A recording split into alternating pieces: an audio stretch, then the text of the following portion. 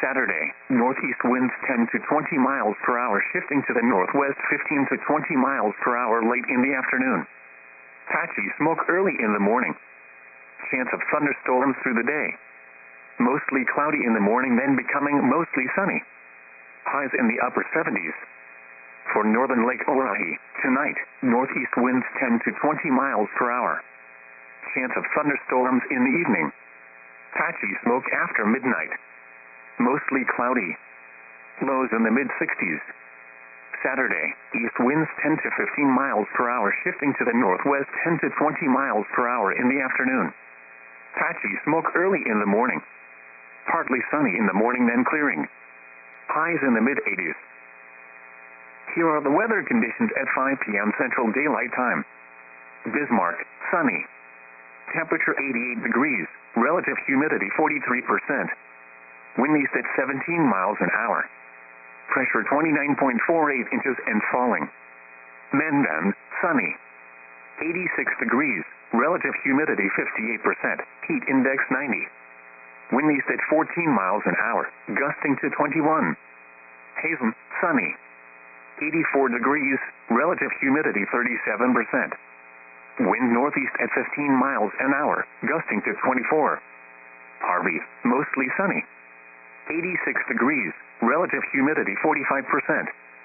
Wind east at 12 miles an hour. Minot, mostly sunny. 78 degrees, relative humidity 35%. Wind north at 10 miles an hour. Dickinson, sunny. 80 degrees, relative humidity 48%. Wind northeast at 16 miles an hour, gusting to 28. Elsewhere around North Dakota, it was 80 at Garrison. It was mostly sunny, with a temperature of 71 at Williston, 87 at Jamestown, 85 at Fargo, 87 at Grand Forks, and 84 at Devil's Lake. In northern South Dakota, it was sunny. It was 96 at Mobridge, and 94 at Aberdeen. In eastern Montana, skies ranged from partly sunny to cloudy. It was 76 at Miles City, 74 at Glendive, and 72 at Sydney. Once again, at Bismarck, the temperature was 88 degrees under sunny skies. Severe thunderstorm watch for the following counties in North Dakota: Grant, Mercer, Morton, Oliver, and Sioux. The National Weather Service has issued severe thunderstorm watch number 447, effective until 9 p.m. Mountain Daylight Time or 10 p.m. Central Daylight Time. This watch includes the following counties in North Dakota: Grant, Mercer, Morton, Oliver, and Sioux. Remember, a severe thunderstorm watch means the conditions are favorable for the development of severe weather, including large hail and damaging winds in and close to the watch area. While severe weather may not be imminent, persons should remain alert for rapidly changing weather conditions and listen for later statements and possible warnings. Stay tuned to NOAA weather radio, commercial radio and television outlets, or internet sources for the latest severe weather information. The regional weather forecast from your National Weather Service office in Bismarck. Typical summertime weather will continue through Saturday, with hotter and more humid conditions across southern and eastern portions of the region compared to the north and west. Daily chances for strong to severe thunderstorms remain in the forecast over this time period, with the highest chances through tonight. A significant cool down is expected for the first half of next week, with highs only in the 60s and 70s and lows mainly in the 40s. Here is the forecast for the Bismarck-Mendon listening area. Tonight, mostly cloudy. Showers and thunderstorms likely in the evening. Patchy fog after midnight. Some thunderstorms may be severe. Lows in the mid-60s. Northeast winds 10 to 15 miles per hour. Chance of rain 60%.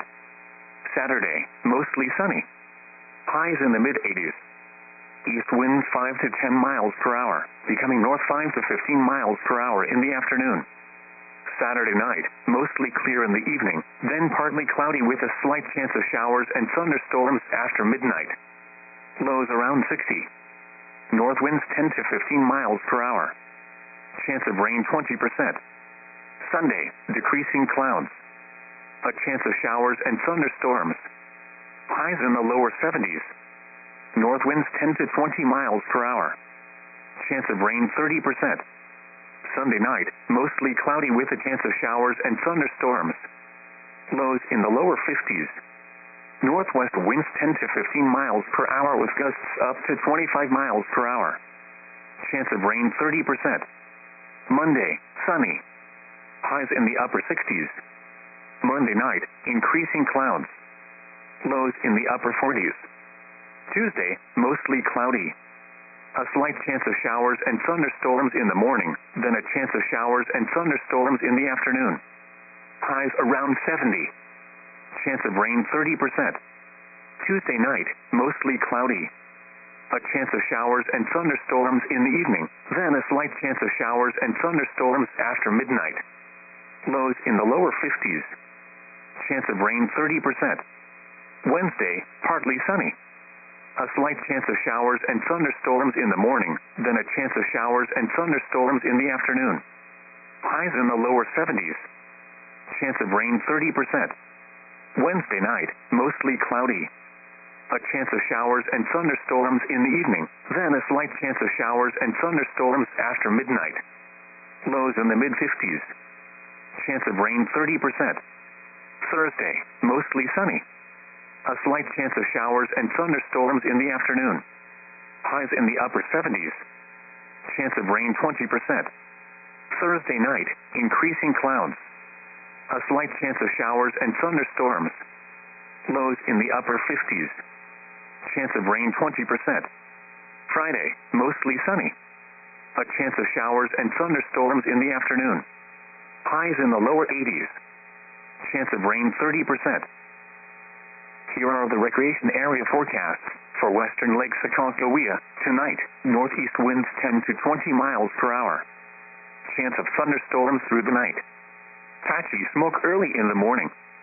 Mostly cloudy. Lows around 60. Saturday, breezy.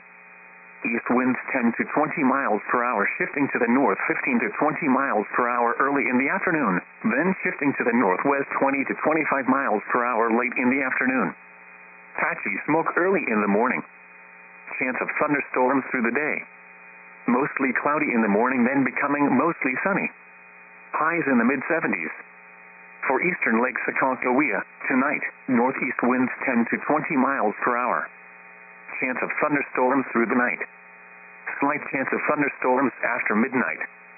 Patchy smoke early in the morning. Mostly cloudy.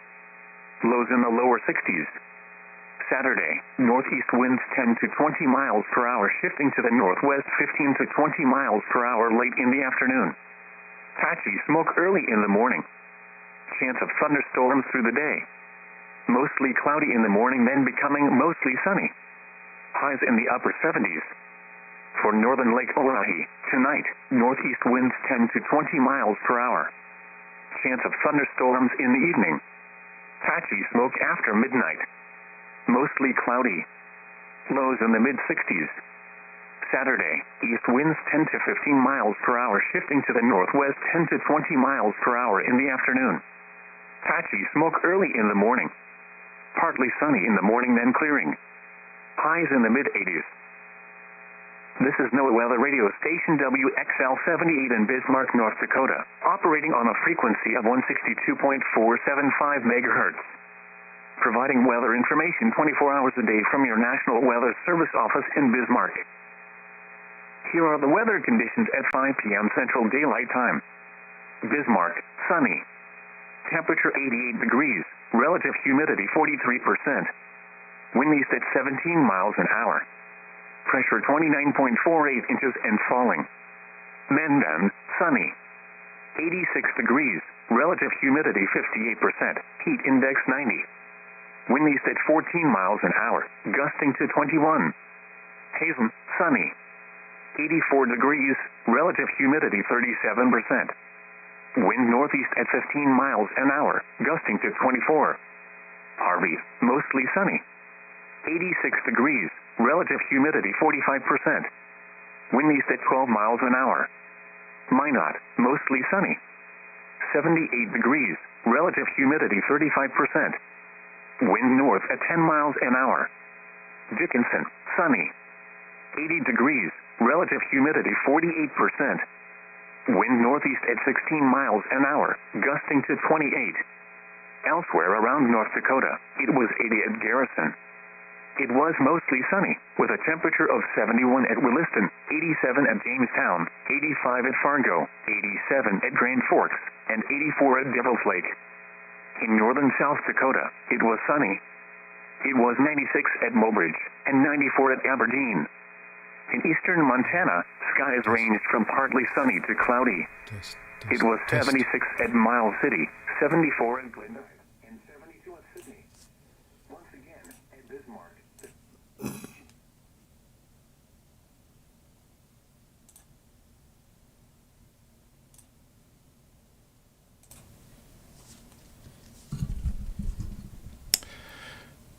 Ooh, red line, red line.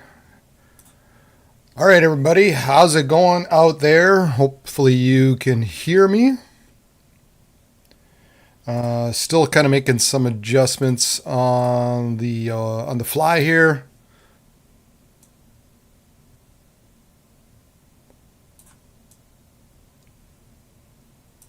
That's always good. Always good to do, make adjustments on the fly.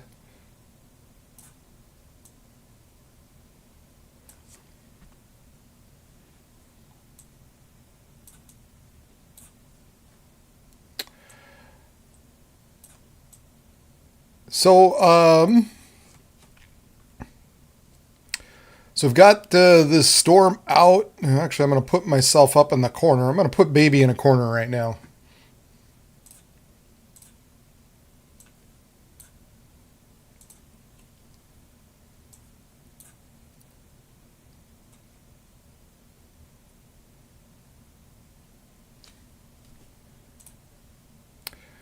So we've got these storms out here in eastern parts of Montana and let's see here, Carter County, Montana.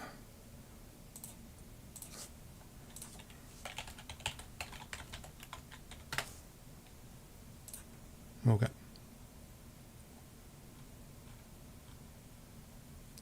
So that's this big beast right here. Supposedly at the moment there is a wall cloud reported with this guy here in Montana. So just in between Ikalaka and Mill Iron.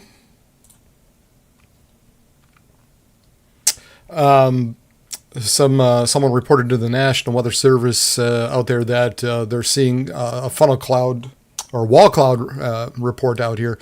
So very large storm right now with this guy. And we're looking at golf ball sized hail currently and 60 mile per hour winds. Right now this is moving east at about 35 miles per hour. And we'll put this guy into motion. You can see kind of taking a little bit of a right turn, so not too surprising at the moment that and you can actually see as this does kind of go into motion, a little bit of rotation going on with that. So yeah, we're watching this guy way out into the west. We've got some more severe storms just kind of approaching Beach, North Dakota at this moment.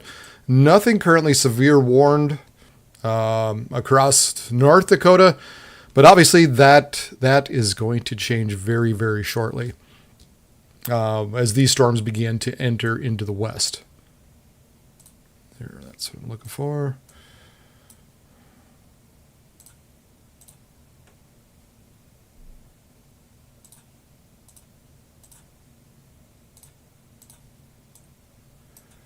Get a feel for how that's sitting. All right.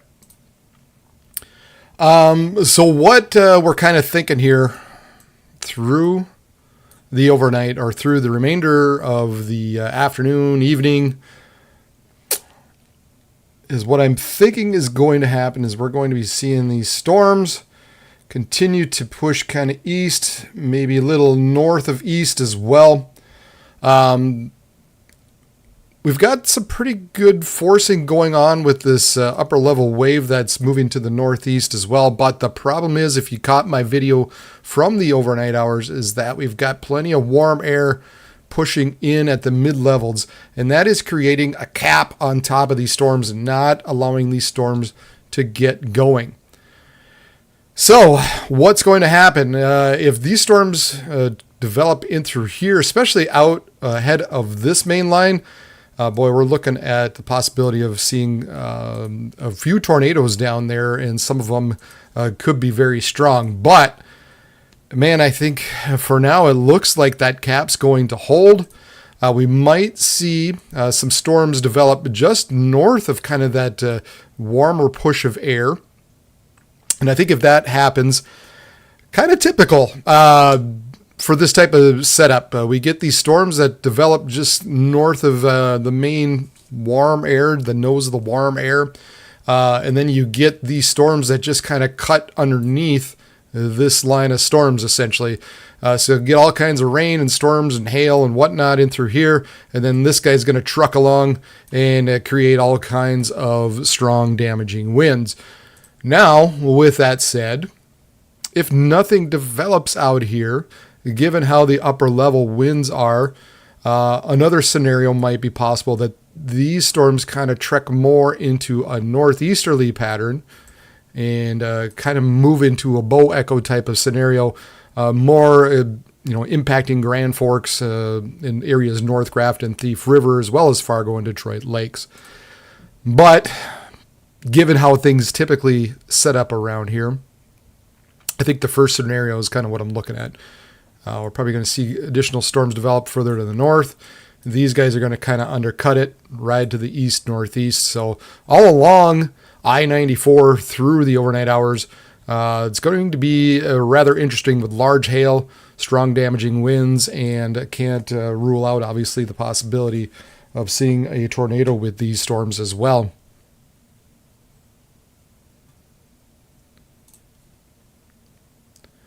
But last report we saw him, we even got a report out at Ikalaka. Sorry, one of my meteorology friends many, many years ago used to go Ikalaka. So that's just how I call it now. Reported a 2-inch hail out there.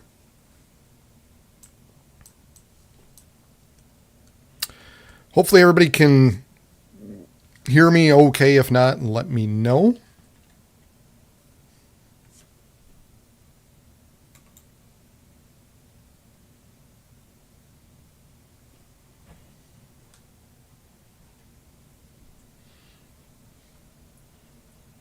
Hello, Paul. How are you? Yeah, and we're going to be watching these here throughout the remainder of the night, obviously.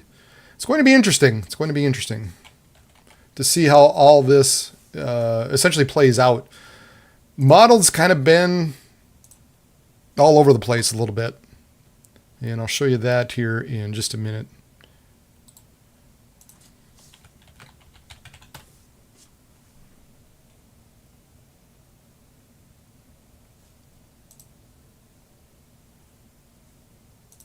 Gosh, that's not set up nice at all. Let's go back here.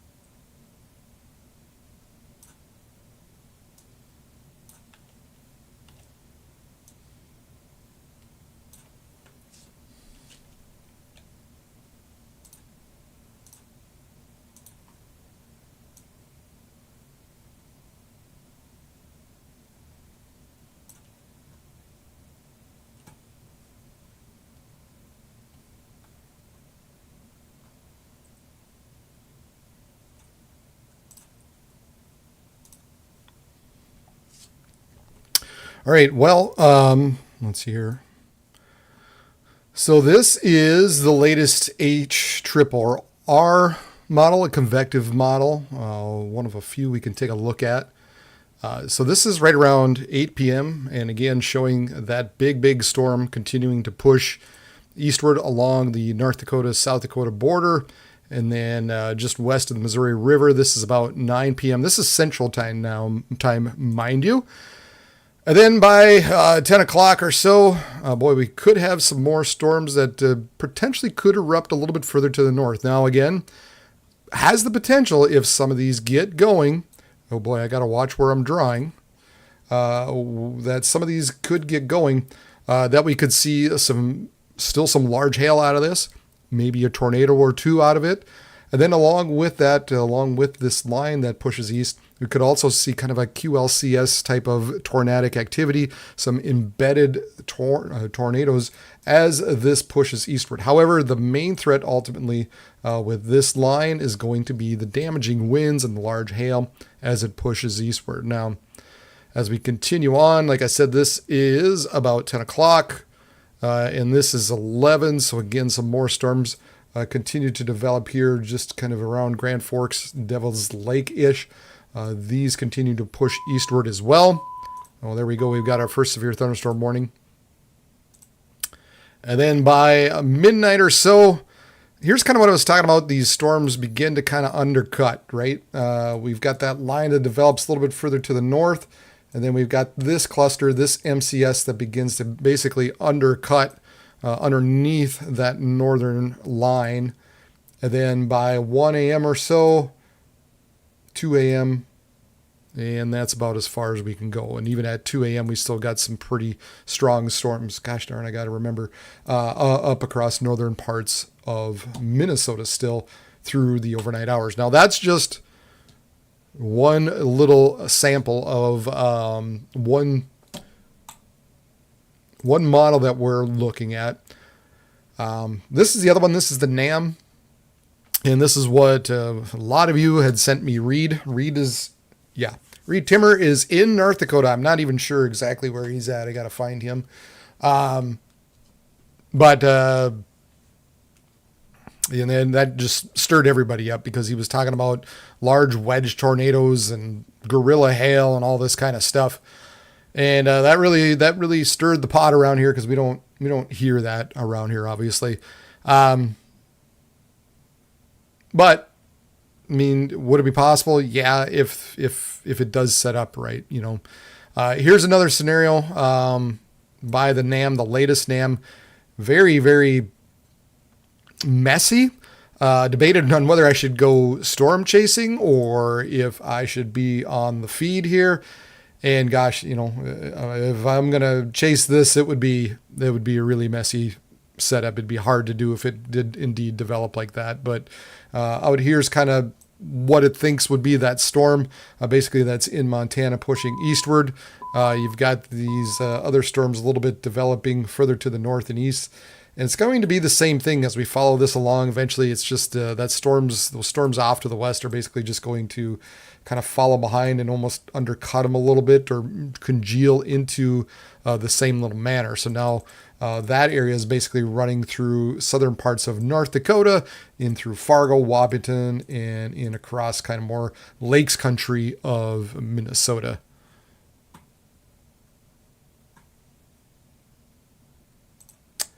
I'm going to figure out how to take the beeping off. I don't remember.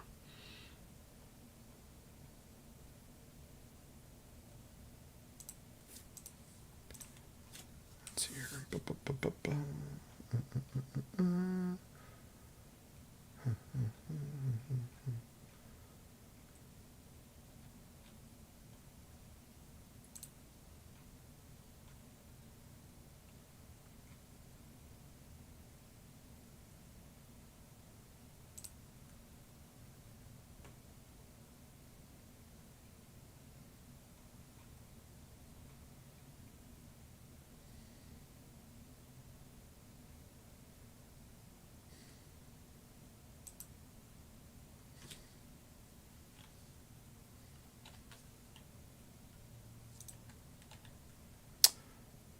Let's see if that does it. How's everybody doing out there this evening? Good to have you along. Hit the thumbs up button if you haven't done so already. My little webcam that, or live stream that could, I guess. I don't know. So, let's see here. What else?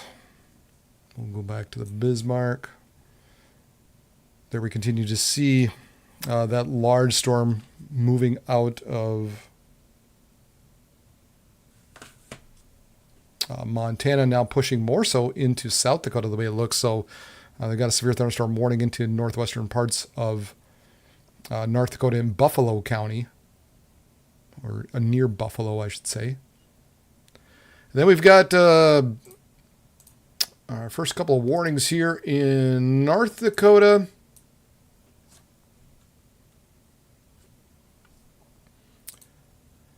For these guys in through here, we've got severe thunderstorm warning for northern Golden Valley County and southwest North Dakota, northwest Billings County.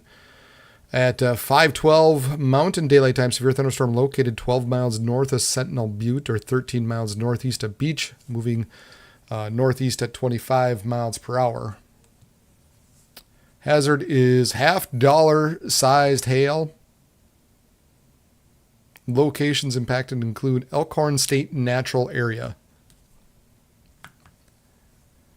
So not so much the winds, but we're looking at 1 1/4 inch hail with these storms right now.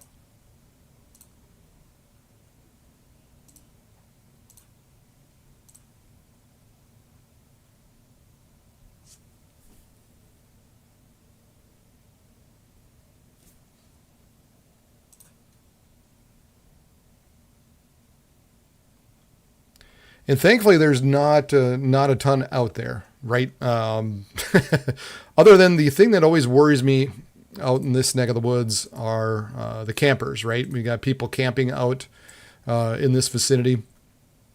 We also have another storm to the northeast of that. At 5:15, a severe thunderstorm located 9 miles south of Grassy Butte or 36 miles northwest of Dickinson. Moving to the northeast at 25. This hail isn't quite as big yet, quarter-sized hail. Locations include Killdeer, Grassy Butte, and Oakdale.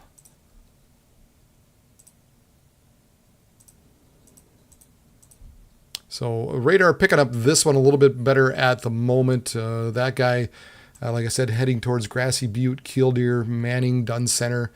Out there in the Badlands, kind of getting into the central to not quite the northern portion of the Badlands. And then you've got this guy a little bit further to the back to the south and west, just north of Sentinel Butte and the Beach, and kind of more so into the southern Badlands, southern portion of the Theodore Roosevelt National Park.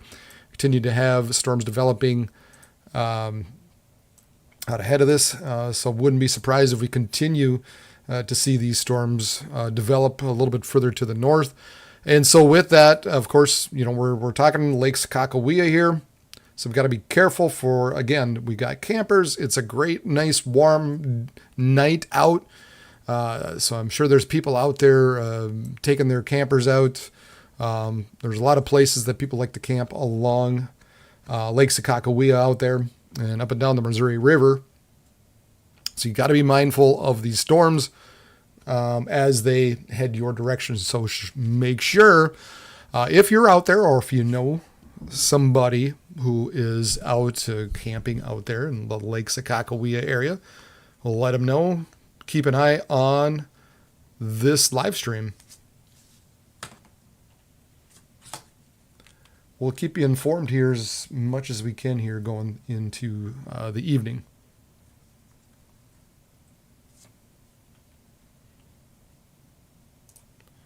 Scott went out storm chasing. Last he told me he was going to set up in Carrington. Let's see if I've got him. I'm at Casey's with Corey Gherkin, he says. And the other bad thing is we don't have a lot. We don't really have any type of webcams out there in western parts of North Dakota either. So not a whole lot to show you at the moment. but I'll poke around and see if I can find anything.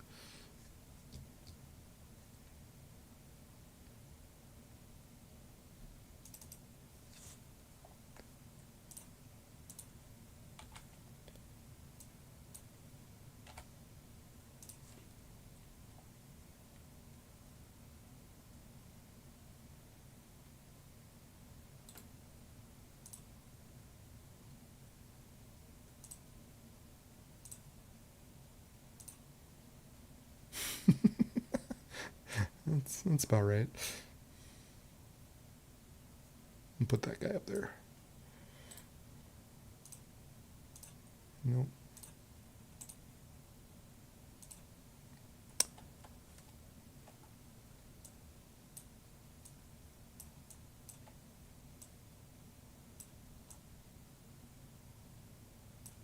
So that's Dickinson at the moment.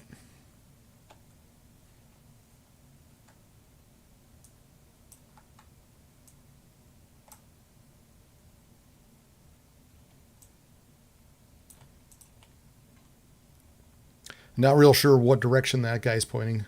Hey, Brandon, how are you tonight? That's right, June 20th.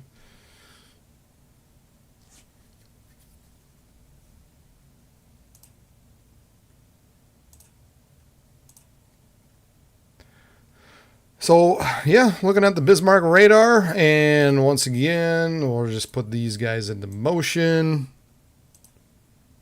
We continue to have a line of storms developing across western parts of North Dakota. We've got this big beast down here. There was a report of wall cloud in with that. You can almost see it rotating as it continues to move eastward. Yeah, look at that, guys. You can really actually see this kind of rotate. Look at this. Look at these appendages here.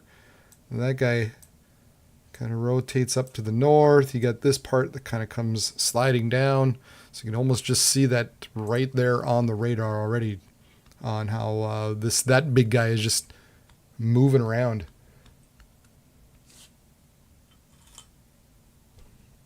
Hey, Manx, long time no see.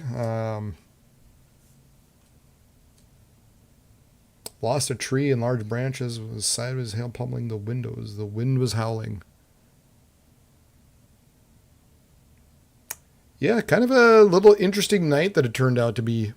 Actually had a report of a tornado down here. Pretty decent sized one. Maybe not real strong. I think I saw it. EF5 was the rating on it of a 97 miles per hour. But it looked impressive. Thankfully didn't do a whole ton of damage so far from what I saw.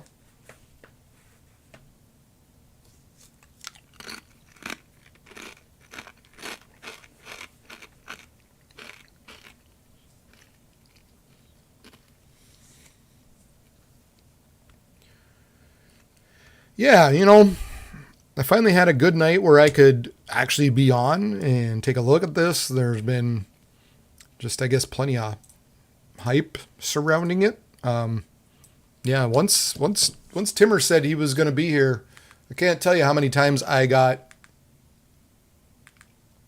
people were telling me, "Oh, Reed's here." So that really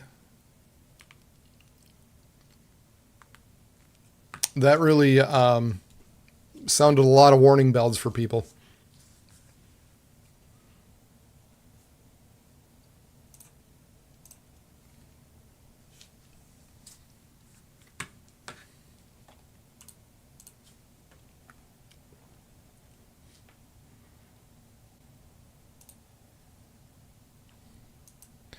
Ain't no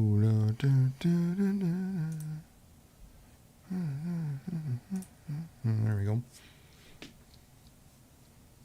Some of these things I haven't used in so long just because there hasn't been, well, one, hasn't been a real great severe weather setups around here for a while. However, the other part of that is I swear, every time something happens, I've got something going on. And man, talk about frustrating. But that's the way it goes. Just kids just kind of take you everywhere, right? And the family does. And ultimately, in the end, that's why I've got out of meteorology in the first place, was because it just, just tried to be with my family as much as possible, with my daughters. And so that's basically why why I got out of it. And so now as they got older, I thought perhaps, YouTube would allow me a way to get back in. I don't know, man. I've been busier now than I feel like I've ever been.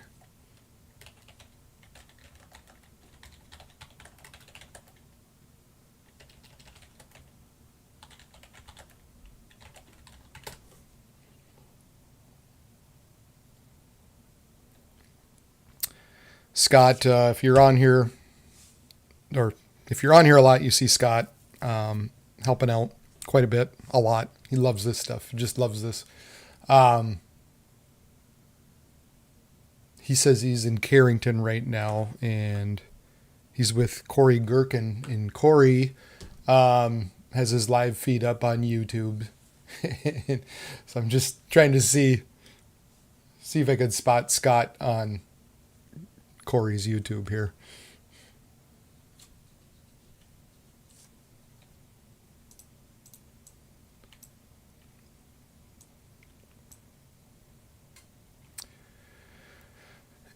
You even watching some of this a little bit. Yeah, we gotta keep an eye on some of these storms.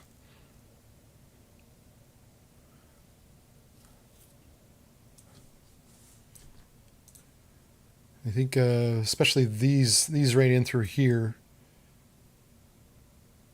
may have just a little bit of rotation going on with them. Oh yeah, look at that. Look by Fairfield.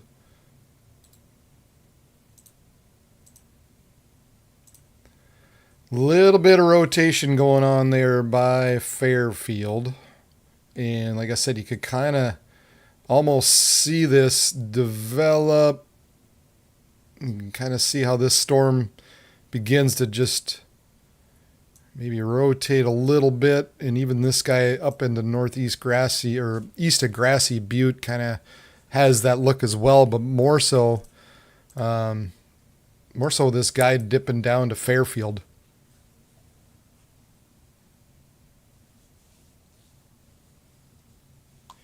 Yep, I told Scott once he's up to give me his link.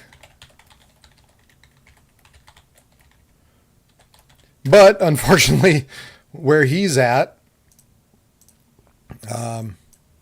Scott is right here, and there is nothing going on right there right now. We've got another little storm beginning to pop up by Regent. All this ultimately has the potential for being severe. Anything that basically pops up here over the next few hours. So we'll see if anything comes of this guy by Regent Havelock. So keep an eye on that. But yeah, we'll see what this guy does here by Fairfield.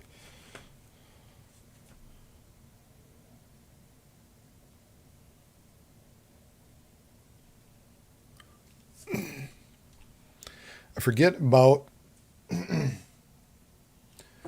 sometimes about how many things you got to keep track of as you go through this, and just to make sure I am a family of one. I'm a person of one. I don't have anybody behind the scenes helping. So yeah, I'm trying to keep up with looking at various things and making sure I don't miss anything. But yeah, this is right now you're looking at Fairfield, North Dakota. We got some rotation in there. If a certain live streamer would be on, he'd call it a certain kind of watch. I ain't gonna mention that. Little broad. That this last scan makes it a little more broad, so that's good.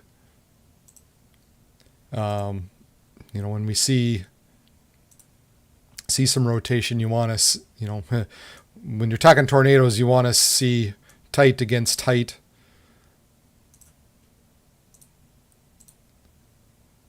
And that's not there. It's a little more broad across this area here. So I wouldn't doubt if within that you might be seeing a wall cloud or some kind of rotation going on. But for the moment, we're okay.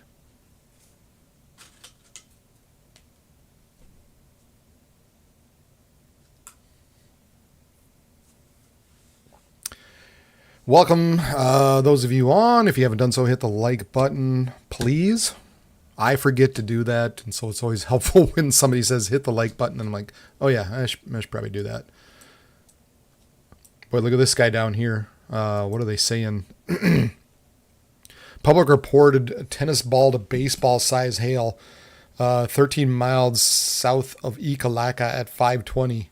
So yeah, people and animal outdoors will be severely injured. Expect shattered windows, extensive damage to roofs, sidings, and vehicles. So South Dakota here, northwestern parts of South Dakota, coming up to Ladner, Ludlow, Buffalo, Camp Crook. Heading through the Badlands area, you guys got to be on the watch out for this particular storm. This has got some major ice bombs going on.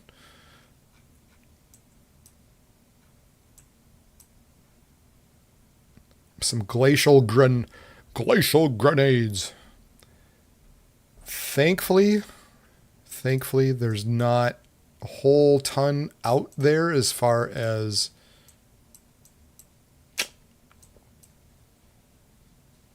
population.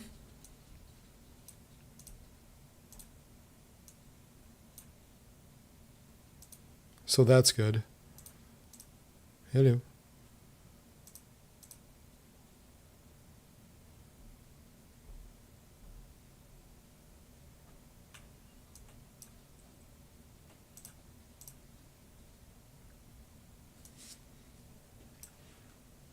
But boy, that is a monster storm heading towards Ladner, Ludlow, Buffalo. Big hail associated with this. 2 3/4 inches. Baseball. That's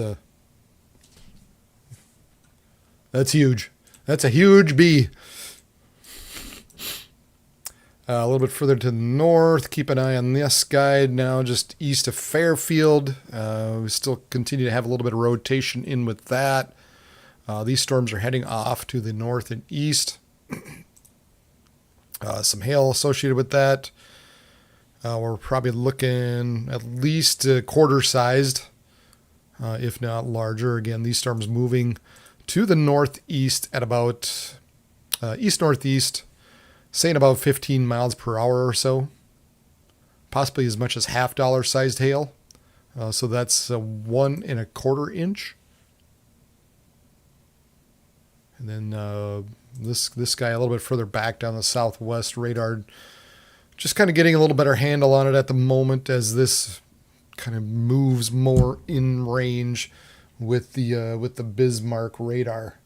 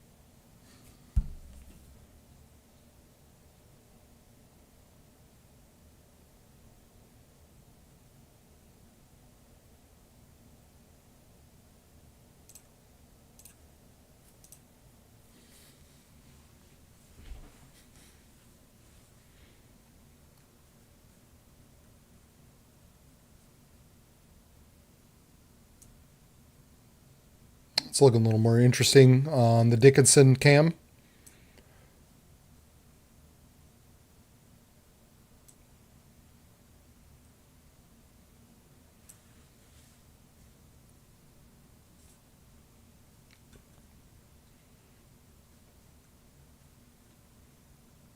Really quiet on the chat tonight. Jeez, everybody. Not that there's a ton of people on, but pretty quiet. Usually people like to kind of chat back and forth a little bit.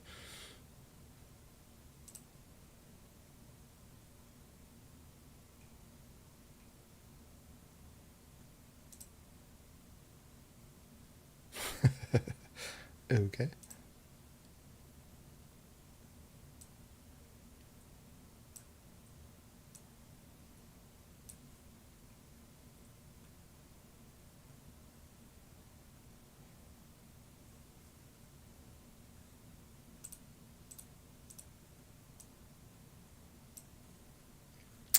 I'm just kind of curious about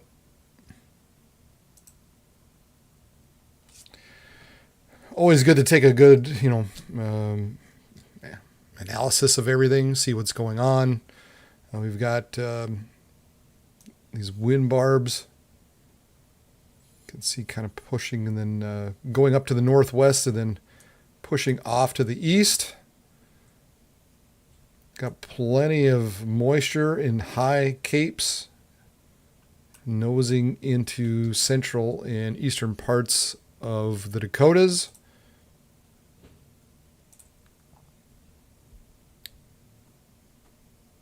We've got this beast just getting into the more, the juicier part of this storm, of this system, really starting to get into the capes, the higher cape values, the high dew points, high temperatures right now. Temperatures right now are in the mid 80s. The dew points are in the mid 60s. So nice and warm and just juiced up down along the North Dakota, South Dakota border. So this monster is going to continue on eastward here for a good long while. Might run into a little bit of a capping issue. And so it's probably not going to be able to make its way too much further south. But you also have this area here that's trying to slip just a little bit northward. And a lot of times these storms like to run right along this gradient. And so that other storm that I was pointing out that potentially has a little bit of rotation in, it's actually just a little bit north of that. So maybe might be a little more higher based. Not really primed, I guess,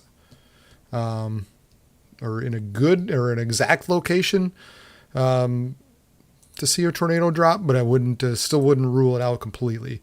This kind of continues to try to push to the northwest. So if it gets into this line of storms, is able to get into some of this more moist air and these cape values begin to increase, that could all very well change as well. But so far, a little bit, out in the east, just holding steady, nothing going on. Looks like that cap for the time being is holding.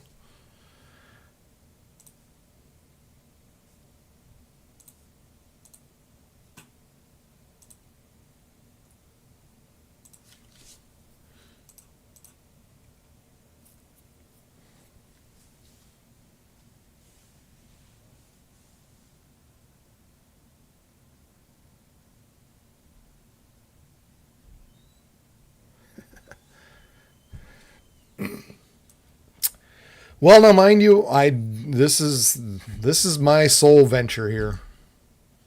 I started this on my own. Yeah, it would be great if I could get some help. But this is my own personal channel. I sink the money into it. If any companies out there want to sponsor me and have me work full time, that would be great. Tell you what, $75,000 a year That's all it would take. And I'd be on here every day, all day. And I'd be living the dream.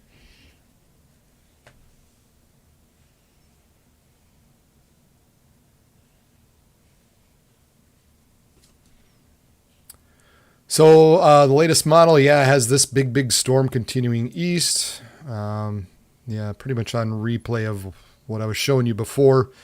Perhaps some storms developing a little bit further north, closer to Grand Forks, Devil's Lake, as we get a little bit later into the night. This is actually after 9-10 p.m. And then this storm continues to push eastward now across the Missouri River and creating some damaging winds as it does so. And then this all congeals by about midnight and then takes off into Minnesota. So Fargo, here's what worries me is it really dissolves this too quickly. My feeling is you're probably going to have a line of storms further to the north, and this line is going to continue to push east. And I guess my concern, for Fargo, is that these storms are going to kind of run along 94 or so, and basically kind of run over Fargo, Wahpeton as we get later into the night. Probably be about midnight, 1 o'clock in the morning before it does so. We'll keep an eye on it through the night, but that's kind of what I'm looking at. I think the main threat as these come through Fargo, this is my thoughts for the moment, is that it's going to be a damaging wind event as it runs through, and also some hail. And then just because you might see a line in there, wouldn't be surprised if within that you see some tornado warnings issued as these storms head eastward. Oops, that's a bad head eastward. But I think the wind, some hail, wouldn't rule out a tornado.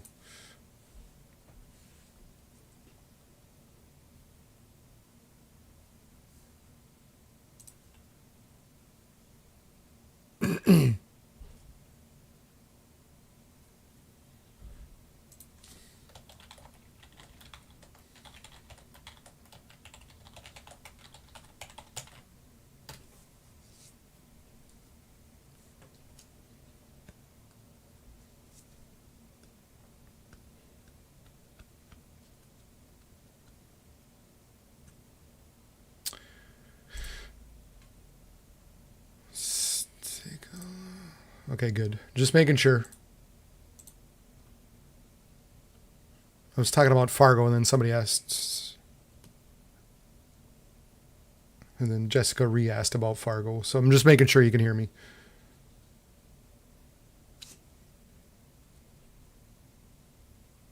Watching from the Dominican Republic. Wow. Are you on vacation? I hope you're on vacation. Hope you're not there for work. Dominican, that's... Is it toasty down on the Dominican? So here's kind of an earlier version of the NAM 3 kilometer. And this is a little more what I was talking about.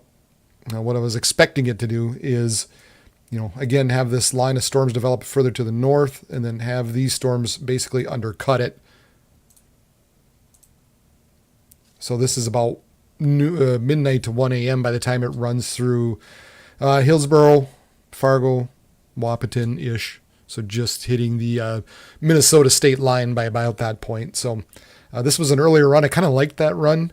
The latest run, sometimes these in-between runs, I call them the in-between ones, the ones that come out at noon and midnight, they get a little weird, I feel. And this one's just really, really, really messy. If this one occurs, this one would be closer to 9-10 o'clock when some of these storms run through the far eastern part of the state. But it kind of discounts all this further off to the west. And then ultimately, I think these storms here, yeah, this will be the one to watch.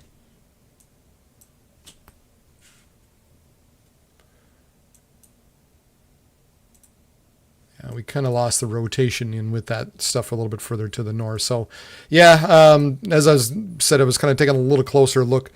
Looks like the deeper moisture, the more surface-based activity is still a little bit further south of this line. So, still enough to create some hail, perhaps some strong winds. But at the moment,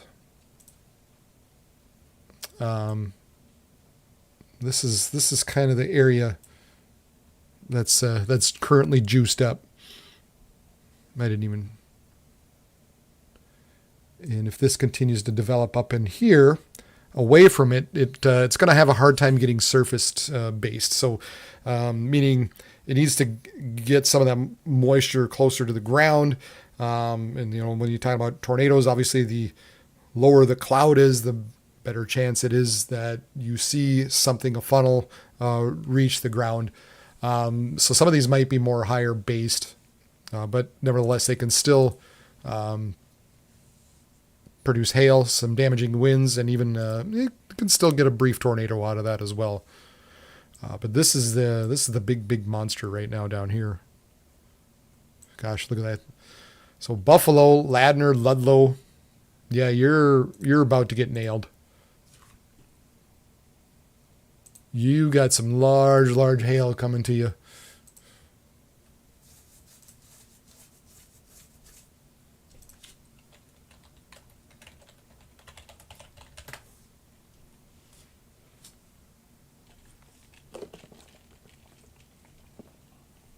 Hey there, Scott.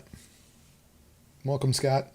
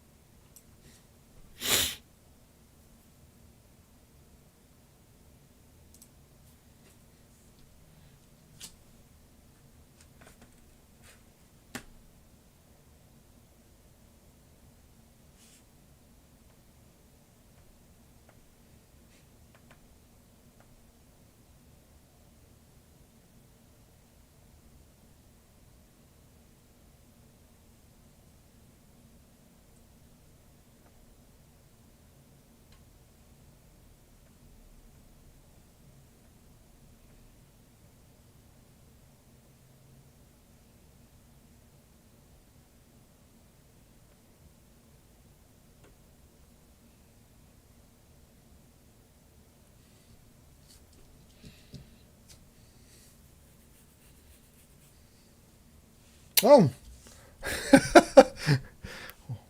way to be eco-friendly. Scott saving turtles.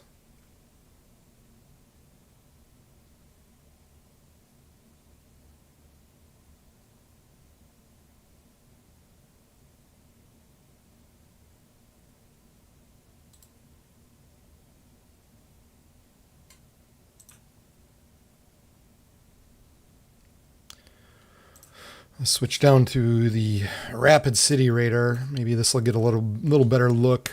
Oh, look at that guy. Wow. Wow. 3-inch hail possible out of this. We've had reports of 2.5-inch by a train spotter. 8 northeast of Bell Tower.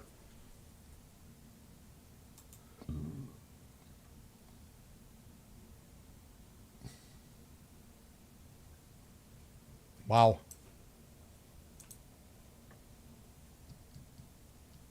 Had non-thunderstorm winds pushing off the hills here. We had 56 mile per hour wind out here by Wicksville and Wasta, South Dakota. A couple reports. 53, 54, 50. So, and that is not the Bismarck radar anymore.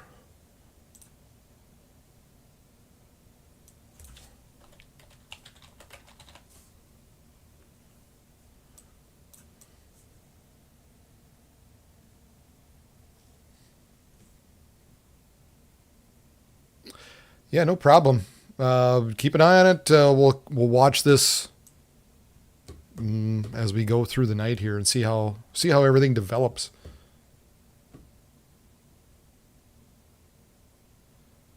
England, North Dakota. Hello. Welcome.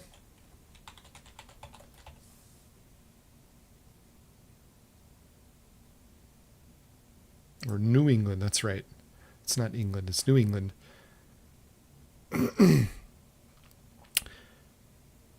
Was New England? I'm trying to remember. Many, many years ago. This was back in the late 90s. I think it was New England. It had a really good, authentic German restaurant. I swear it was New England. And it was really good. Like it was a good, I really liked the food there. I'm pretty sure that's where I was. I used to work at, as a farmers union camp counselor near Elgin, just south of Elgin, North Dakota here.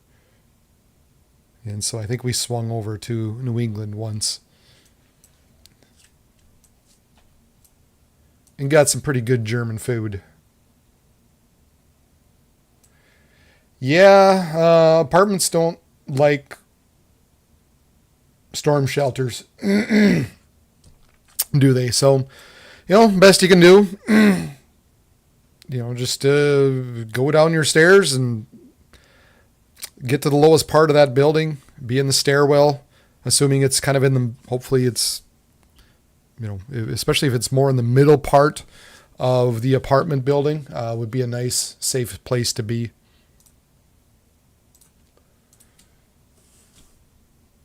We've got some buildups, but I don't know if that's going to be anything. I'm just watching a live stream here. Looks like they're heading south of Carrington. We'll see. We'll see if that develops anything. Gosh, that darn line.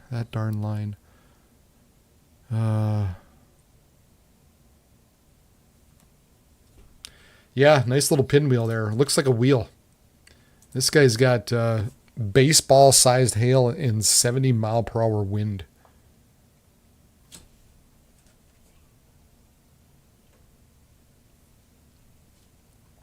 Obviously, people and animals outdoors will be severely injured. Expect shattered windows, extensive damage to roof sidings, and vehicles.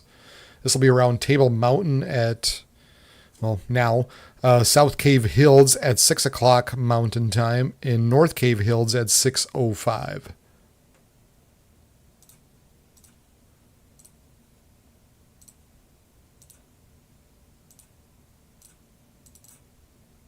Doggone it.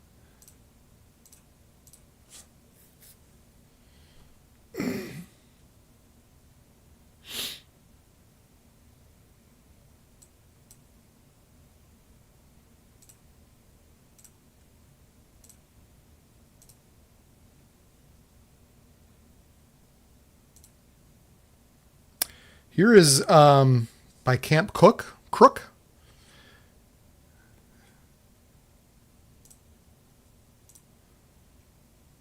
You can kind of see the shelf cloud there a little bit.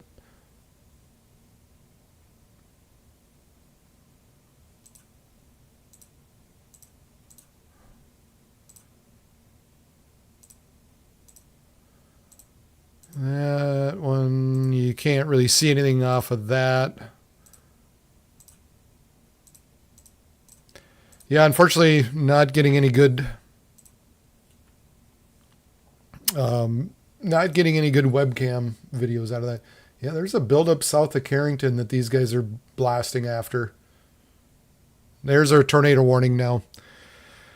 All right, yeah, not surprising when you look at how this guy is curving around. So tornado warning now issued for northwestern parts of South Dakota with this big beast. Tornado and baseball-sized hail.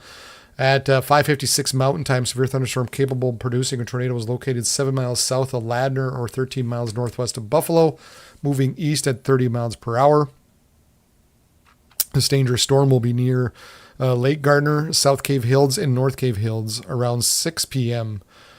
So make sure you move to a basement, into your room on the lowest floor of a sturdy building, avoid windows, and if you're outdoors in a mobile home or a vehicle, move to a close, substantial shelter, protect yourself from flying debris. And there you go. There's some of that rotation going on just south of Ladner, heading east, kind of in between Buffalo and Ludlow.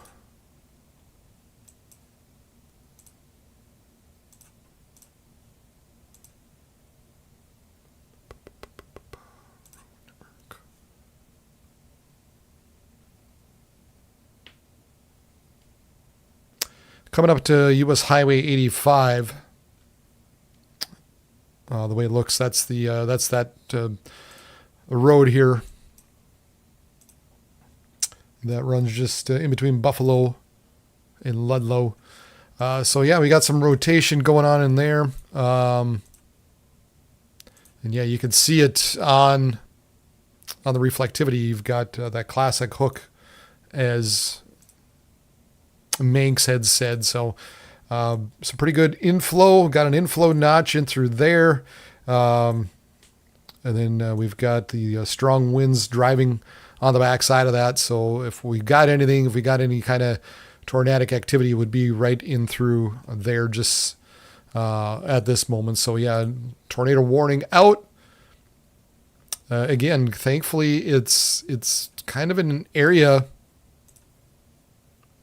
of low impact. So that's the good news.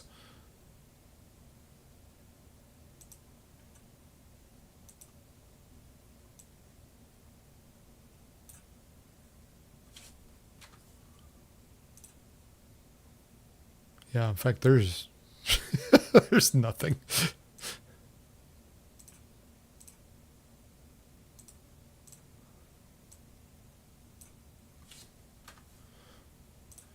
There's like hardly any population out there.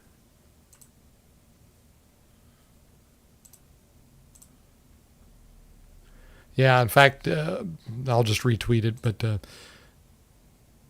population 82 within that warning area. No schools, no hospitals. So yeah, there's obviously some people out there. 82 people. But I guess if there's ever a spot for a tornado, it might be out in this location. Very, very rugged, kind of cowboy country out through there.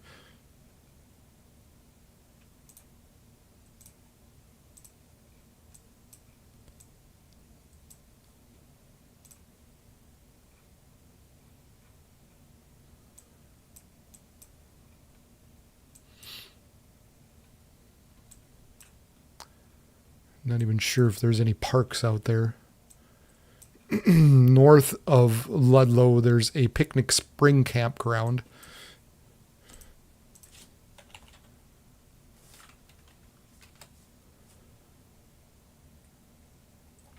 Around Buffalo, looks to be some. Yeah, we've got our first tornado warning of the night, and of course it's this big monster down here that's heading east all afternoon here, going on into the evening. Has the best access to the moisture. We've got a tongue of moisture basically that sits right in through here with the higher dew points.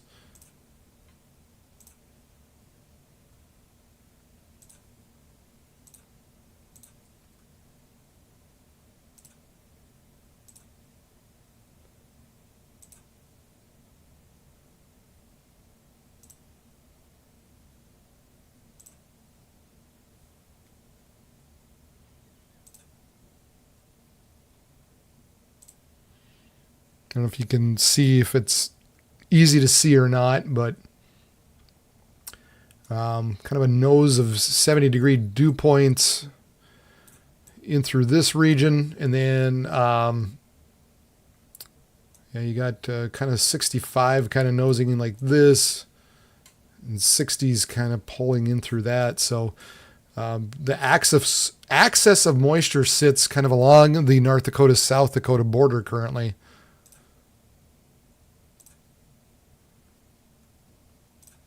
Here's where the best CAPE values are. And look at that. We got 6,000 joules of CAPE in northeastern parts of South Dakota currently. Also nosing northward into eastern portions of North Dakota. And then still some 3,000, 3,500 along the North Dakota, South Dakota border. And there's our big monster of a guy that wants to try to dip into some of this higher moisture.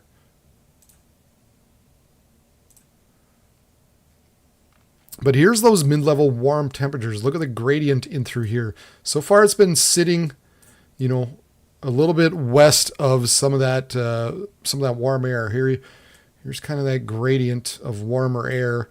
And so far it's been kind of west. That storm has been west of there. So we'll see what happens as it runs into this, if it decides to start to push its way a little bit further to the north and east as we get a little bit later into the night, or if it's going to be big enough to be able to maintain itself and continue to push east. What it wants to do is continue into about the deepest type of moisture and best CAPE as it can find. But perhaps that the temperatures at the upper levels might not allow it to do so. The other thing to note, take a look at the winds, as we kind of pointed out before, comes up and then pushes easterly. And if we go up a little bit higher, we've got a nose of a low-level jet setting up. The winds kind of begin to bend to the north and west, coming out of the southeast as well.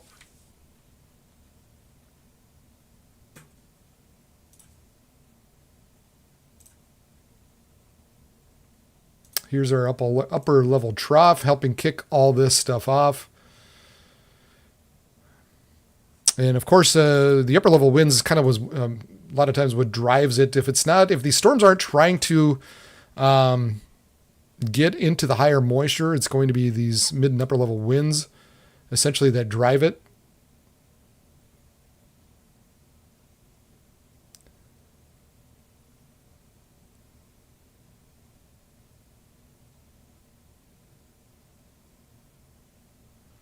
So I do think eventually this is going to take a little bit of a kick to the north as this storm continues to push east.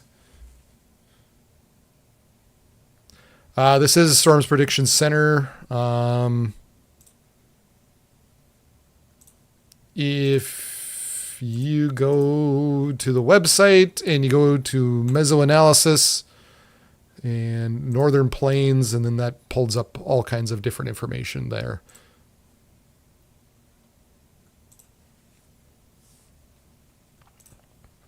So we'll see how everything pans out. We've still got one severe thunderstorm warning, just kind of south of Manning right now, heading kind of east, maybe a little southeast.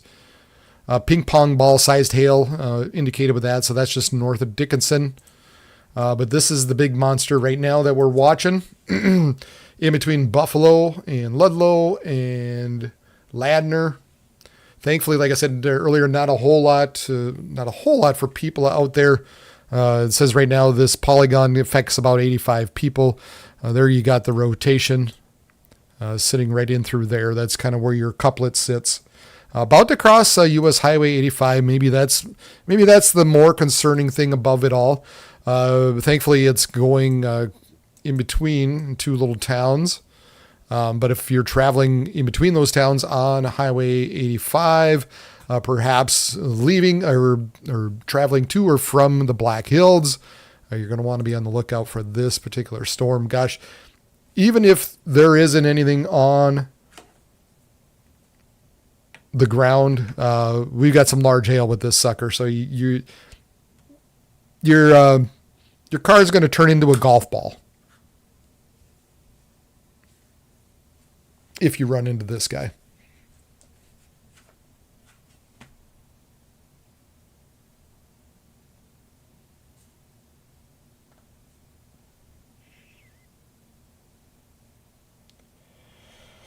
All right.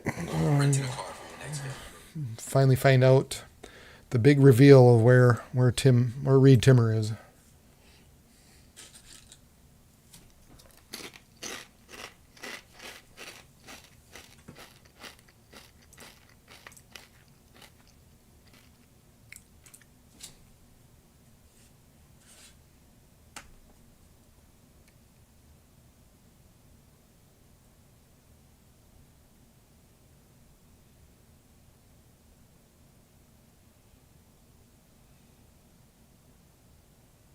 And I still don't know where he's at. Okay, we do have. All right, let's go here. We do have a storm now that popped up further to the east, right in through here. So we've got storm chasers that are bolting that direction right now. We'll see if it can maintain itself.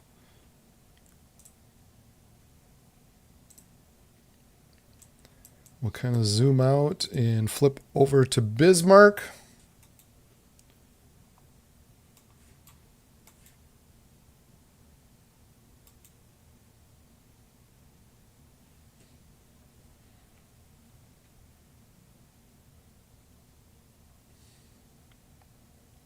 And yeah, there we go. Just south of Jamestown, near Montpelier.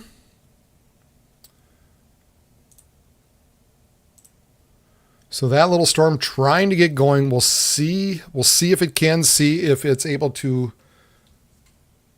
crack the cap. And I'm watching the live stream here of Corey Gherkin. I don't know. It doesn't have much height to it. And it's getting sheared off, so we'll see. We'll see. We'll see if it can or not. If it does, if this guy gets going, it could unzipper a whole bunch of stuff close to the I-94 area.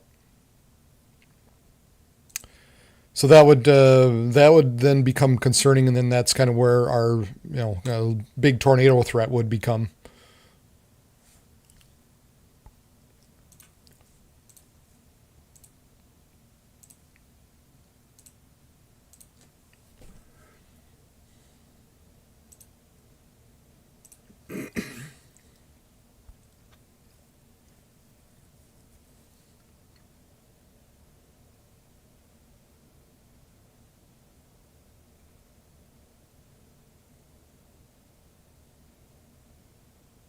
Yeah, 95%.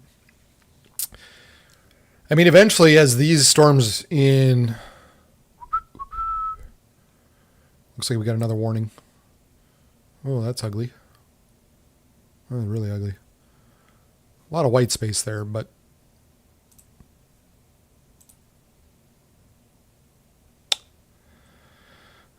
Oh, yeah, it's been too long since I've had severe weather when I've been on live, so...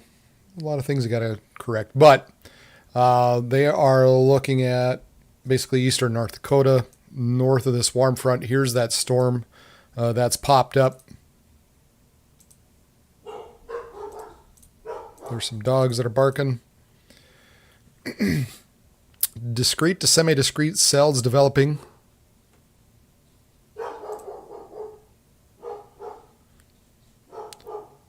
Across southwest North Dakota, expected to spread east into eastern North Dakota through the evening hours. As this occurs, they will encounter increasingly moist and buoyant air mass that is currently in place across southeast North Dakota. This will promote convection intensification as the band of cells undergoes upscale growth to an organized line and begins to pose a more widespread severe wind threat, including potential for significant wind gusts upwards of 80 to 90 miles per hour. So that's talking about the band of storms in western North Dakota. So ahead of this band, more isolated discrete supercells appear possible in southeast North Dakota. Surface OBS across west and central Dakotas reporting surface pressure falls. Mid-level stratus, blah, blah, blah. Latest high-res guidance suggests initiation with this regime is possible between 7 and 9 p.m. Any storms that can develop will likely become robust supercells given favorable parameter space. In addition to the potential for very large hail, strong low-level SRH within the warm frontal zone will also promote a tornado risk with any supercells that can develop. However, there remains some uncertainty regarding convective coverage and timing within this area given the residual capping and comparatively weaker forcing for ascent. Regardless, a watch issuance is expected within the next few hours as either 1, initiation within the warm frontal zone becomes more apparent, or 2, the convection band out in western North Dakota spreads east and intensifies. That continues to expand there a little bit south of Jamestown.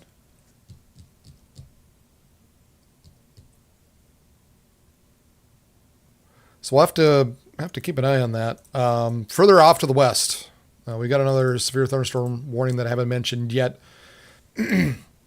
Now across southwestern parts of North Dakota, we've got another line, or it looks like this area is beginning to push into more favorable conditions for severe weather.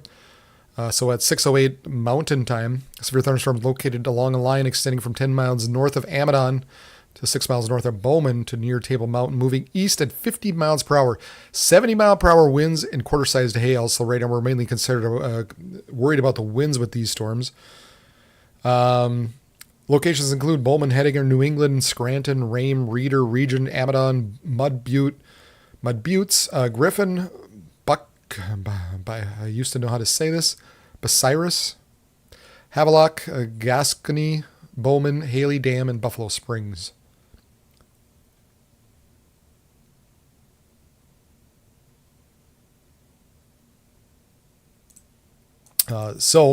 Right now, more so, the winds associated with this, as you can kind of see on the velocity, we're picking up some stronger winds on the backside, or as these storms push in through Amadon, New England, Region, Hettinger.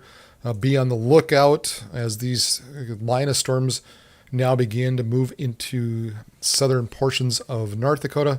We've got this big beast down into northwestern parts of South Dakota. So in between Buffalo and Ludlow along U.S. Highway 85. So if you're moving through, traveling along U.S. Highway 85, there's a new severe tornado warning that was issued now. Tornado and baseball-sized hail. Continues to move east at about 40 miles per hour. This will be near northwestern Slim Buttes around 6:20 p.m. and Ralph at 6:25. Again, this is radar indicated rotation.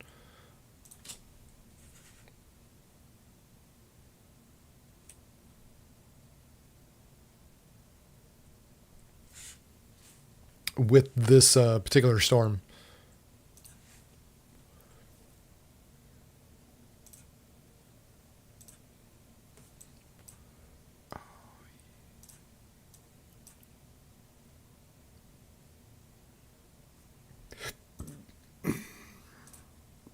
We do have this current severe thunderstorm watch out that just kind of butts up against the Missouri River, essentially. And so that's valid until about 10 p.m. Central Time, 9 p.m. Mountain Daylight Time. So we continue to watch these line of storms as it moves east.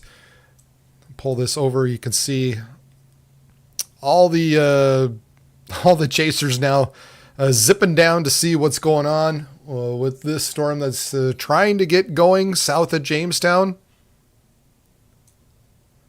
And then there's our line of storms that are going to continue to move eastward here through the overnight.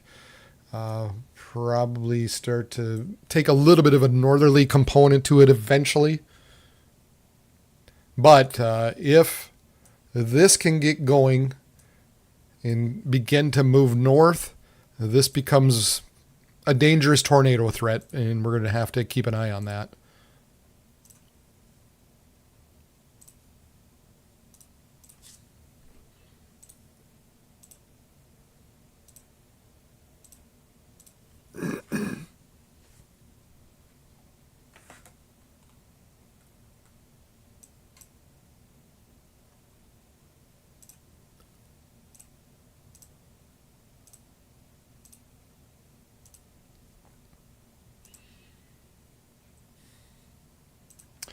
There's about the best cam I can find just south of Jamestown.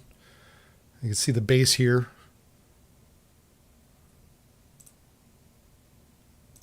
See if this one shows anything better.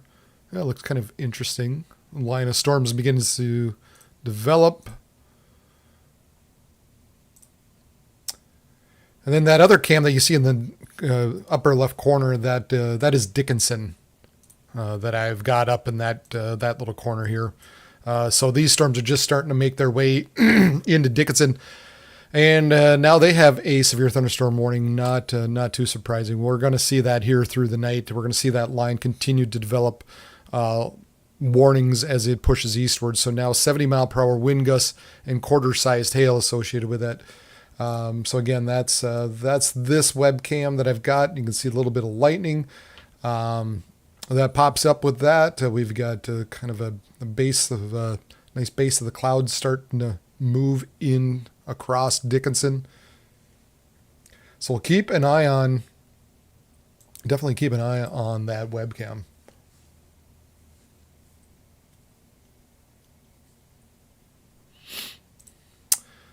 Must not be interesting enough. Is anybody else streaming? Was that what I'm missing? It's kind of surprising. 15 to 19 people. I know I don't have the sleekest setup and it doesn't look just beautiful.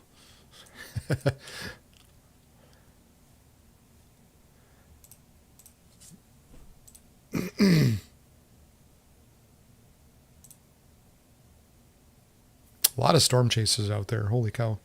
Definitely one of the few things going on across the country is across the Dakotas. So everybody's up here.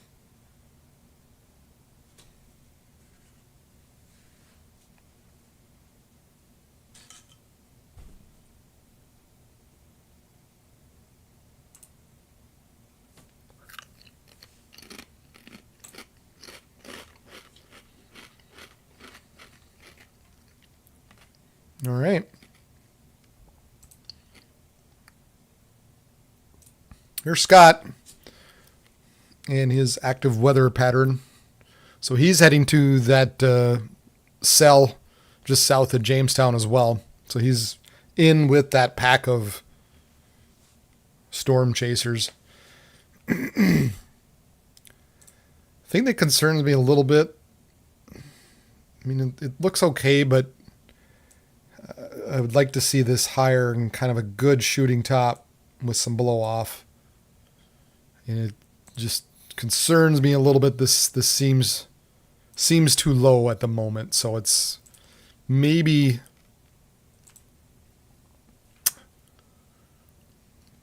maybe having a hard time at the moment punching through. And still looks, not impressive in between Sydney, Ypsilanti, Montpelier, just south of Jamestown. Keep an eye on it, but yeah, at least for the moment, when I look at this, it's not quite what you want to see out of it.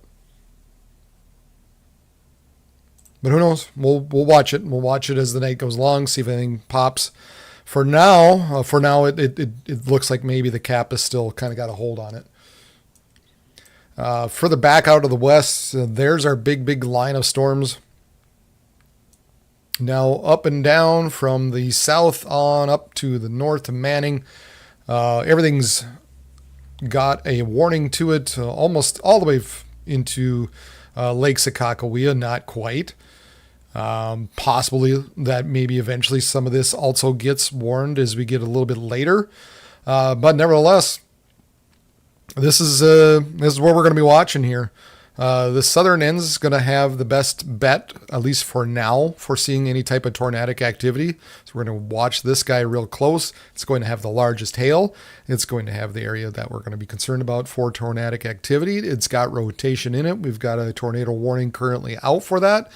And then this line's going to essentially continue to move east, maybe begin to have a slight northerly component as it runs through the night. So eventually, for all of you, Washburn, Steele, Jamestown, Linton, Napoleon, Fort Yates, McIntosh, all you guys kind of, this is kind of the cone of danger at the moment that I'd be concerned about. So if you're living basically anywhere in through here, eventually you guys are going to get hit. At the very least with some strong winds, possibly some hail along with it. And we're still got to be concerned about maybe embedded tornado in with that as well.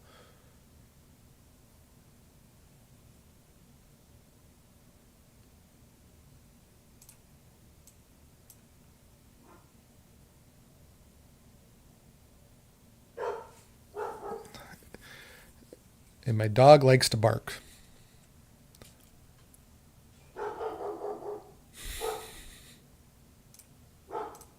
And no one's home to tell him to be quiet. If you haven't done so already, hit the thumbs up button, hit the like, share this page. Ryan Hall's not on. I don't think it doesn't look like Max is on. I'm not sure who's all on. But, it's a bad thing. Typically not, people out, it comes to the western part of the Dakotas. People just generally don't tune in and care. And then for some reason, the people who live out in the western Dakotas typically don't tune in or care either for whatever reason. I've never quite understood that. Never had a good following out there. I know they rely still quite heavily on the TV, which is good. I know they appreciate their people out of Bismarck that give them weather information, but a lot of people cut the cords nowadays, and that's why I always say that's why I'm here, because he's in Nebraska. Just because, there is no other way sometimes to get weather information. So the best way right now is online. You get YouTube. Everybody's got YouTube. Hit the like button, hit the thumbs up, share this page if you can. If you got an extra $75,000 a year laying around for me to do this all the time and be your source of weather information 24, well, maybe not 24 hours, but as much as possible. Just trying to plug, just seeing maybe anybody know,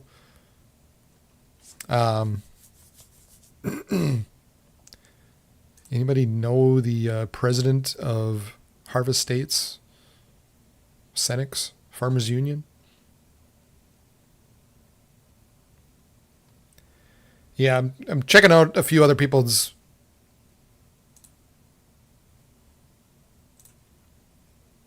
live feed, and not yet. Doesn't look great yet.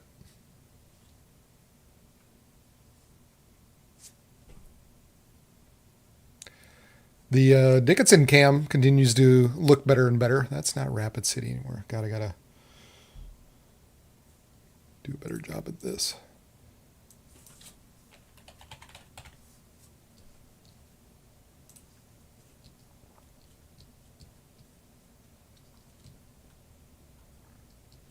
Max will go live soon. Okay, well,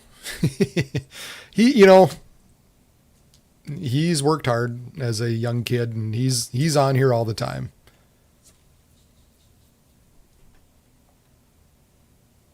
And that's how you get a following.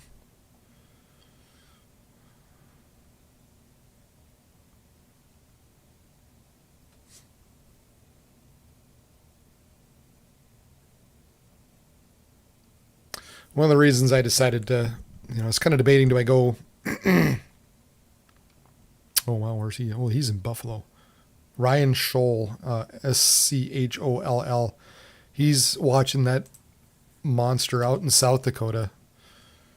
He's got a live stream up. Wish I could show you guys.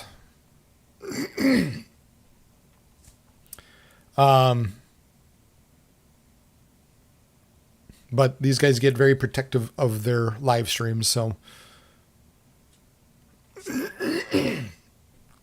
once in a while I'll kind of show you clips when I can.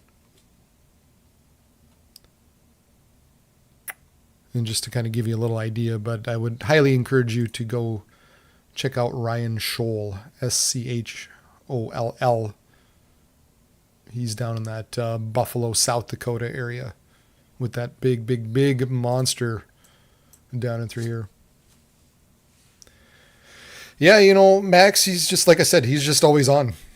It doesn't matter. And there's a few other guys are kind of like that as well. They try to be on as much as possible, and that's what you got to do. And that's the thing I'm not able to do. But I try and be on here as much as I can, just because I know this region, especially as you get out into the Dakotas. This is just an area I'm very, very familiar with.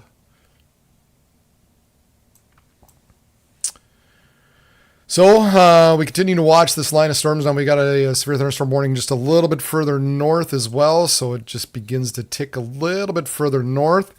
Begin to get a little concerned. There's more and more campsites out there across as we kind of approach the Missouri River there, as we get closer to Beulah and Hazen. So again, that kind of becomes a concern a lot of times, because there's people out there camping, and that they don't have there's not a lot of good protection when you're out there. So Manning Dickinson. So right now, this is probably running through like Eastview Campground. Eastview might actually be far enough north, kind of out of the worst part of it.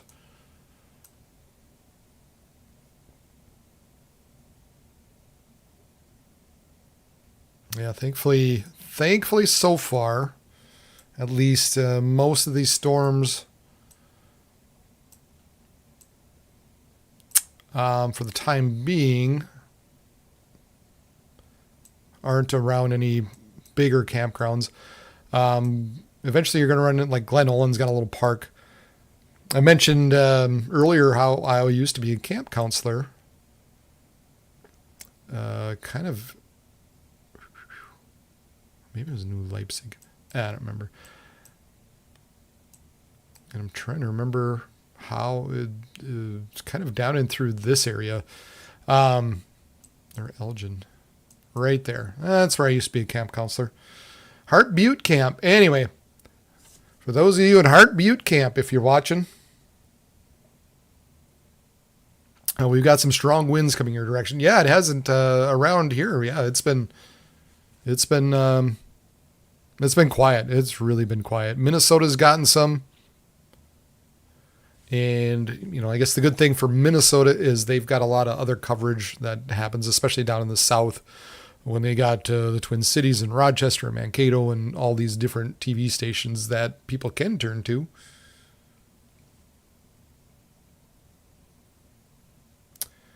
Benson, Minnesota.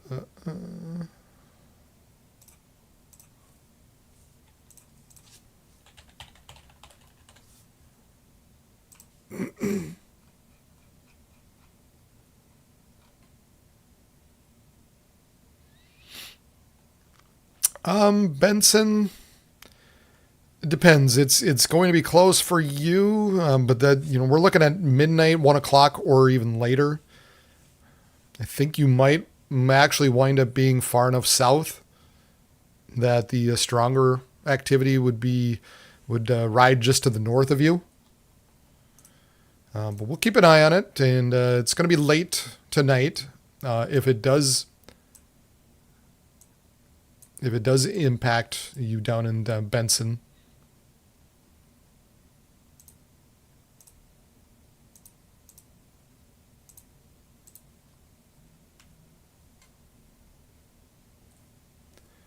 Here, I'll give you just a little taste of Ryan Scholl. There's that big monster down in northwest South Dakota. That's pretty. That is pretty. Someday I would love to just go out there and chase that kind of a structure. Yeah, there's so much hail falling out of that sucker, and if there is any type of tornado, it's probably deep within the rain and the hail. Definitely some rotation in with that, as we were looking at some of that earlier. In fact, let's put this into motion. We haven't put it into motion for a while. Yeah, you can still kind of see. Notice how this kind of rolls around like this.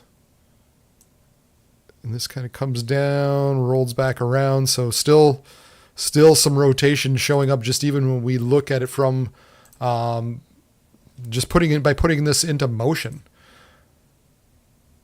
Now, when we look at the velocity, doesn't look as great, but boy, look at this though. We've had 3-inch hail reported 9 north of Buffalo in Harding County, South Dakota. Oof. 2.5 inch, 84 mile per hour winds, 1 north of Buffalo. So here, that's probably the other thing. As this thing is spinning, we've got kind of almost that rear flank downdraft pushing in behind this, trying to get this to spin up. But with that, some good damaging winds pushing in behind that. So yeah, 84 mile per hour wind gusts in there with this storm. Take a look at the Rapid City radar. Get a little better look at that from the south. Yeah, there you get a little better look at the rotation currently going on just north of Riva, in between Riva and Ralph.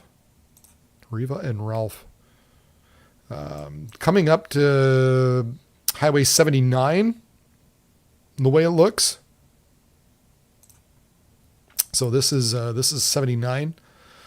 Especially, it looks like I said, especially the rotations kind of just north of Riva. Let's try to slide this into motion. Looks like it's pretty much heading due east. Should remain at this point the way it's looking north of Prairie City, south of Lodge Pole. But with that, it still has some pretty large hail in with that. Still has some strong damaging winds with that. So at the very least, even if you're away from kind of the main portion, the main rotation part of the storm, you're still going to see some hail out of this. That's some big hail going on.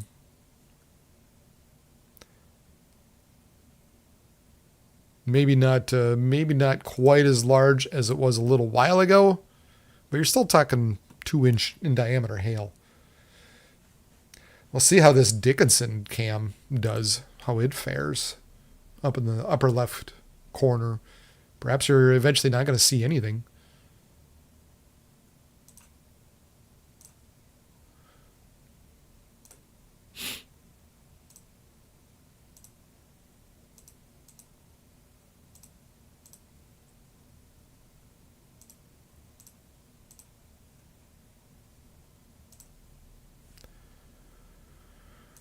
So, continue with this tornado warning until 6:45. So another 8 minutes or so. I'll flip back to the Bismarck here. This guy's gotten a little stronger now. Yeah, now we're starting to pick up, starting to look a little more interesting. That's starting to look a little better.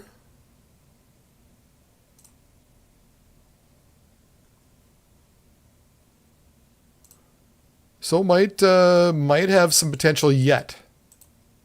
That storm south of Jamestown, not severe warned just yet, but it has potential. It's got high hopes. It's got high apple pie apple. Sorry. Skip. Let's see here. Oh yeah. Oh, okay. Okay. Yeah, I'm looking at Corey Gherkin. Wow.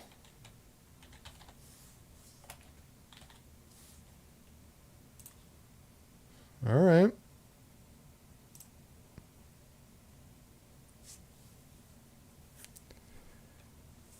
That's looking more interesting.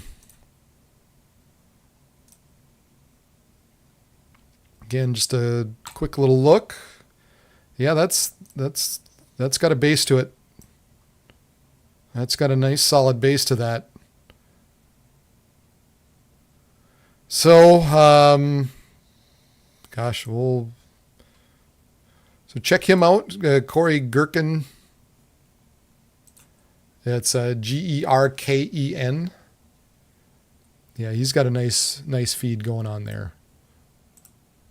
That's a little concerning. We'll see. We're going to have to keep an eye on this guy now south of Jamestown.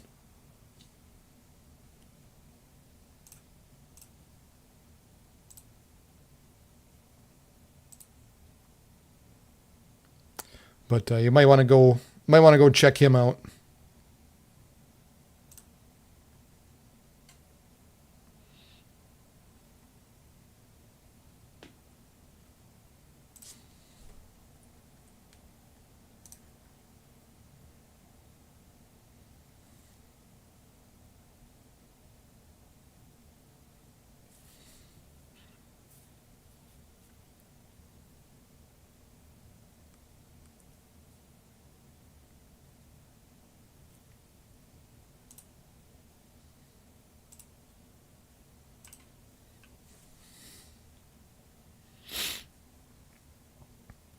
So we're going to continue to watch this guy. At the moment, not severe warned.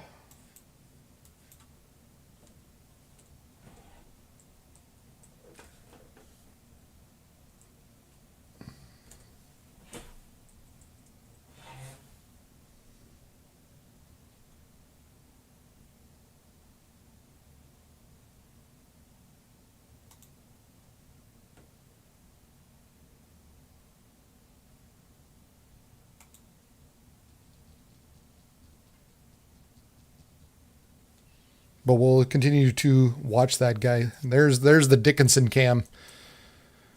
Getting into the thick of it now is Dickinson.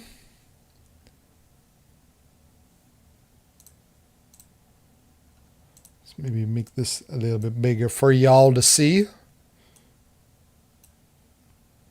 So Gladstone or Happy Rock, no, you're going to be next in with this. Again, for all those of you, Marshall Zapp, Beulah, Hebron, Glen Ullin, Almond, Elgin, this line is all heading for you guys. This is not expected to decrease at all. So we're looking at strong winds with that. Right now they're saying 70 mile per hour wind gusts possible with these storms. And right now, quarter size hail. So this hail size of quarters, so 1 inch hail. Right now, the main threat continues to be the strong winds associated with that. And then we continue to have this large monster down here. They're saying 80 mile per hour wind gusts in baseball size hail. And of course, earlier in Buffalo, they had 84 mile per hour wind gusts and hail of 3 inches. So baseball size hail is considered 2 3/4 inch. So whatever. Now we're talking semantics, right? Who the heck cares if it's 2 3/4 or 3 inch? We got some damn big hail sitting here just south of Ralph, in between heading towards Lodgepole and Prairie City.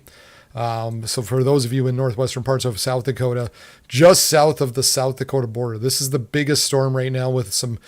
We've had reports, like I said, of some strong winds, some hail. There's been rotation in with this guy. And that continues to move eastward and moving, thankfully, into not very populated areas. But nevertheless, you guys, if you're outside at all, you're not going to want to be outside. You're going to want to be inside as this storm moves east. And they now issued another tornado warning again, continuing the tornado warning as that rotation continues just northwest of Prairie City. Like I said, I think it'll miss. I think the main part of the rotation will miss Prairie City. Will kind of be in between Lodgepole and Prairie City. But just keep an eye on it. You never know if this kind of dips south or whatever. But for those of you within this region here, just be on the lookout for the possibility. And that's going to be embedded. That's right in smack in the middle of some of this deepest red and purple. So you're not going to see this coming. If there is anything on the ground, it's if you haven't taken shelter before it's gotten there, it's too late because you're just not going to see it. And then, like I said, you've got this line here that's just going to. Oh boy, my drawing is just horrible. Going to continue to push eastward, and then further back to the east, we're going to continue to watch this guy. Not severe warned yet.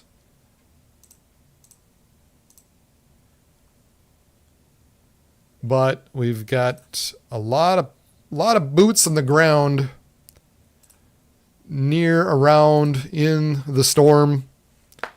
So hopefully we'll be able to catch it should anything actually develop out of this guy south of Jamestown now. So we got to watch out. We got to watch out for these storms here. This was kind of the concerning area, that if these storms develop out ahead of this main line, they'd be kind of in a very favorable environment for tornadic activity. And you can kind of see it already, just the slight appendage to it.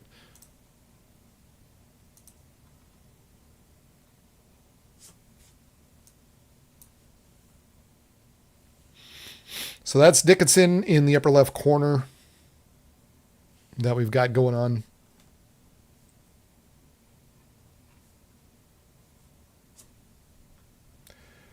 Thanks for following along, everybody. If you're new, welcome. Hit the old like button. Glad to have you along. We'll try to keep you updated as we go throughout the night, the best we can, best we know how.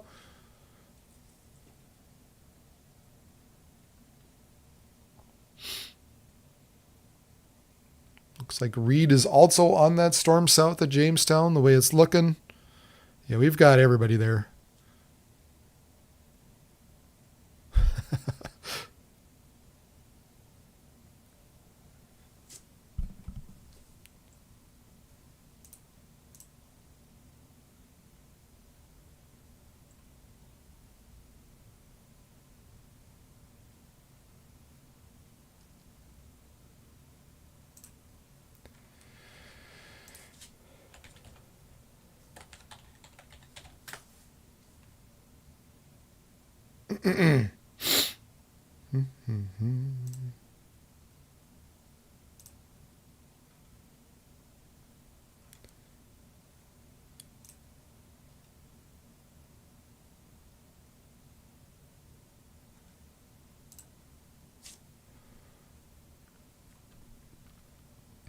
Yeah, hey, Catalina, how are you? Severe warned, there you go.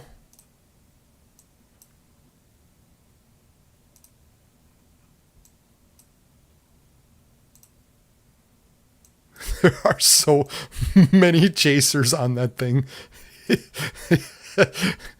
If anything, if it drops out of any part of that one little storm south of Jamestown, I mean,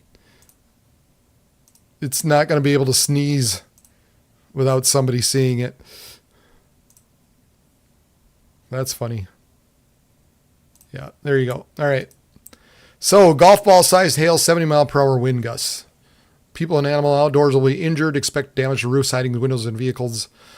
Locations impacted include Jamestown, Spiritwood Lake, and Spiritwood. This is moving northeast, very slowly at 15 miles per hour. Makes it a great one to chase, as it does not look to be moving very fast.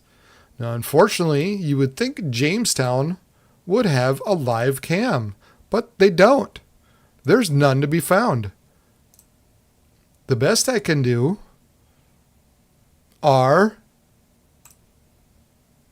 these, the road cams, and good luck trying to spot weather using this. But like I said, We've got plenty of these guys out there. We've got Scott, who I can show you.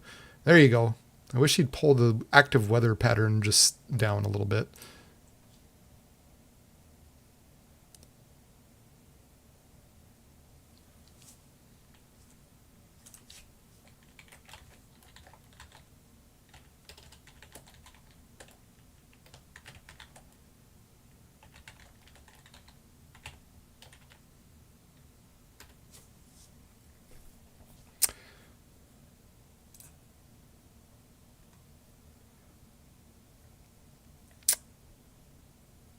So yeah, we'll be looking somewhere in here if I'm thinking right. But so far, nothing off of what we're seeing from off of Scott. But he's amongst the crap load of people now that are on this storm just south of Jamestown. So there we go. It's finally able to get going as that slowly moves to the northeast. So golf ball sized hail, 70 mile per hour winds. And we've got the line of storms further off to the west. Now we've just got a couple of, about 3 large polygons basically encompassing everything. So moving east at about 45 miles per hour, 70 mile per hour winds, and golf ball sized hail. 70 mile per hour winds, quarter sized hail. And for this guy a little bit further to the south, 80 mile per hour winds and baseball sized hail for this monster. Down near Lodgepole and Bison. There's some of the rotation going on just north of Prairie City. As I said before, probably going to the rotation part should miss Prairie City. However, you never know as some of the backside winds come around and potentially punch through and cause a little bit of damage and some strong winds for Prairie City yet. So just because you might not be in the strongest rotation doesn't mean that some of you can still get some pretty strong winds out of this.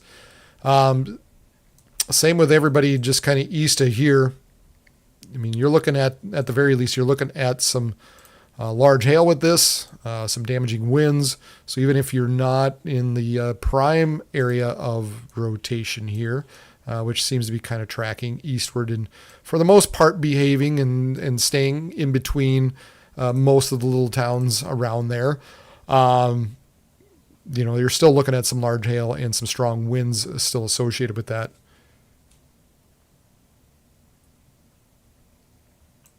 But then we're going to continue. Yeah. Hey, thanks, Tara. I appreciate it.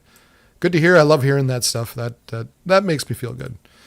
Like I said, I try to get on here as much as I can, but it doesn't, the family doesn't always allow me. Work doesn't, ultimately it's work. That's the thing, right? I'm gonna keep pushing this number, but if somebody could pay, 70, 75, 80, 90,000 a year, that would support this channel. And for me to be on this channel full time. So if you know anybody, if you got any CEOs out there, some people out in the oil industry, out in Bismarck, out in the government up here, I mean, you know of anybody out there looking, I'll put your name, I'll put your company all over this thing. Region Weather Live powered by blank. That would be fun. I'd love to, that would be my dream come true. All right. I digress. Continuing to watch this south of Jamestown.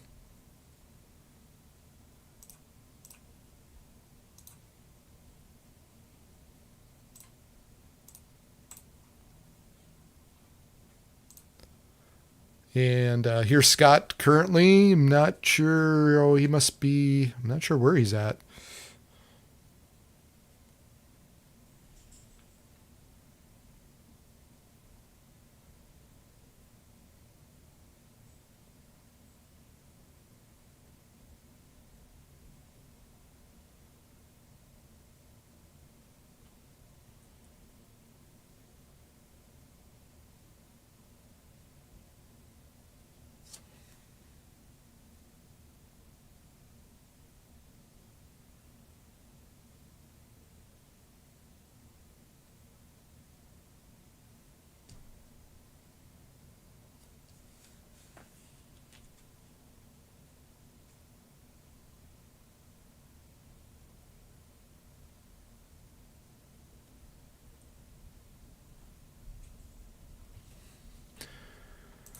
Oh, man. Oh, there we go. Oh, come on. Unfortunately, this makes me really, really, really want to chase.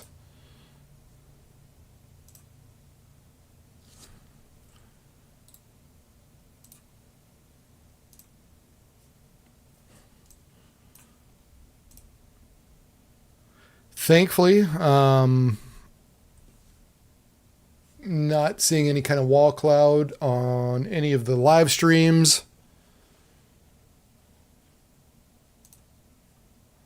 Definitely some good hail where we're looking at,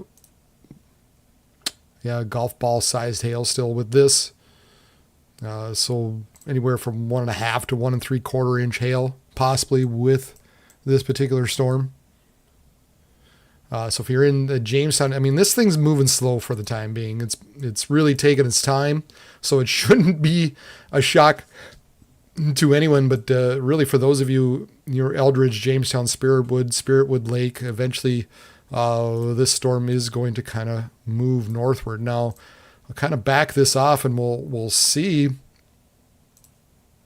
if this kind of allows more to unzip and kind of break through the cap as we go a little bit deeper into the night.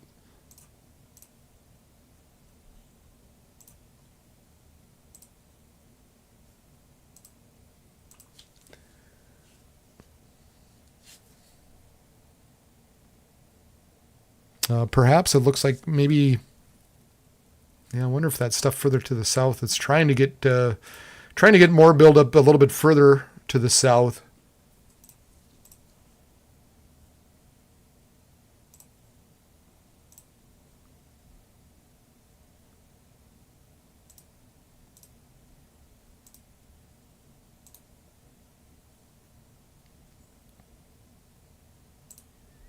Let me take a look at the satellite there, and there's that not a severe thunderstorm warm cell, but I also got this a little bit further to the south here. That's trying to get going. You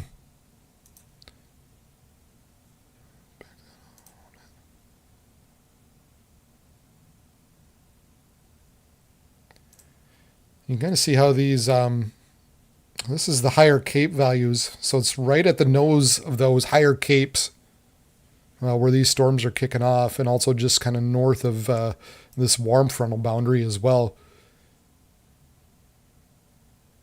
So it would make sense that it's trying to kick off closer to the warm frontal boundary as much as possible. So who knows, maybe some of those storms a little bit further to the south, or maybe something can unlock there a little bit. Even though it doesn't look like much for the time being, but we'll see if anything develops further south. But thankfully, right now when we take a look at the rotation, there doesn't appear to be anything there.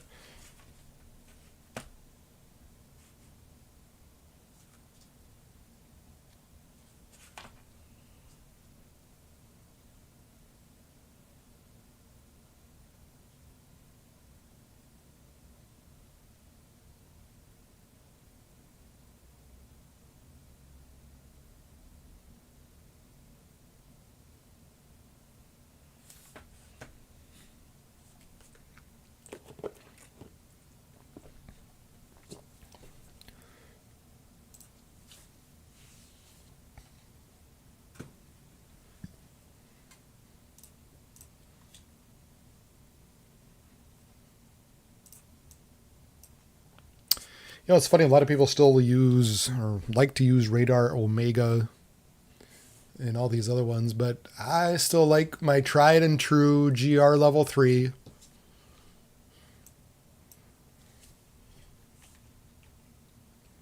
I don't know. I like the look of this. To me, it gives me more detailed information.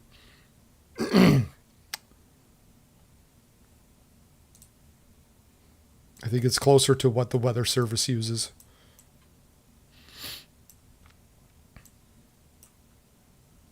Well, looks like Dickinson, you're in the clear. Obviously, that cleared up quickly. So all you survived that round of storms. Congratulations. Maybe we'll move that. Let's pick Bismarck now and let them follow along. I don't know, maybe I didn't pick the right one though. I'm not sure. There's two I can pick from. We'll go with that one for now. It does have a little cell up in the corner there, so. So far, we've got 58 mile per hour wind gusts, 60, 50, 58, 3-inch hail, 84 mile per hour wind gust.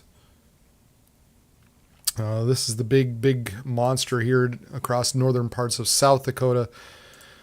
Again, we'll see. Like I said, I think eventually, I mean, it's been slow going, but eventually it's probably going to take a little turn to the north just because that nose of warm air should be running up against that a little bit.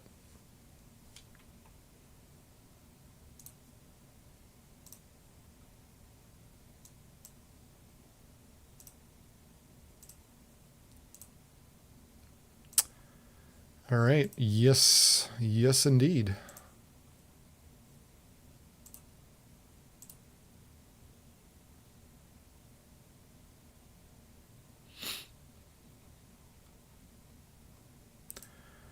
All right, here we go. So eventually they were going to do this. A little smaller. So tornado watch out for the eastern half, essentially, of North Dakota and on into northwestern parts of Minnesota. A couple tornadoes possible. Scattered hail up to 2-inch size possible. Wind gusts. Wow. Wind gusts up to 105 miles per hour. Whew. Wow. Okay. So this is a good one. So just because they've got the possibility of some tornadoes in there, they're really expecting those storms out in the west to really just hammer home essentially through the overnight hours. So I think they're nervous anywhere within here. Obviously, that these storms that are out here are going to basically run right through the watch area and create a lot of potential damage through that area. Little surprised maybe it's this far north, but we'll see. I mean, it's got potential. I guess rather than adding on to it a little bit later. Because I'm not saying it's zero. I'm just saying, I think down here is going to be the main threat. But whatever. I mean, there is a possibility further north, so why not? I guess why not add it on?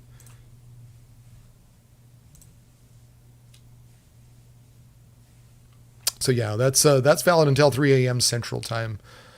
But yeah, 105 mile per hour wind gusts possible. I mean, they're not saying for sure, but that's the potential.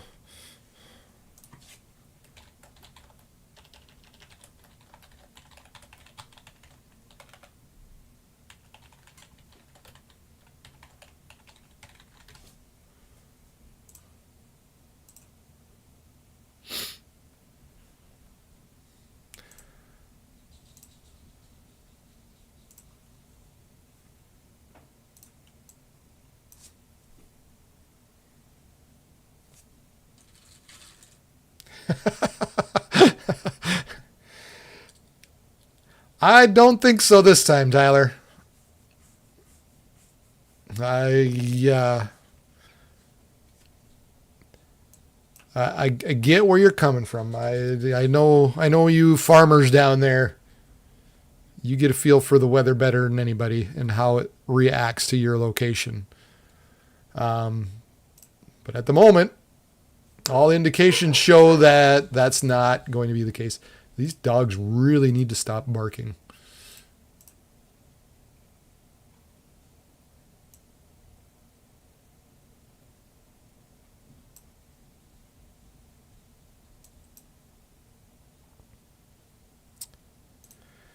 Here is kind of the latest model showing these storms pushing east. Some of these storms popping up and rising up to the north as we get closer to 10 p.m. or so. And then perhaps, again, maybe it's still indicating this line of storms developing. And then this line continues to just bust eastward. And that's probably the main concerning area of where they're looking at that tornado watch, where they're saying maybe you could see wind gusts over 100 miles per hour. So this is midnight and 1 a.m. So, man, look at that. So for those of you, I know you're concerned for Jamestown, just timing wise, let's back that off a little bit. We're probably looking at 10 p.m. Valley City and beyond. We're looking at, that's 11 p.m. That's midnight. Just passed through Valley City and coming up on Fargo and Wahpeton, so in between midnight and 1 a.m., that line, at least for now, is expected to cross the Red River, and push into Minnesota. So that's kind of the timing right now, the way these things are panning out. So this is the latest weather model, the latest HRRR model. And also notice this strong guy down here in the south, kind of like I said, eventually kind of rides to the north and east. So Tyler, for now, it doesn't look like it's going to miss you. In fact, you might keep an eye on this big guy. Keep an eye on the big guy down in the southwest. Even if this dissipates and this becomes kind of the southern edge, it's never good to be on the southern edge of these storms, because that's got the best potential. These storms in the far south end are always the most potent, have the biggest hail, have the potential for seeing a tornado. So yeah, if you're this end guy and it moves through your area, you especially want to watch out.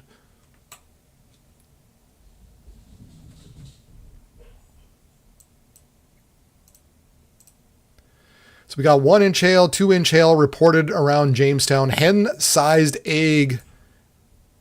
Hen egg sized hail reported in Jamestown.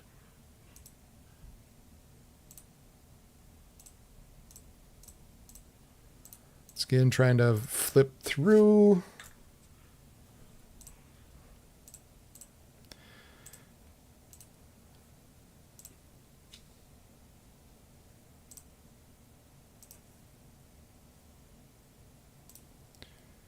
Continuing to kind of watch Scott here as he goes after that storm, or is around that storm near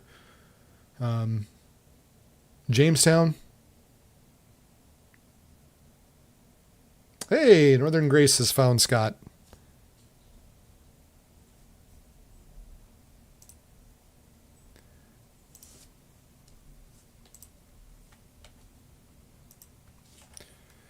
There you go. I'll share. Oops, that wasn't it. Let's try that again. That's Scott's link. So if you want to check out where Scott, he's always on this feed quite a bit. You can go check him out there.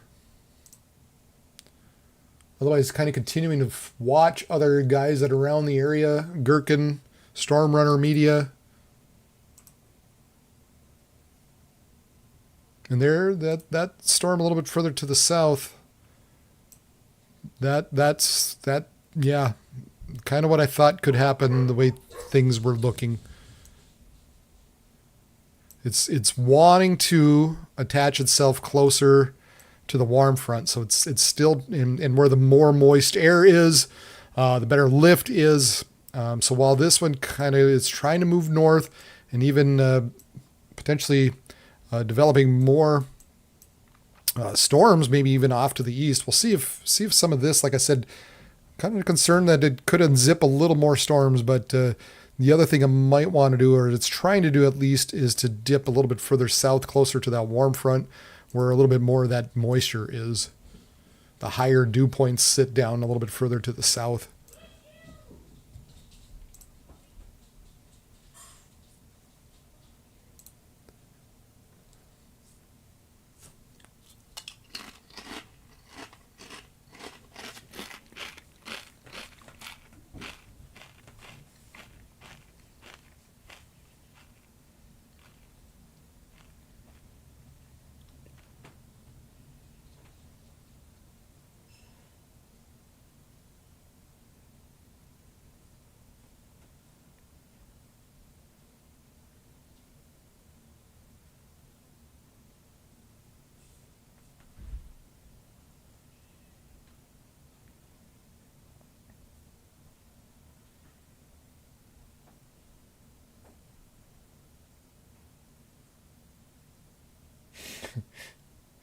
funny. Everybody said I should be chasing, and here I am.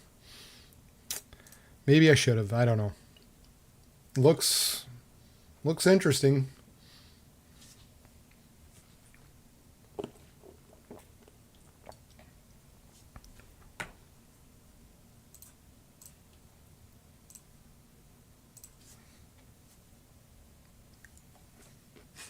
Excuse me if I have little bites here and there.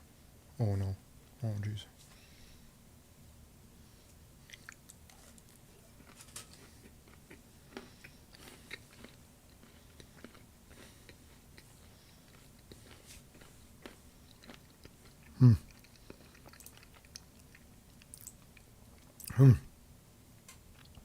Interesting.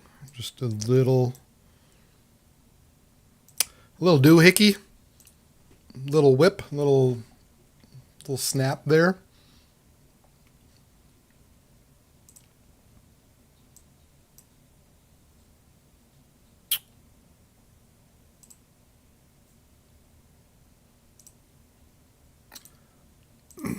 Perhaps a little bit better rotation going on with that storm now in Jamestown. Boy, we still got hail over. Boy, okay, they issued a new one, baseball-sized hail. Of course, we saw those reports a little bit earlier. Moving northeast very slowly at 15 miles per hour. I mean, yeah, you have that large a hail when you got to hail the sizes of baseballs. So that's 2 to 2 3/4 inches in between there. Yeah, that thing's rotating no matter what. It has to. It's the only way it can support itself, and with the updrafts, that's the only way that big a hail can ultimately occur. But then you got this guy a little bit further to the south. Not severe warned yet, but I'm not going to be surprised if it becomes so. And then we've got a few other storms a little bit further off to the east near Erie, Page, Buffalo, or north of Buffalo, north of Tower City. We'll have to keep an eye on these storms as well to see if these develop into anything and slowly creep to the north, kind of as what is forecasted at least. You know, they were debating today on issuing moderate risk, but they were not. They just didn't know how things were going to pan out ultimately. So they held on to the. To just the enhanced. So yeah, now they've upgraded it to moderate. That hasn't even completely updated the graphic yet.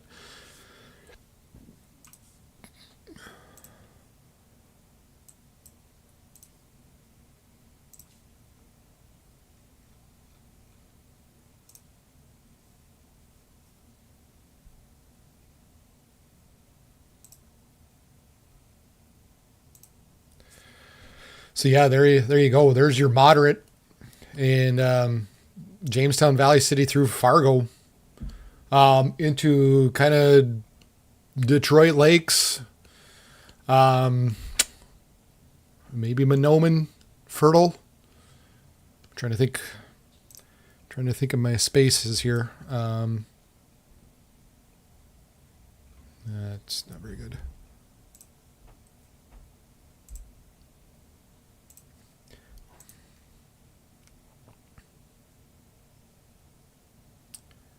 One thing I wish Radar Omega had a little bit, I don't know, I just wish their maps were a little better. Yeah.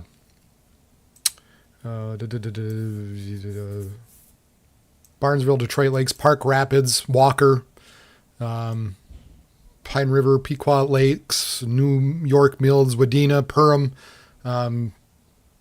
You guys are going to be the ones that are ultimately going to be under the gun. So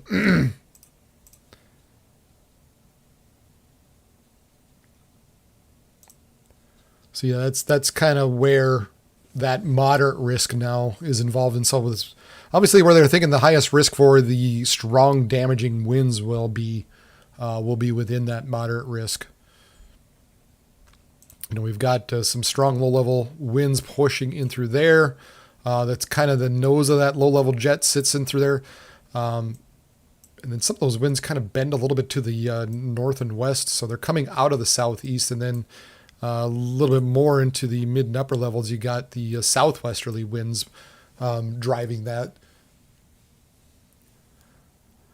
So as it heads a little bit further east, yeah, I think it's these storms are going to actually probably more than likely strengthen as it gets more into eastern portions of North Dakota. Yeah, this guy down here makes me a little nervous.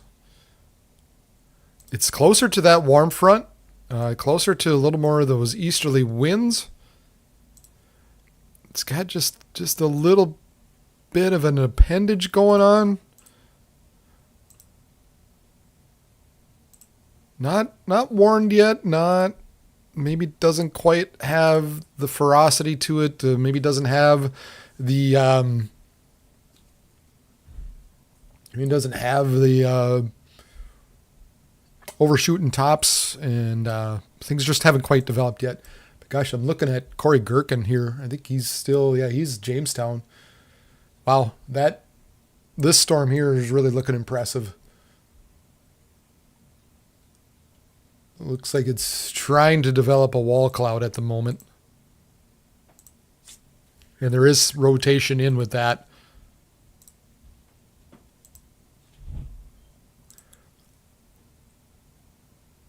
Nothing too imminent yet, but I'm just, I'm watching different guys here. And we'll see where Scott's at. He's a little bit far off. Can't really discern anything from what I see on his.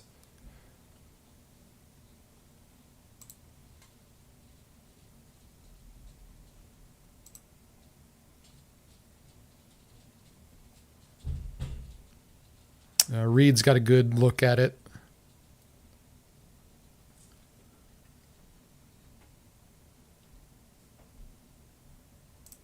Yeah.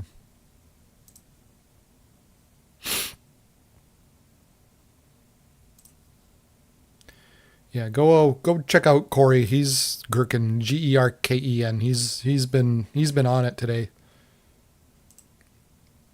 There's the storm just north of Jamestown now. He's just south of this bugger.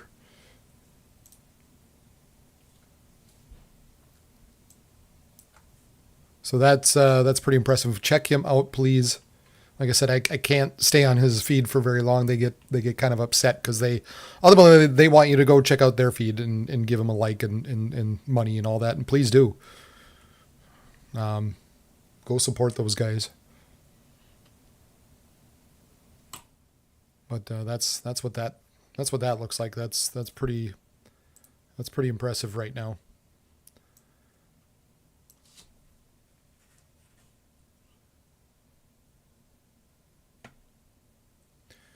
Oh, the big gun showed up, didn't he? Wow, okay, we've got, they added some stronger language here out in western parts of North Dakota, so now they've got 80-mile-per-hour wind gusts and quarter-sized hail, so they really picked up the wording on this storm here, 24 miles southwest of Beulah, moving east at 40 miles per hour.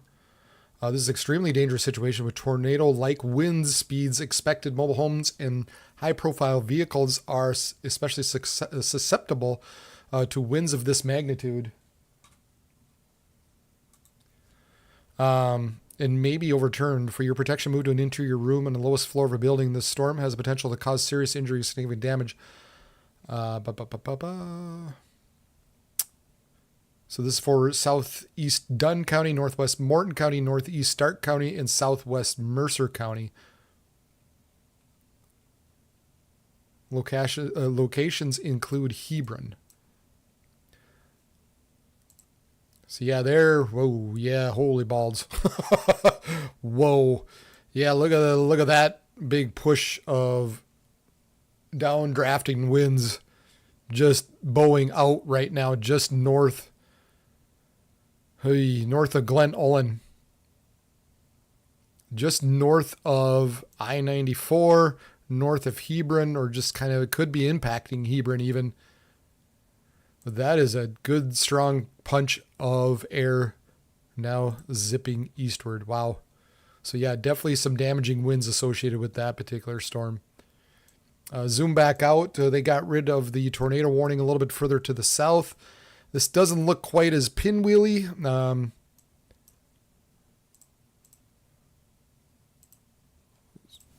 we go. Doesn't look quite as pinwheely as it did before. But they still, they've got this whole line of storms expected to move east here as we continue through the overnight hours. So they just took these polygons and they just whipped them right way out to the Missouri River, essentially. So now if you're in the Stanton, Beulah Center, Washburn area, I'm trying to think of I should remember what that campsite was up to the north. Got it. Oh, what was it? Well, at any rate, basically, if you're anywhere, if you're camping anywhere out there, you're going to want to take cover, no matter what. You find yourself a shelter. Hopefully, you are well aware that this was indeed coming tonight, and you knew you had to do something. But yeah, you don't want to be out there in this. It's going to be coming up to the Sakakawea Park Campground, Cross Ranch. That was the other one that I kept thinking about. That's the kind of a popular one.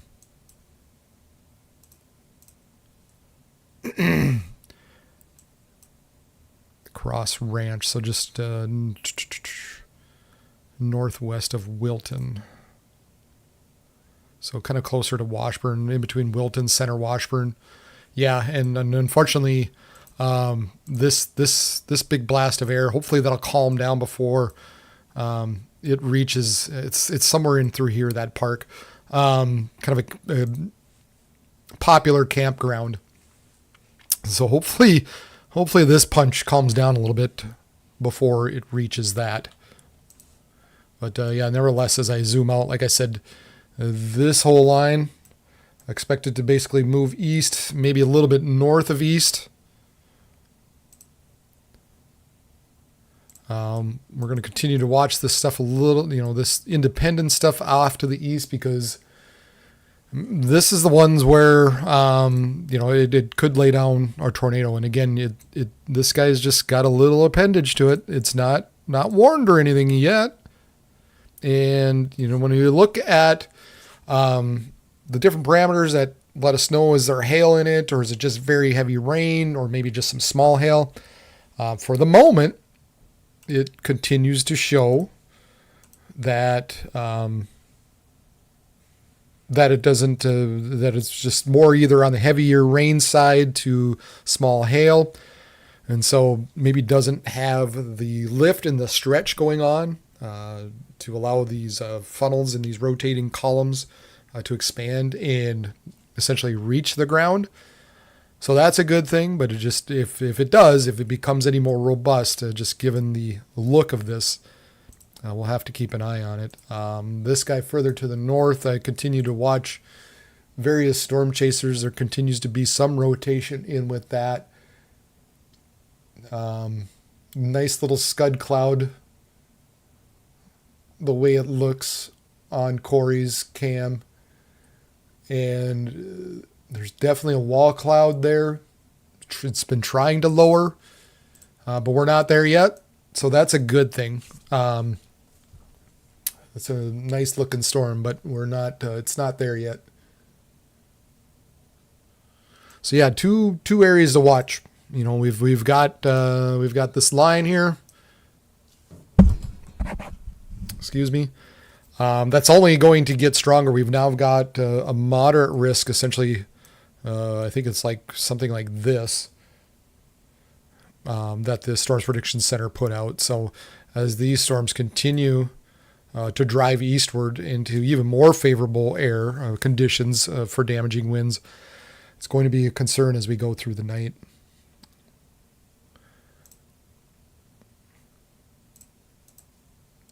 Oh boy, yeah. Look at this other area punching to Elmont, Carson, Lark. You guys in through here, you're going to be on the. You're really going to want to watch out for some strong damaging winds there. Moving east at 70 miles per hour. They're saying 90 mile per hour wind gust, and this is even trained spotters have reported this. This might be a life-threatening situation. Flying debris could be deadly to those caught without shelter. Mobile homes will be heavily damaged or destroyed. Expect extensive tree damage and power outages.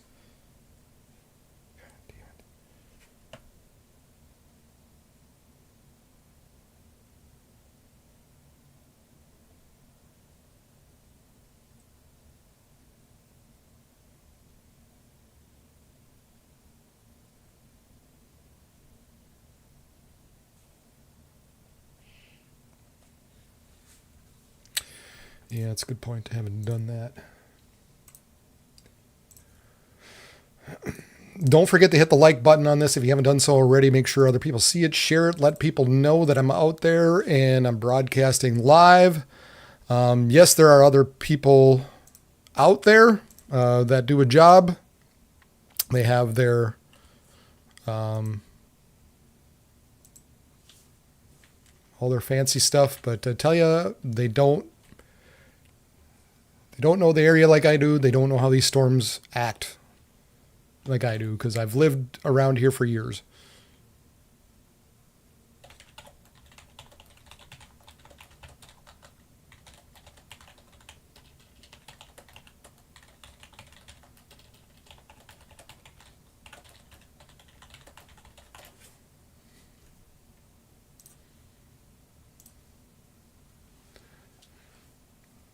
But I appreciate everybody kind of checking in and following along.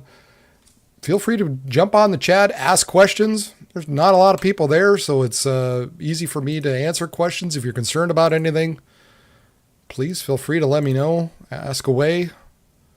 Happy to answer them if I can. I know people get kind of scared. That's the other thing. You know, you kind of get into a smaller chat and you get into a smaller one like this. You can ask questions. It doesn't get buried underneath everybody else that's trying to chime in and talk and stuff. So that's the other good thing. Wow. Okay. Corey's got his drone up and running.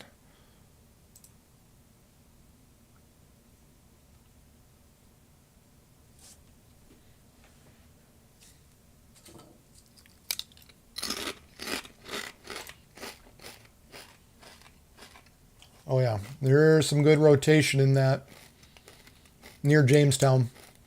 It's trying. It is definitely trying.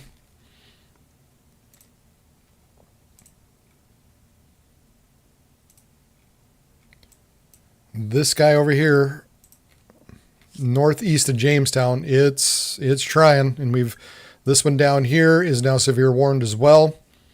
So golf ball size hail, they're saying, with this storm.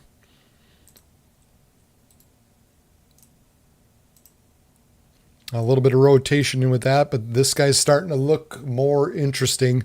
And as I watch Corey Gerken, Gerken, if you want to check him out, he's got a good view on this storm here. I'm sure there's plenty of others. There's a lot of chasers out there now, and they're swarming all over this.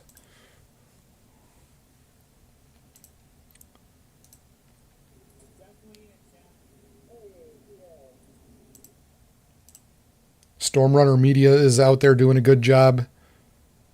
Looks like Scott's maybe a little too far away. It doesn't. I'll pull him up in a bit.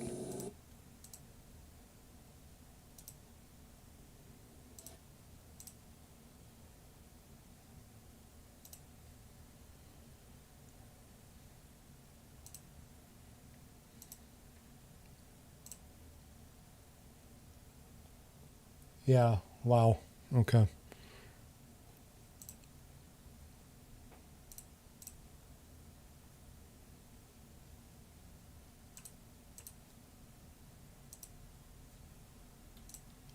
All right. Corey, this is what he's got.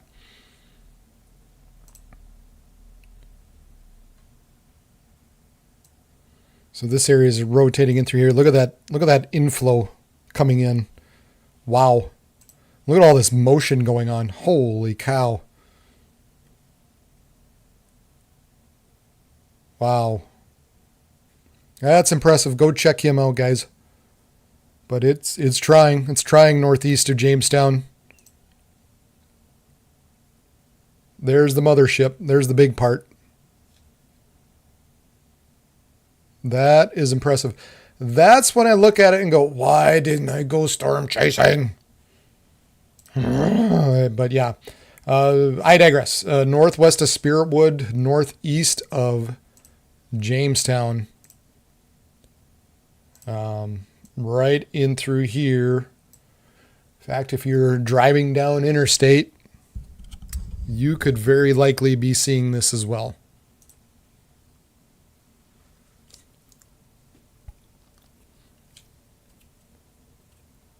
A lot of crazy motion on that. If I see anything, if it becomes a little more scary, I'll make sure to kind of break it over to one of these chasers.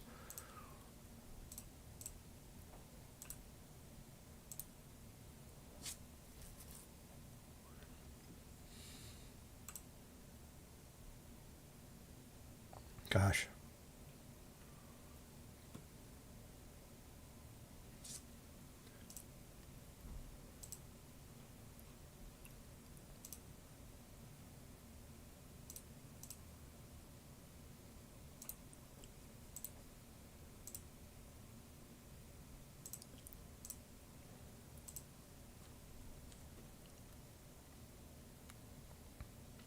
Duluth says derecho may develop across parts of the northern plains and upper Midwest tonight, especially in the moderate and enhanced outlook areas. A derecho is long-lived line of thunderstorms, blah, blah, blah, blah, blah. And that does look like it could impact Duluth late tonight.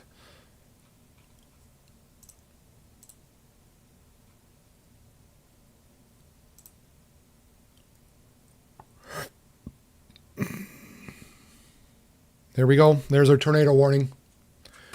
There's a tornado warning. Oh, come on, skip. At 8:31, severe thunderstorm were capable of producing a tornado located near Spiritwood or 8 miles northeast of Jamestown, moving northeast at 15 miles per hour. Radar indicated rotation, but also very much verified by a bunch of chasers. Not on the ground yet. Quite yet, but gosh, it's trying. Take cover now. Move to a basement. The storm will be near Spiritwood at 8:35. Yeah, we've got a little more of an inflow notch going. That hook is trying to come back around even more so. Perhaps the other part of this is as this storm continues to grow. Sometimes these things becomes kickers. For these more northern storms, and that wouldn't be a good thing. And that's when some of these very, very large tornadoes start to take place. But at any rate, if you're around that Spiritwood area, and eventually you're going to be looking at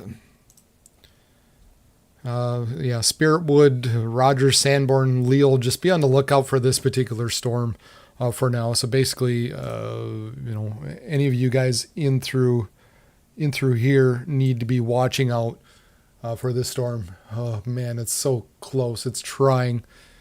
It is trying.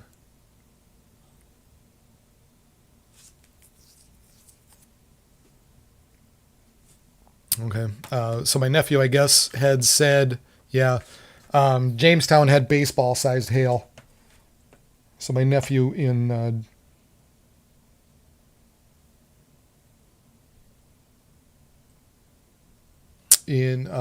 Jamestown there said, indeed, and that's what we were seeing. We were seeing reports of 3-inch hail. Yeah, so we need to be watching out for this storm right now near Spiritwood. I'm watching all kinds of chasers, and unfortunately, gosh, this is You know, I'll definitely put them on when something becomes more imminent and scary and dangerous.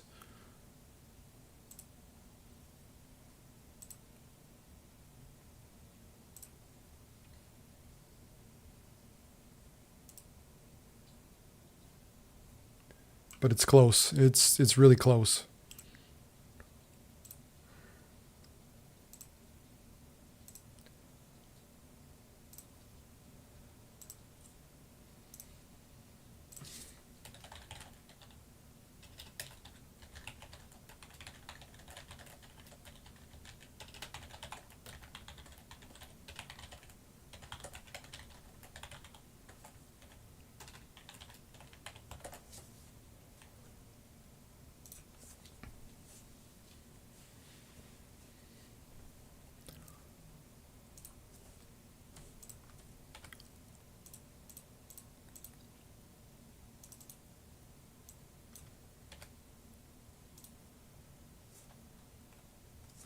We're going to put Scott up in the corner here. Hopefully eventually he gets a good look.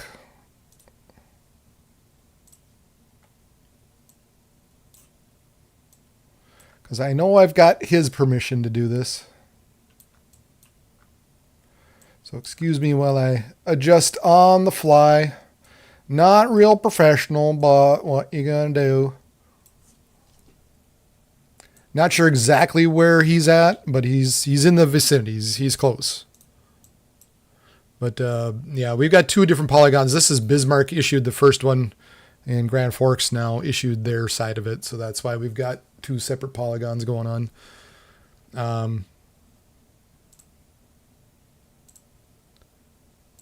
So yeah, if you're in that Spirit Wood area, and eventually coming up to Sanborn and Rogers and Leal, be on the lookout for this storm. It's got some good rotation. It's looks a little better now. Like it's not quite so close to the ground, but it doesn't mean it's over. Still kind of watching this a little bit further to the south. That actually fell apart more than I thought. I really was concerned the way this thing started looking from the onset. And then, of course, further back to the west, we cannot forget about you guys because we've got, even though it's not tornado warned, I mean, we've got winds as strong as tornadoes, essentially. Now heading and bearing towards Bismarck, and eventually I'll move that. Oh, we do have a tornado on the ground. All right. Yep. Tornado is now on the ground. Okay. Hopefully I'll see it here shortly. There we go. Corey Gherkin, Koreygerken. Oh, are you kidding me? Come on, YouTube.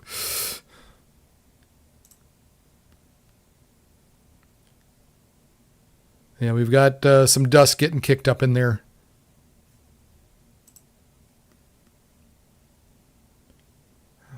Very brief touchdown there. Looks like a little bit of dust still being kind of kicked up in through, up in there. Oh my gosh, what's going on? Sorry.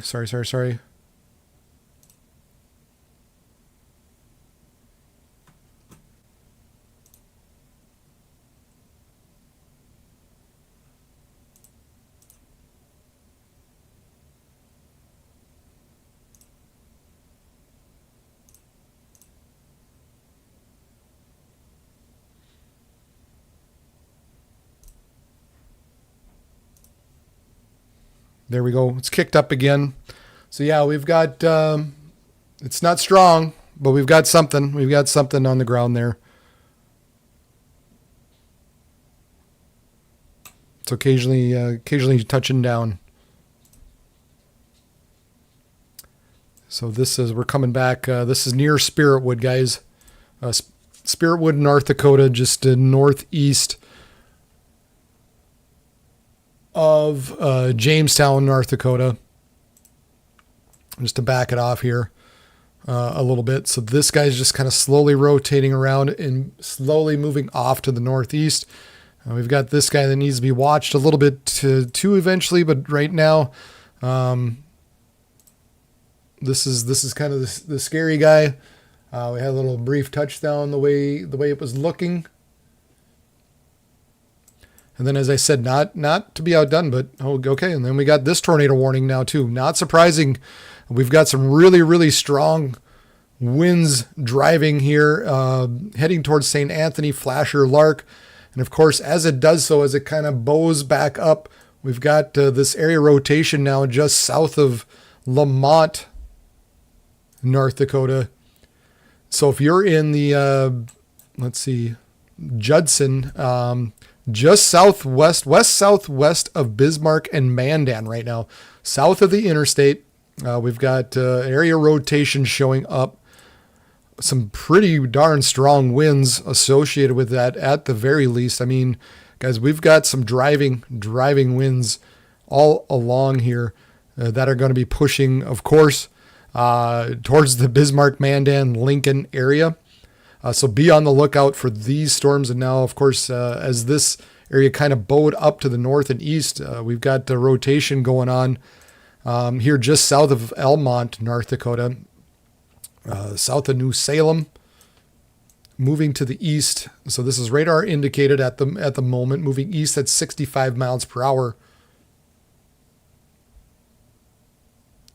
Remain mainly over rural areas of central Morton and northeast Grant counties, including Fish Creek, Dam, and Judson. Backing off once again, basically if you're anywhere within this line here and points eastward, you can see how this guy is really starting to bow out. Bismarck, man, some days you don't get nothing, and the next day it just beelines right for you. And I might have to switch back over to the Bismarck cam.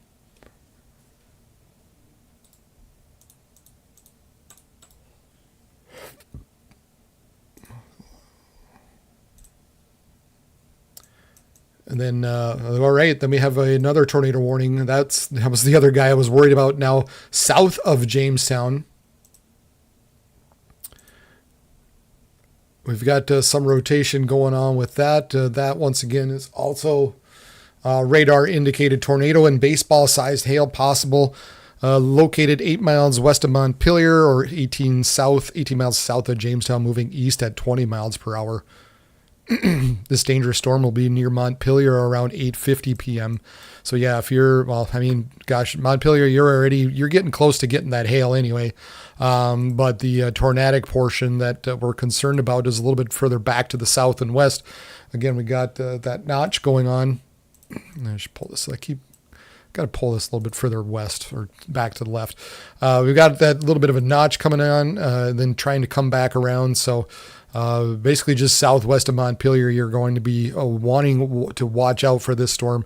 We've got some rotation overhead, and at the very least, probably some strong damaging winds and some large hail associated with this storm. And then further off to the north and east, now this storm's starting to get a little more embedded into the rain as I'm watching some of these storm chasers now.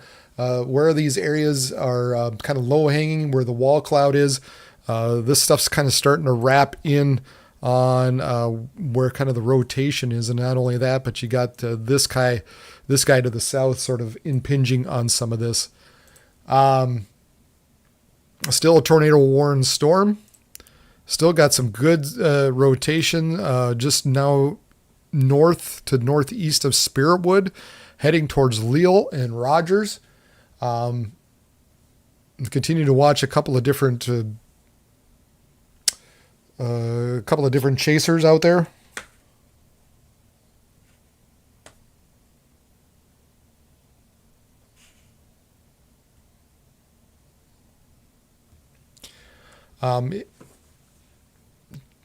Jeez, I really got to get. These are kind of the times when I wish I had subscribed to YouTube so I don't see the commercials But yeah, we still got a decent notch in through here. Some of this is becoming a little bit more rain wrapped. You're seeing the greens in through here. So it's getting harder to see where this area of rotation is, just because it's starting to get in between the rain. So it's still visible on where some of these guys are. Maybe we've got a little bit of brief touchdowns here and there. That's getting harder to see. Thankfully, we don't have any condensed cone at the moment, to where we've got a large tornado on the ground. At the very least, I don't see that currently. But this is a dangerous storm, so you need to be on the lookout. Leal, Rogers, Sanborn. Further down to the southwest to Sidney, Montpelier, you have a tornado warning. And then back to the west now, west of the Missouri River, southwest of Bismarck, we've got some strong winds punching and then curling back around. So we've got an area of rotation possibly just south of Judson. So that whole area basically heading towards the Bismarck, Mandan, Lincoln area. Definitely, I'm still looking at that area northeast of Jamestown, and boy, still really good rotation, low hanging. There could be something on the ground. Really kind of hard to tell. But unfortunately, becoming more and more entrenched in the rain, and that's not good when it gets harder to see.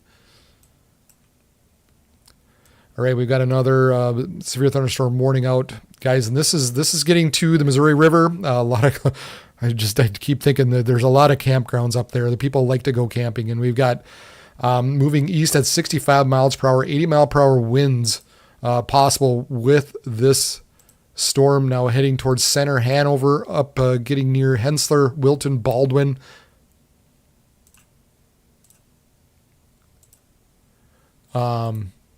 Getting into that Cross Ranch area, Sakakawea Park Campground, Washburn 4-H Camp, Fort Clark, Ashbury Camp, a lot of camps around there. And that's, like I said, that hopefully there's no boaters out there, but we need to be watching out as this storm. There's a good strong punch of strong winds now bearing towards Bismarck, Mandan, and into the Missouri River Valley. This area a little bit further to the south, kind of hanging out a little bit, doing maybe a little bit what I thought is eventually this southern edge is going to run into some more of that warm air, probably get cut off a little bit or start riding to the northeast. So maybe eventually some of these areas in South Dakota might wind up being in the clear. But we're going to continue to watch this Boeing segment push eastward. And so, if you're in that Washburn to Steele to Jamestown, you're not done. Ashley, Fort Yates, Linton, Napoleon, Wishick, Strasburg, Sterling, Wilton, Regan, Wing, you guys are all in the path of this dangerous storm that's moving eastward. I think I got to move this back.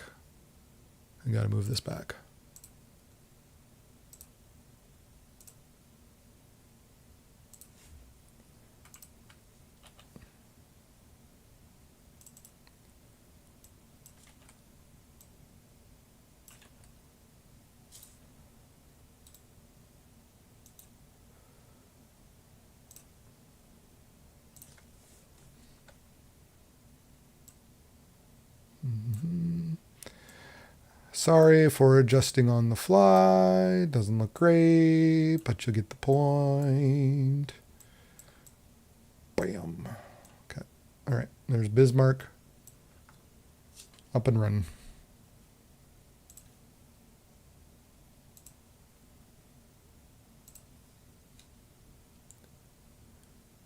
Still just a lot of crazy motion in with this guy though.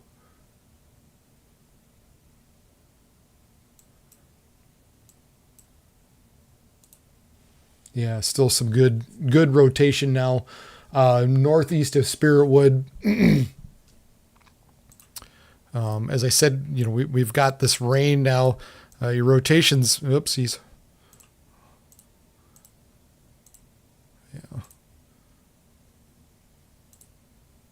Yeah, so your rotations in through here Maybe trying to cycle a bit, but getting entrenched in this rain. And it's thankfully the spotters and the storm chasers that are out there still have a pretty good eye on it, to where I can't currently see anything on the ground, so that's a good thing. But boy, there's still some good rotation, and even tightening up a little bit, perhaps northeast of Spiritwood. And then you got this guy further to the south between Sydney and Nortonville, heading towards Montpelier. Not to be confused with Litchfield, Montpelier. Litchfield, Marion, Montpelier. LM&M. They always co-opt. And Litchfield, Marion, Montpelier. TV guys would always go LM&M.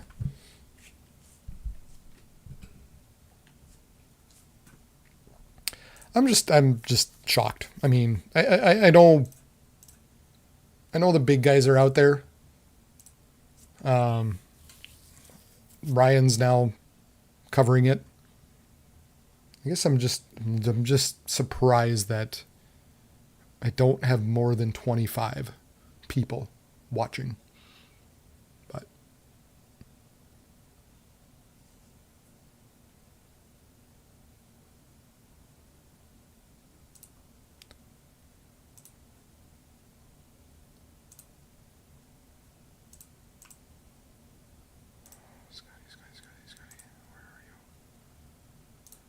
all right, this is kind of the current view of that Jamestown storm. Still plenty of motion on that. Good lowering on there, but I haven't seen anything indicative on these webcam, on the live streams that show any kind of anything on the ground, at least that I am able to pick out. Again, that's Corey Gherkin. Oh, there. All right, there's a brief funnel there. Very brief.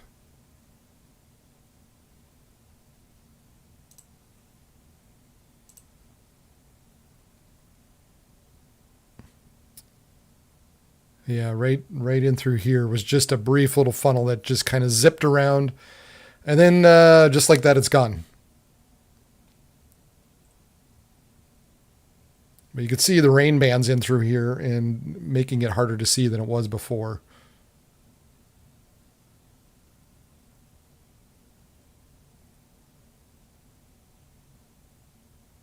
Yeah. Wow. Okay.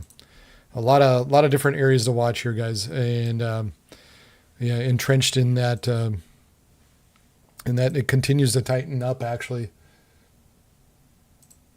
continues to tighten up east of Spiritwood, and I swear every time I pull away, it looks more interesting. It begins to look more interesting on some of these cams.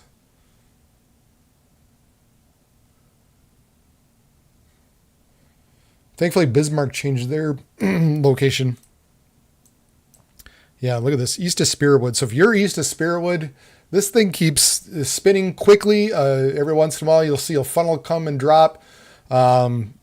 This is a dangerous storm right now.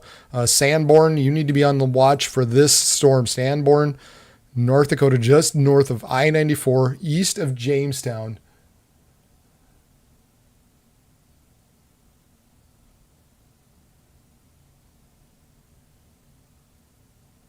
And I can't tell, but boy, there might be something on the ground now. That's pretty tight.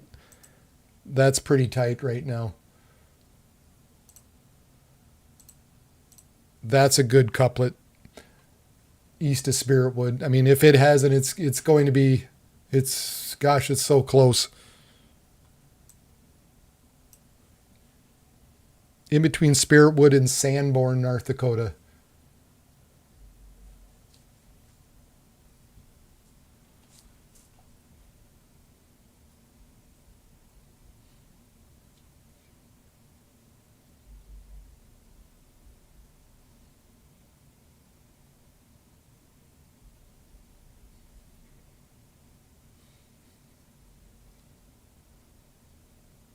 Yeah. Yeah, it was for Jamestown. You know, just be mindful as sometimes these storms kind of dipsy doodle down a little bit, uh, for lack of a better word. So even though the better rotation's a little bit further north, yeah, oh gosh, I think, yeah, we've got a condensed funnel now. And I think we got one on the ground.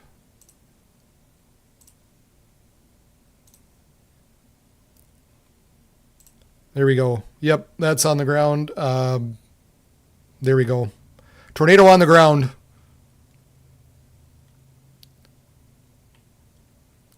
Nice looking tornado now on the ground, just east of the Spearwood. I told you, man, that it looked like it was tightening up, and sure enough.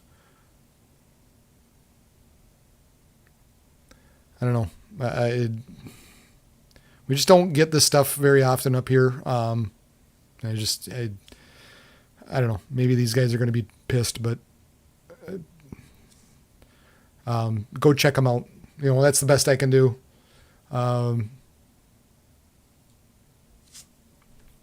Go check out Corey Gerken, Gerken on YouTube Live. Give him some love. Give him some thumbs up. Go watch him over there. But here's what he's seeing right now. Throw him some money for gas. And, of course, that happens.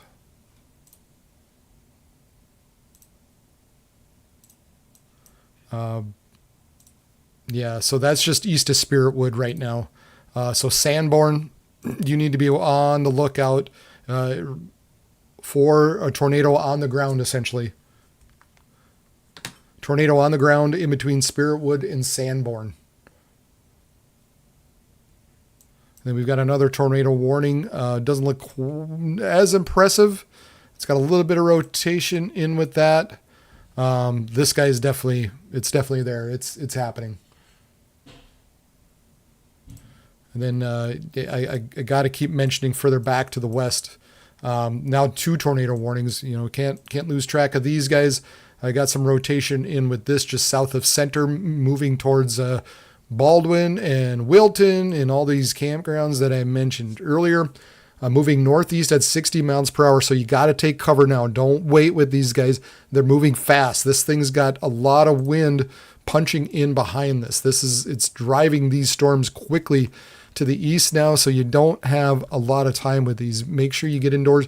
Even if you're not in the purple, even if you're not in some of these tornado warned areas, just because we've got a nice long line of storms punching through. And all it takes is for this just to briefly just jut a little bit further to the north, and we've got a brief spin up. And so we've got to be watching these closely. Look at this west of Flasher, 88 miles per hour, northwest of Elgin, 94 miles per hour, 71 miles per hour, 78 mile per hour.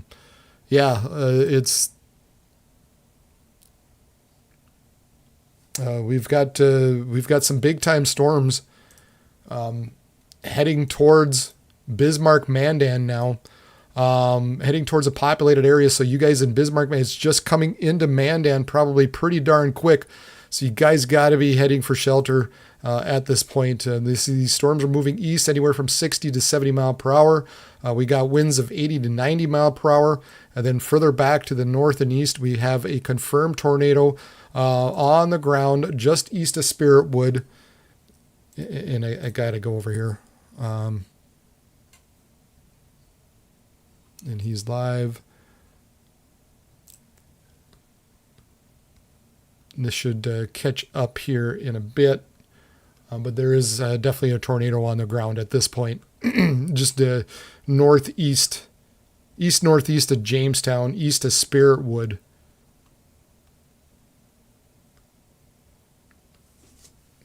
For some reason, the one on the TV is more updated here. Come on. There we go. That is on the ground. That's what they're seeing out there. This is, again, Corey Gerken. You can see his name down there, Koreygerken. east of Spiritwood, North Dakota, kind of east-northeast of Jamestown, just north of I-94. Probably can't see it from I-94 anymore. In fact, even these guys it's getting hard to see in there. It's becoming so rain-wrapped, unfortunately.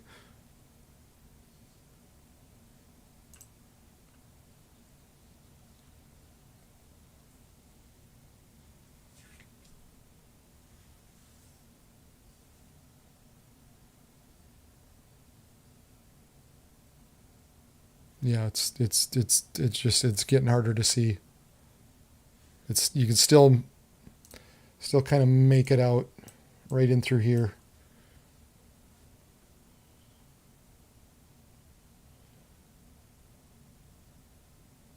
So stovepipe tornado on the ground.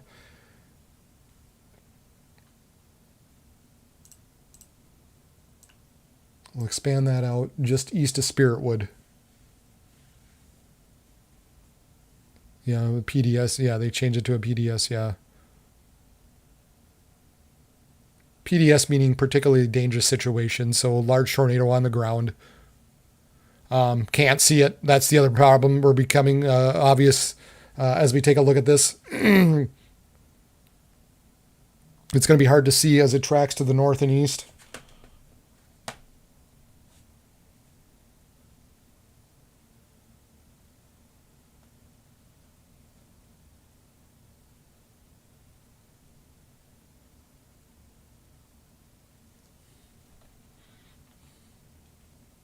Yeah, and it's embedded in there now. It's very difficult to see.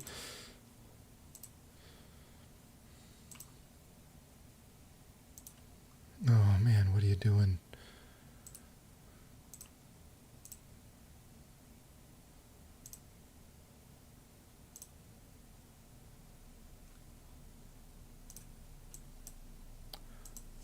So, particularly dangerous situation. Take cover now. Damaging tornado and 2-inch hail. Weather spotter confirmed a tornado.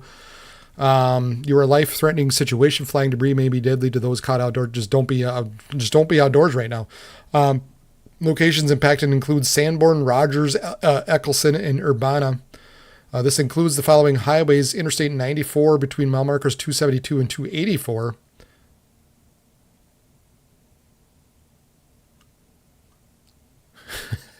And some verbiage that shouldn't be in there.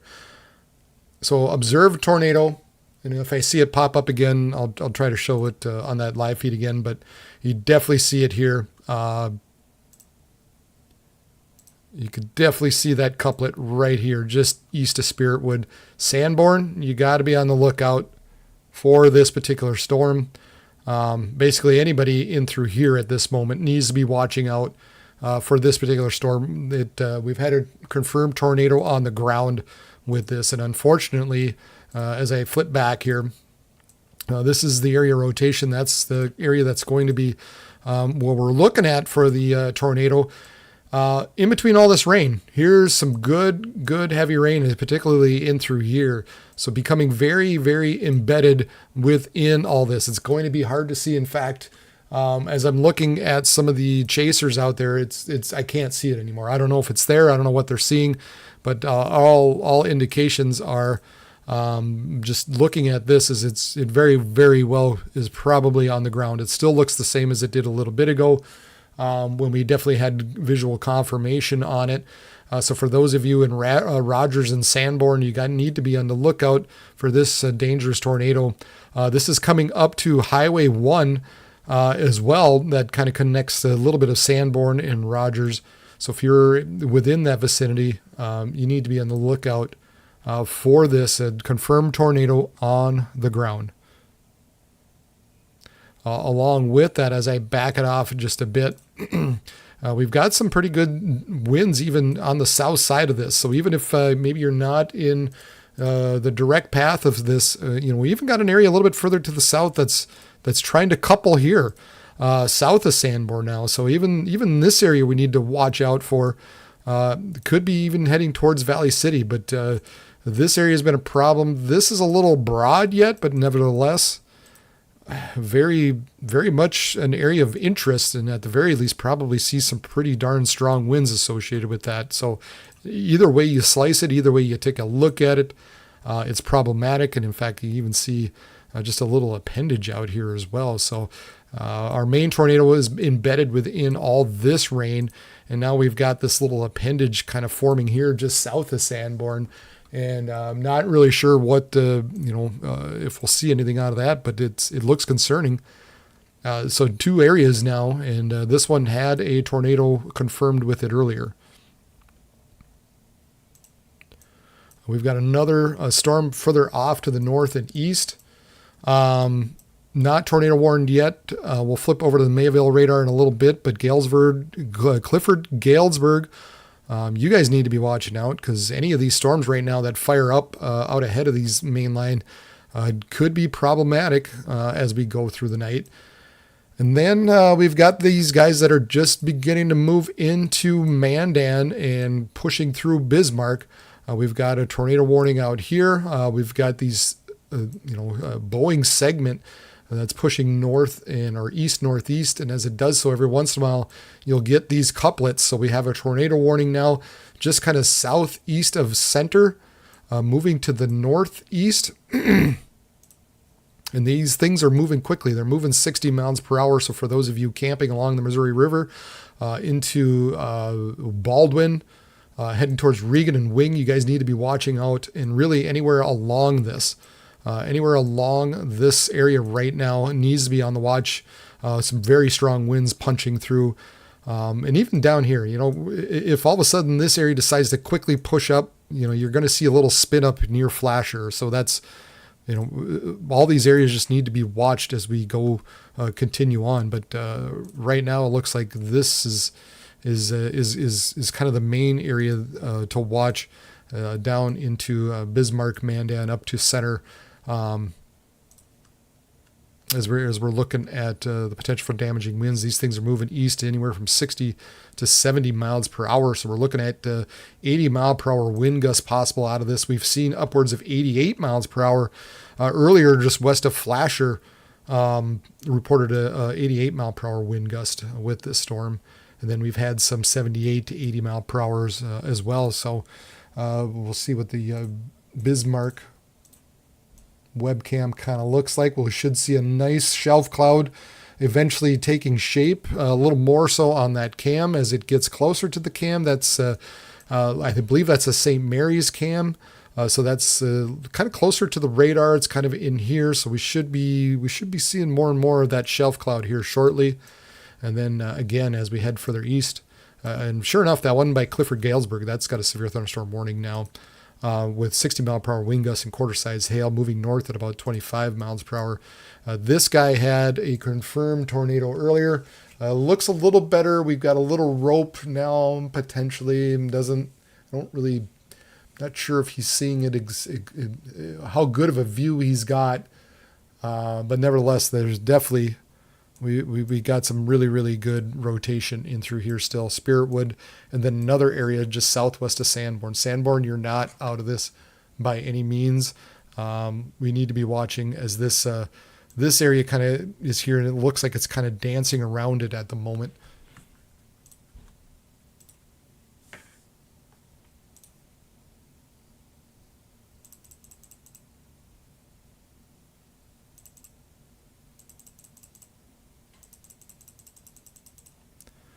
So yeah, Sanborn, and when you take a look back, this area, well, it's getting kind of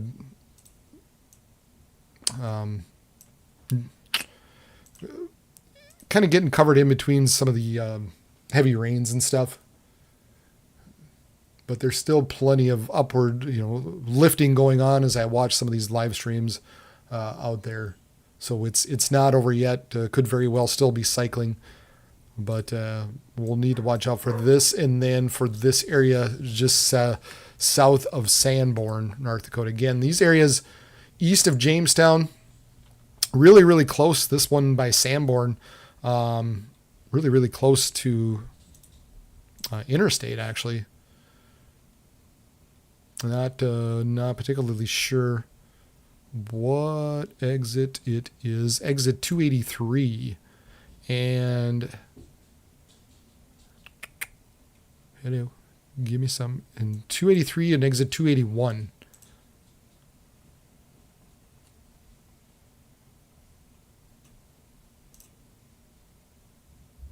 That's kind of the area concern. In between 283 and 281, that's kind of the exits or the mile markers to watch out for along I-94 in between Jamestown and Valley City.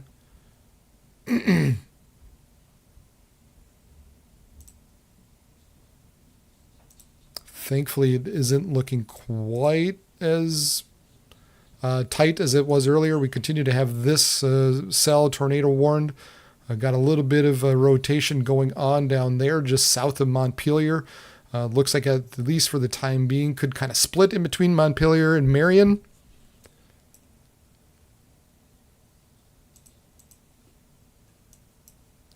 And then, yeah, just coming into Bismarck now. Watch out, Bismarck.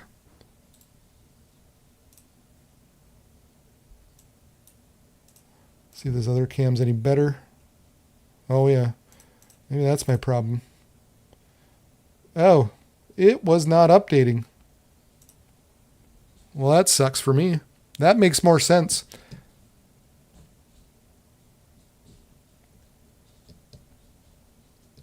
That makes way more sense now as it's moving in. Whoa, look at the dust kick up there. Holy cow. Whoa, whoa, whoa, whoa. Whoa. That could be a tornado. Holy cow. Holy cow, University of Mary. Wow. That spun up there. Wow. Holy cow.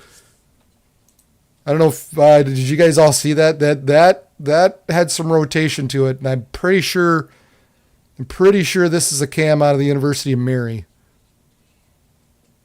Wow.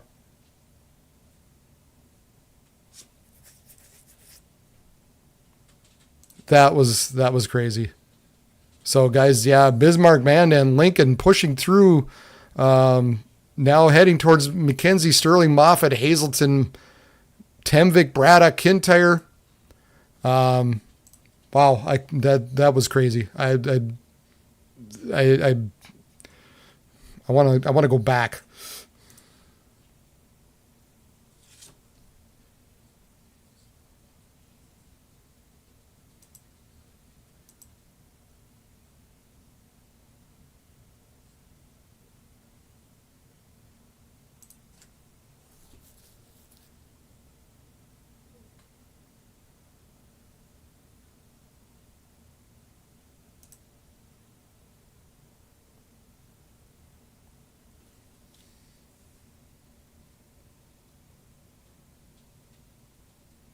Yeah, it's hard. It might have been a gustnado, but it as I kind of trekked back, kind of want to be back to 9/11 Central Time. That camera that I had up in the north, or that I have up in the Northwest. Gosh, it looked like it had like something was spinning up there.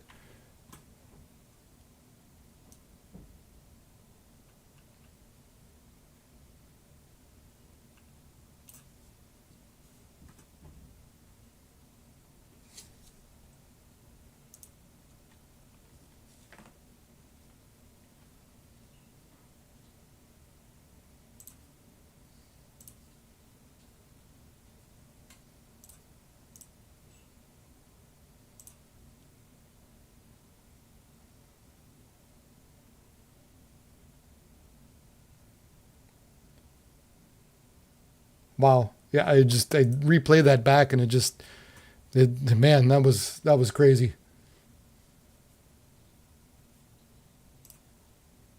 All right. Well, that was interesting for a bit. Look at how dark it got. Look at how dark it is in Bismarck. That is Bismarck, North Dakota right now. In this cam, you can't see anything. It's dark. There's dust being blown all over the place.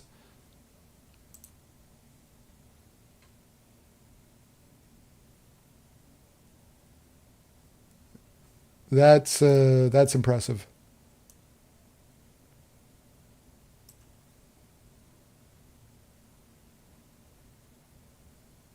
Wow.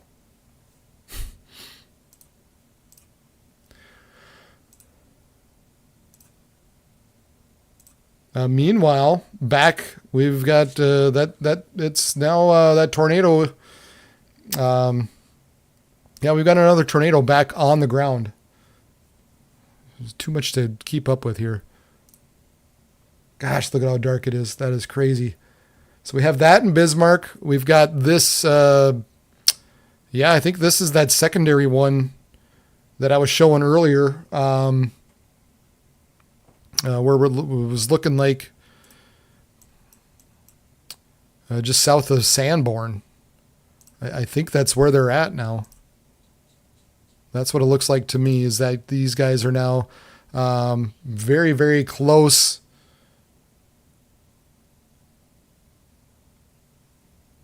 Oh, you're kidding.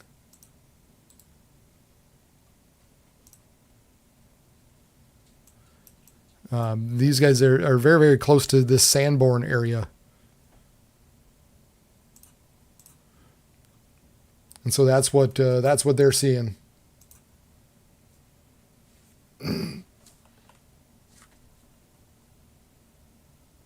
Yeah, they're on the interstate watching this off, just to the north, I believe.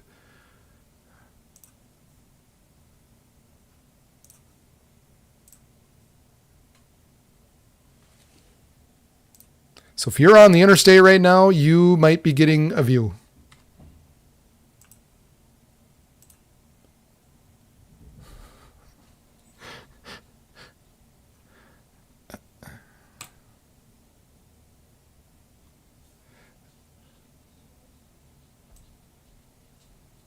And this continues to be Bismarck right now.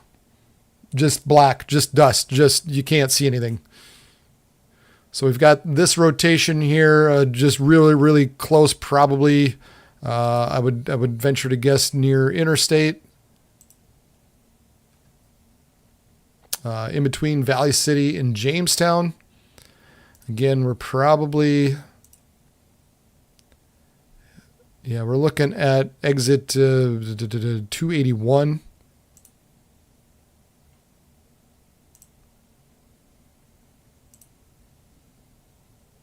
Connor Groff has it, or Croff, Croff.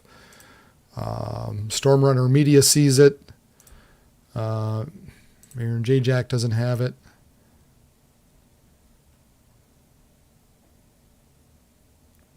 It might even be south of the interstate. Hard to know.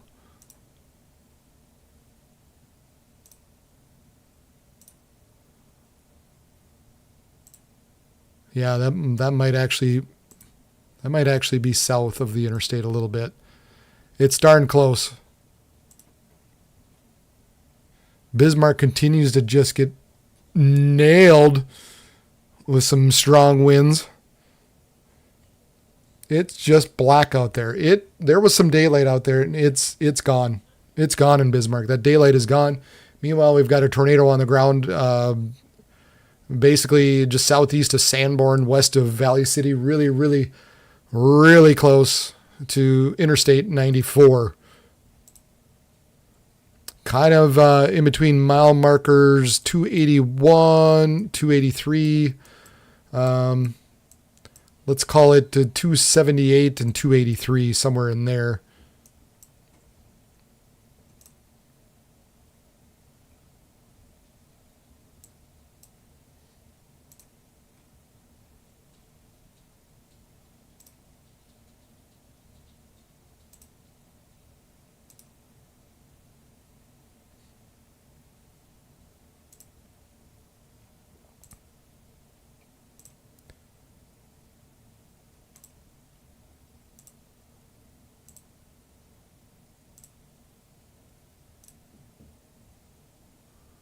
Yeah, it's. Oof. I wonder how close this is to the interstate. But at either rate, they're getting a view.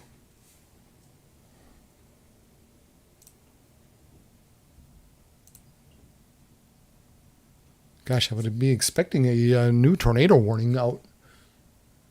It's got to be coming. It's got to be coming.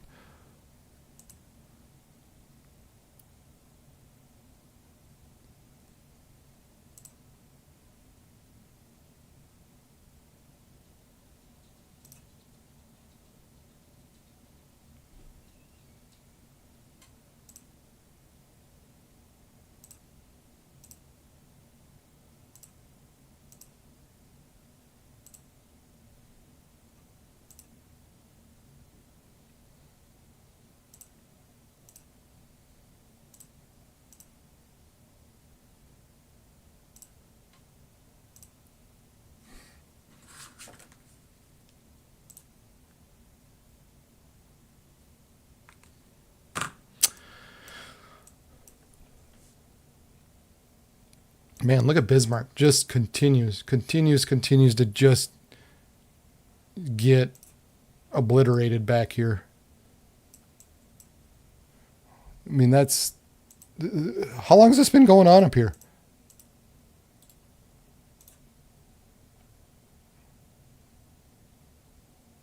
And look at the lightning out of that. Very, very strong winds punching through. Very strong winds. I can't even tell what's up there anymore. Wilton, I figured that. I don't know why I second guessed myself. Of course, that was Wilton. So now the greens turned to red as it passed the Doppler radar.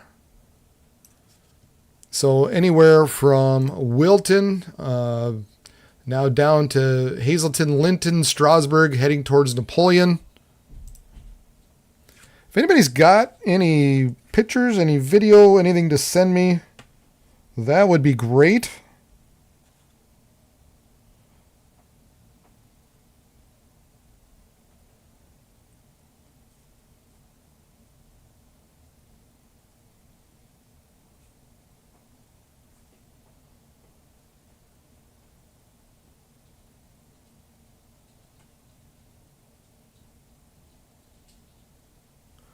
Ooh, Washburn.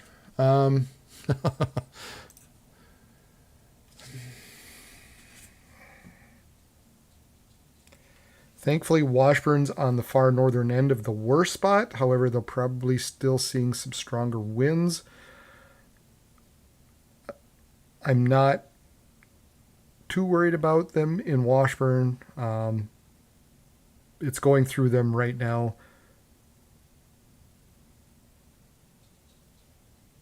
So I think they'll be okay.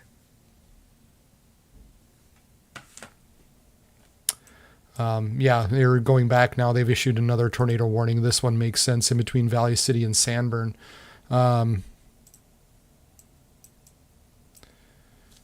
Damaging tornado, ping pong ball sized hail. Locations impacted include Valley City, Sanborn, Eccleston, and Bald Hill Dam. Interstate 94 between 270 mile markers 276 and 298. For some reason, they say Interstate 94 in Minnesota too. I don't know why they do both. Hey, everybody! Is this Bismarck? Grand Forks. Your wording is off. So yeah, here we go. We still have it looks like we got a little bit of a rope tornado out there. Now west of Valley City. Real close to the interstate. You very, very, very well can see it, most likely from the interstate. This guy moving east at about 20 miles per hour. So Valley City, you're going to be in the path of this here shortly, as this has had a history. This has had a history of producing a tornado out of this storm. It keeps kind of cycling around. We had one earlier, just northeast of Spiritwood. And now we had another appendage kind of come back and around, and now we've got one really, really, really close to the interstate, just southeast of Sanborn, west of Valley City. So coming up to Valley City, watch out.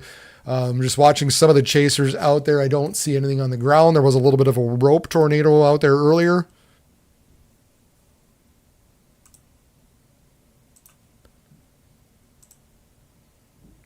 So nothing too crazy. But nevertheless, there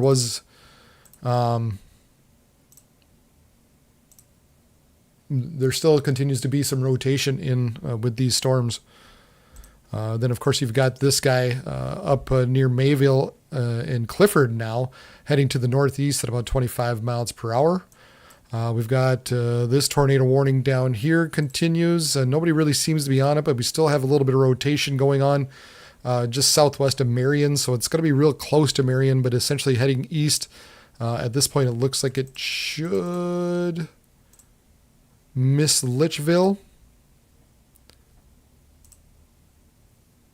Finally, Bismarck, that Bismarck cam is getting better. But anyway, Marion, east of Dickey. I know there's some campgrounds down there as well. Fort Ransom, there's a campground. And you know what? There's also, there's people, somebody reminded me, oh,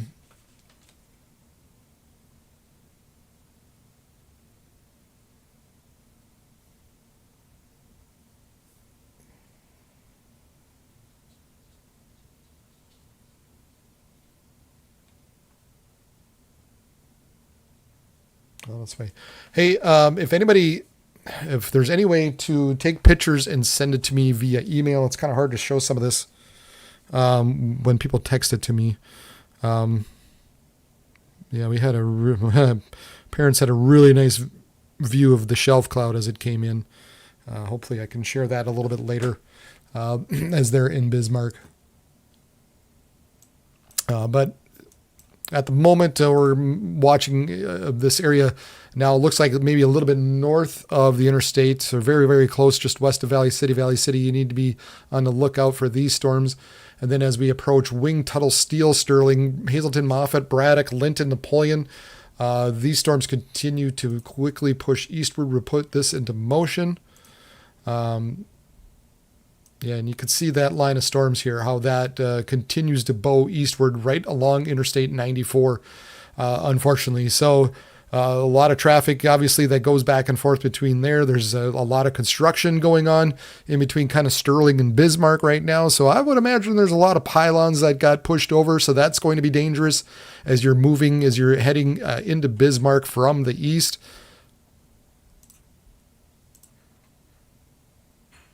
And kind of as I said earlier, now look at this storm down here in the south, getting into that warm air. Now it wants to ride a little bit further to the north, and now heading towards Fort Yates. So a pretty good hailer further to the south now, also heading kind of towards Fort Yates in Linton. So we've got it all coming. We've got some large hail. We've got some strong damaging winds. We've got tornadoes on the ground. We've got them near Valley City, near the interstate. We've got them along the interstate further back, heading towards right now Sterling, Moffat, Hazleton, Temvik, along U.S. Highway 83, Reagan, Wing. We've got this area further to the south, heading more of a hailer type of scenario right now, but running through McIntosh, Selfridge, Fort Yates, heading towards Strasburg, Linton, and Hague. But we're expecting this line here to continue to blast eastward through the overnight hours. We've got a moderate risk of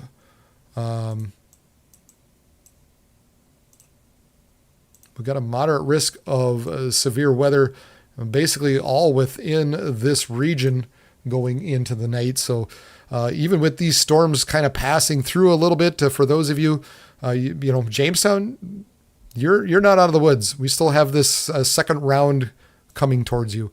And then in the meantime, we've got Valley City now. We're getting really, really close to this area rotation. Thankfully, right now, I don't see anybody that's got anything, but man, the rotation still is looking really, really good on that, and making me a little nervous still.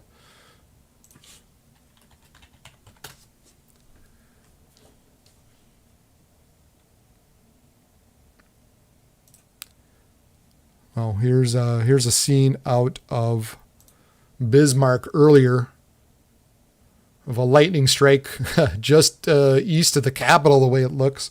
Look at that shelf cloud. This is put into slow motion. Wow, that's pretty impressive. I'll definitely repost that one.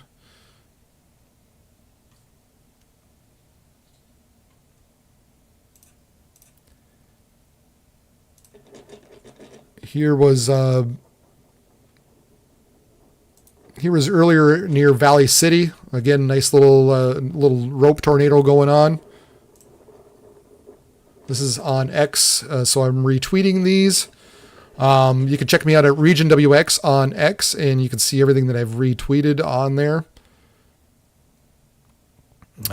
This is from Tanner Charles. He was out there following that stovepipe earlier near Spiritwood. We'll come back to that here excuse the language. Just be mindful. Some of these people like to swear on here. Yeah, so that was pretty impressive.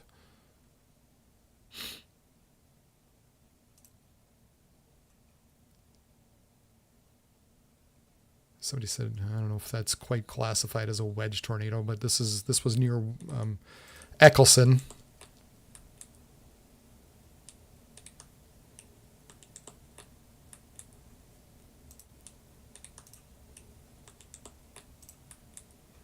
So lots of gosh, here's the storm as it rolled into Bismarck. Here's the time lapse.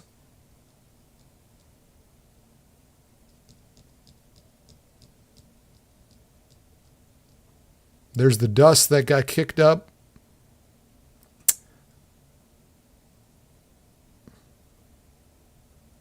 Yeah, I mean, just all kinds of dust with that. Man, when I saw that hit the one at University of Mary, it so looked like it was rotating. It looked like it had some spin into it, which wouldn't surprise me if for a brief moment. At the very least, might have been a gustnado, but gosh, that looked cool. So yeah, we've got this rotation just now entering into Valley City, really, really, really close to the interstate. Thankfully, once again, as I'm just watching other chasers that are out there at the moment, from the ones that I'm following and the ones that I'm seeing, I don't see anything on the ground. Gosh, there's so many chasers out there.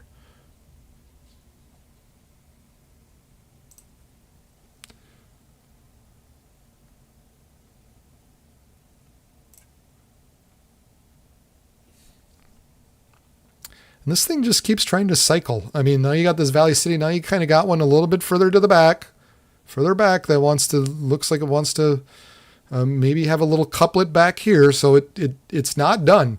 Even though maybe sometimes it looks like the rotation isn't quite there.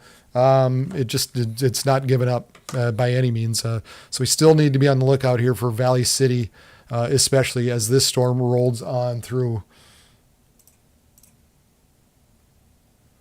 Let's see here, North Dakota, Valley City. There's no cams in Valley City, and it's getting dark. There's one webcam, and you can kind of see out in the background some of the lowering way off in the distance. Oh, Endon. I keep forgetting about Endon.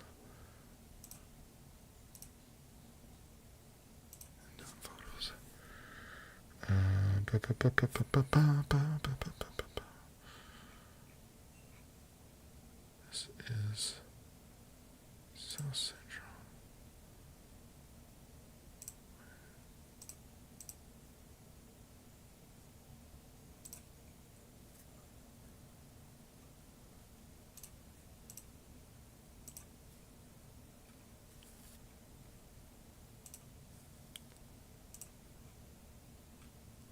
Marion. Here's that. There's kind of that storm near Marion right now.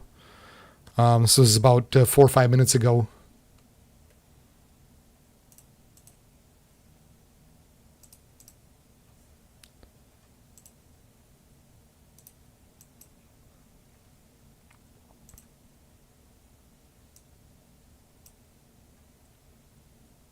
Yeah, here we had funnel cloud was observed just south of Sanborn. Tornado was reported. So yeah, really, really, really close to the interstate here earlier, not too long ago. Thankfully, it Looking a little more unorganized at the moment. And again, as I'm kind of checking out various feeds out there from chasers, it's looking better. Like, it doesn't look quite as spinny. It doesn't look as spinny as it did earlier. So that's a good thing. And then we continue to have this guy down here just southeast of Marion. Still have a little bit of rotation in with that. And then you also have possibly some hail near Litchfield. Yeah, well, there's a new scan. That's not over. It's not over, Valley City. It's not over. Like I said, this thing just keeps on trying, keeps on spinning. Right when one ends, another little area forms. I don't see anything on any chasers videos at the moment, but it doesn't mean it's not there particularly. And then going back to the north, we also have this one that is severe warned coming up near Mayville. And with any luck, am I going to get anything here in Grand Forks? I doubt it.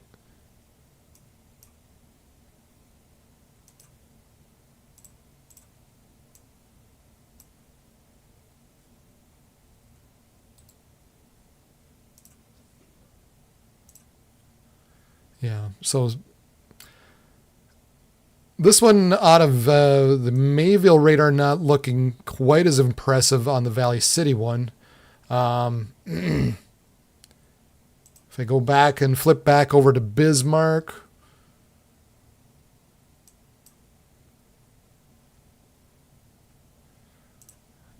that one's still showing a little bit more, and it's also scanning in from behind. It's not having to scan. It's not having to scan through the storms.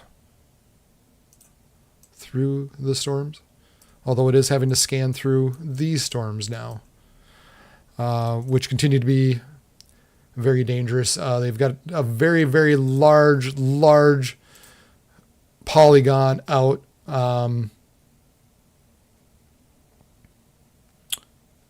80-mile-per-hour wind gusts, quarter-sized hail, moving east at about 60 miles per hour. Locations include Linton, Napoleon, Steele, Gackle, Medina, Hazleton, Tappan, Streeter, Wing, Sterling, Cleveland, Tuttle, Lair, Pettibone, Dawson, Woodworth, Regan, Robinson, Braddock, and Lake Isabel. So there's that band of very, very, very strong winds from Wing all the way down to Linton, Strasburg. And here we got another little spin up. I would not be surprised if we get a tornado warning here shortly. So this is northeast of Regan. Little spin up here. Let's take a look how this is moving. So this is moving off to the kind of the north. So moving to the north right now. So in between Regan and McCluskey, basically as this guy is punching northward, this is spinning back around. So kind of, yeah, there you go. So there's that tornado warning. Maybe a little oriented, maybe a little differently than I expected, but I suppose this area is punching to the northeast. But, if you take a look and you keep an eye on, get your crap together, Brad. You keep an eye on that, and I back it up and kind of rock it back and forth. You can see how that's kind of spinning back around. So north of Reagan, is it Reagan or Regan? I'm never sure. I get. Check the current shot on our Hazleton camera. You have a Hazleton camera? Let's see here. North Dakota. All right, Hazleton. Okay. Oh, wow. Yeah, look at the, thanks, Tyler. Look at the wind. Look at the dust getting kicked up there across U.S. Highway 83 near Hazleton. Yeah, some very, very obviously, look at the dust back there. Holy cow. I mean, we saw what the video was looking at earlier in Bismarck. Guys, as this thing comes across, you're not going to see. I've driven in this stuff before when I've gone storm chasing, and when it turns black like this, I've driven through winter storms and blizzards. I've only had to pull over twice in my life. Once was in a blizzard, and once was when I got hit with a storm like this. You have to stop. You have to pull over. You have to wait it out because you can't see. And I would bet my bottom dollar that that's exactly. I mean, like I said, you saw what was going through Bismarck earlier. It's going to be just absolutely difficult to see as these storms run through. Now Braddock heading towards Napoleon.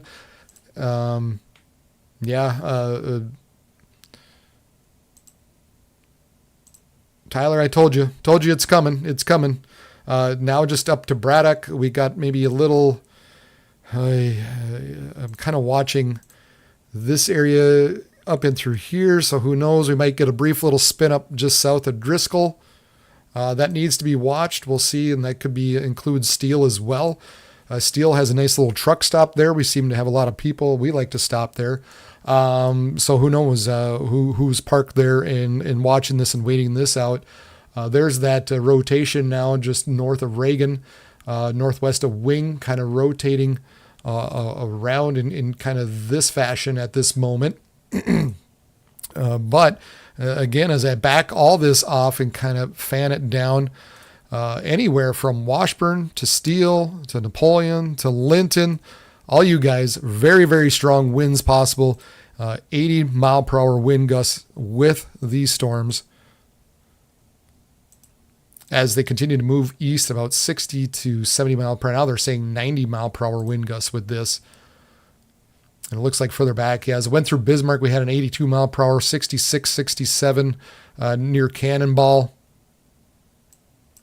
And this is a nice tight gradient. Would not be one least bit surprised. Yeah, there's definitely something on the ground. We even have a correlation, a CC drop in through here. So there's definitely a tornado on the ground here, north of Reagan. As we got a little bit of a drop in there. So would not be surprised at all. We've got, look at this donut. Look at this donut in through here. Nice tight couplet. Yeah, there is a there's even a better correlation coefficient drop in through there. So definitely a tornado on the ground north of Reagan. In between kind of north of Reagan, northwest of Wing right now. We've got this area in through here. Basically what this is showing us is that there is some debris lofted in the air. It takes a scan different directions, and it basically looks at what's in the air, and it goes, well, geez, that doesn't look like a water droplet. That's got to be something bigger. That's a different shape, and the different angles don't correlate, and so that creates that drop in there. So yeah, definitely we're looking at a tornado on the ground, north of Reagan, northwest of Wing. What was that other area I was concerned about? That looks a little bit better south of Driscoll, but Braddock, Kintyre, Napoleon, running through Braddock. Whoa.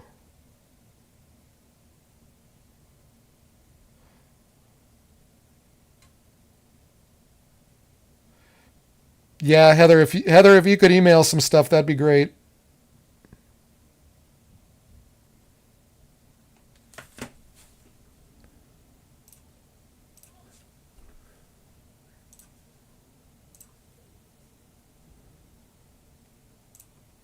Okay. All right. This was Bismarck earlier. As that shelf cloud moved in from the west. This is kind of east central Bismarck earlier.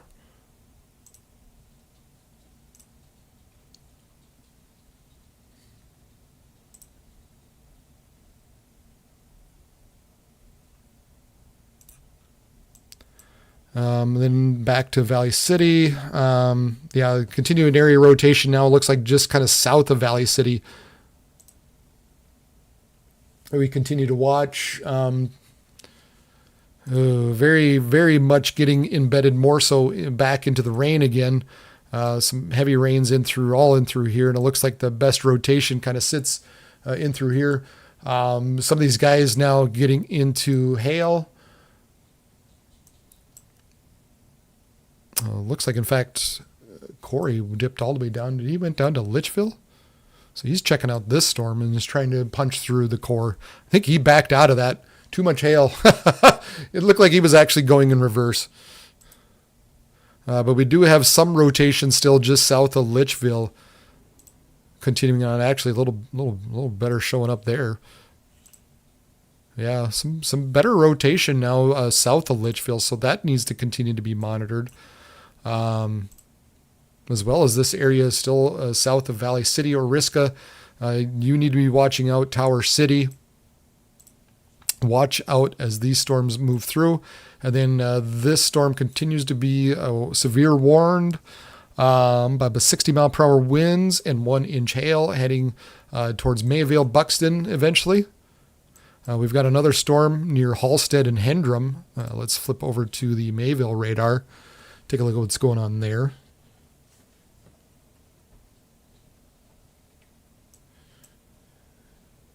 Yeah, that nothing quite yet, but always make me a little nervous when it starts to look like this a little bit, but it's not strong enough.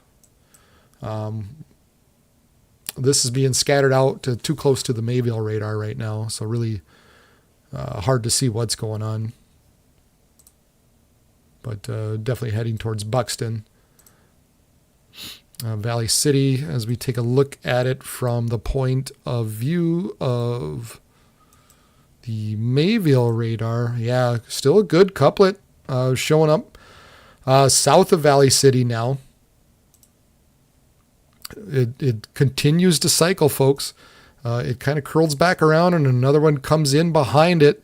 And it looks like we got another good little couplet trying to form. Oh, yeah. Wow, okay. Yeah. Yeah, so again, another area here, south of Valley City trying to form. This one south of Litchville doesn't look quite as impressive when it comes to the Mayville radar. We're going to switch back over to Bismarck shortly. Hard to see anything in the Mayville, and this one's okay yet. So let's go back to Bismarck.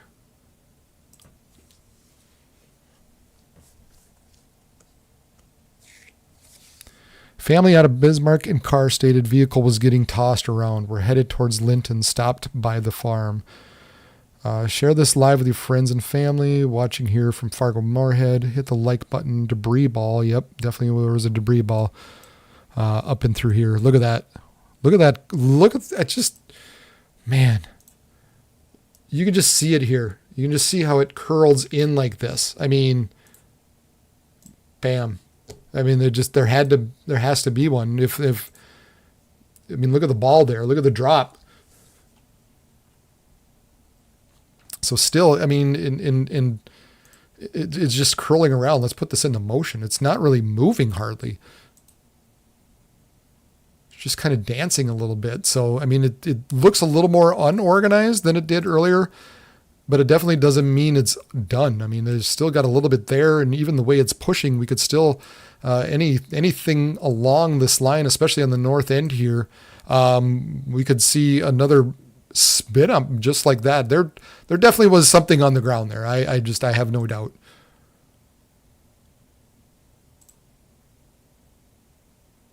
And there still very well could be. Still a little bit of a reduction in the correlation coefficient. But guys, again, I can't emphasize how strong these winds are. From just north of Wing now. Come on. Just north of Wing, approaching Tuttle, Steel, Napoleon, all the way down, past through Strasburg, Linton. 96 mile per hour wind gusts north of Linton. measured on the end on site by Temvik. 96 miles per hour.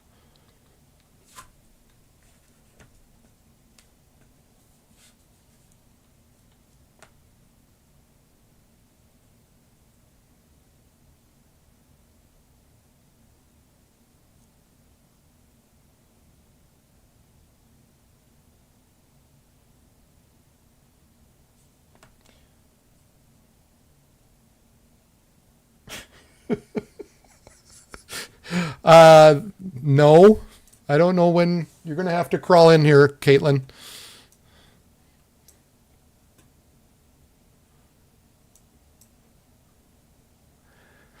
Continues to be some rotation south of Valley City.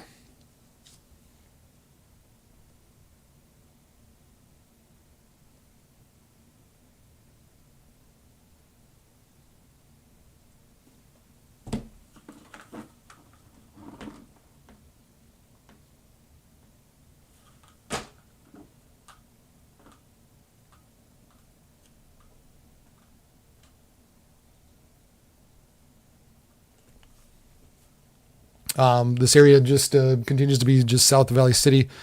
Again, it continues just to cycle around. Now we've got another little pendage that wants to come back around.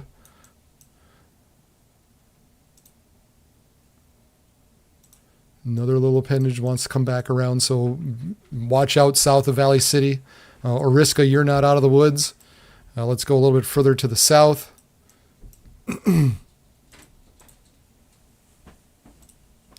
And yeah, it continues to be some rotation going on here by Litchville, heading towards Fort Ransom. That area needs to be watched as well here, down just south of I-94. Again, kind of heading towards Fort Ransom. Still some campgrounds out there as well. There are, just YMCA camps, Christian camps. There's different things kind of within some of these areas here. Like I said, I had somebody texting me earlier wondering because their kid was in a camp near Washburn, and sounds like they took shelter, but they're okay now. Along with that, we've got hail, at least an inch or inch and a quarter. But we continue to watch the rotation within these storms. It's getting dark out. That's the other problem we're running into. So as I'm trying to watch some of these storm chasers, it's hard to see anything, and that's more and more so. That's how it's going to be. So we're going to have to rely more and more on the radar as we go through the remainder of the night, unfortunately. As I back some of this off, there you go. There's that storm that dropped the hail that was way down into South Dakota earlier. It has now run into that warmer air and is now lifting off to the north and east and kind of conjoining more so this line of storms that's still expected to blast off, continue eastward. So like I said, Jamestown, Pettibone, Robinson, Medina, Gackle, Judd, Edgeley, Cullum, Spearwood, Wimbledon, Kansai, Carrington even, Bowdoin. You guys are not out of the woods yet. We've got another line of storms that are, like I said, north of Linton by Tembic, 96 mile per hour wind gust.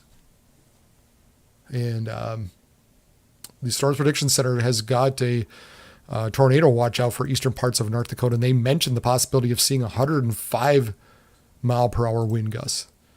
There's our little tornado warn storm up there. Continue to see some rotation just within the reflectivity here. It doesn't show up as well on the velocity. Let's maybe change. But I mean, we still got some rotation here. Like I said, it's not done. It doesn't look as prominent and as certain as it did earlier. But it still needs to be watched, especially on this north end. So Goodridge, Denhoff, Herdsville, McCluskey. When we're taking a look at this northern edge, this is kind of an area of concern for now. for potential for brief spin ups. Basically anywhere in through here: Tuttle, Wing, Robinson, Pettibone, Carrington, Sykeston, Cathay, Pheasanton, heading towards U.S. Highway 281. Watch out for that northern edge of that storm. And then further south, anywhere along here, again, as I pull, look at the yellows.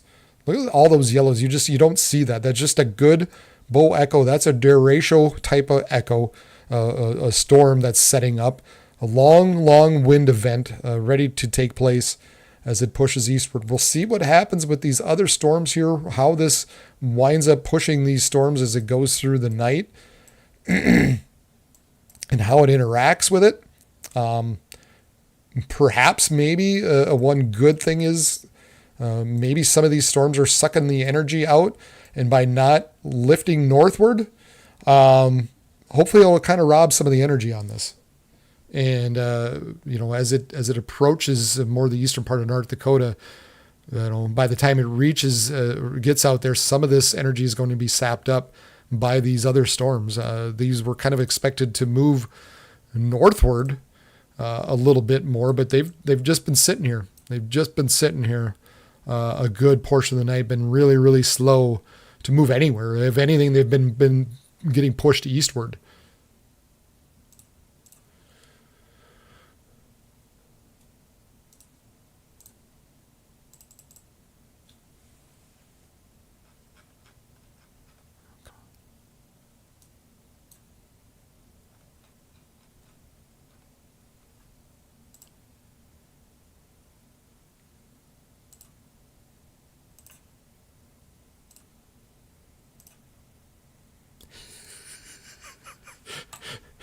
Sorry.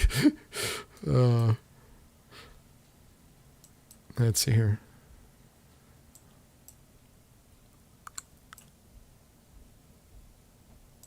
See if Castleton.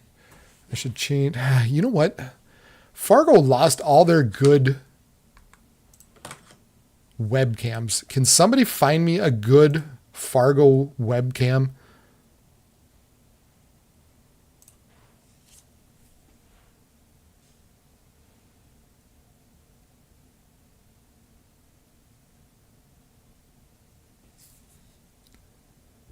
I don't know what happened to the Corwin Tower cam. They're just so... I mean, come on, Fargo. Do better. Thanks, Brandon. I can't. I'm so just frustrates me. We got the one on City Hall, but that does no good. That one just shows City Hall.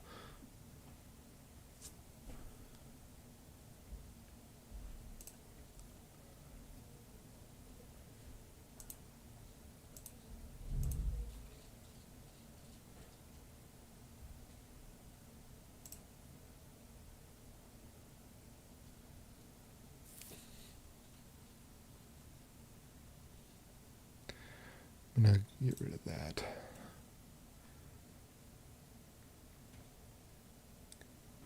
Yeah, it was, Mike. It definitely was.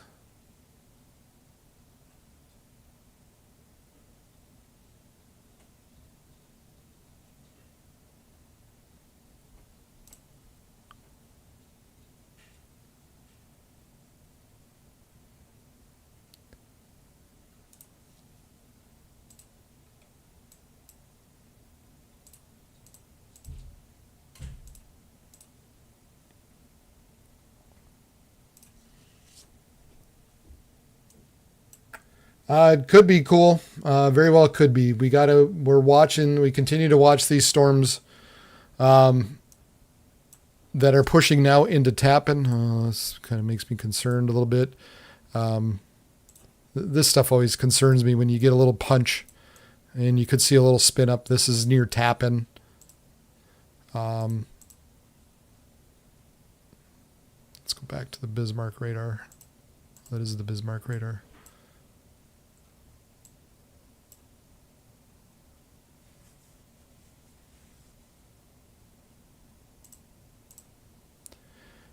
Heading towards Tappan, we've got this area further north. Still got some rotation in it, a little bit further to the north. But yeah, Yeah, the concern is with these storms here continuing to push east, maybe even a little north of east. But the problem becomes these storms here robbing some of that energy. So how will everything interact with each other as this gets closer? Will these storms further to the east essentially, will these get pushed to the north as this moves east?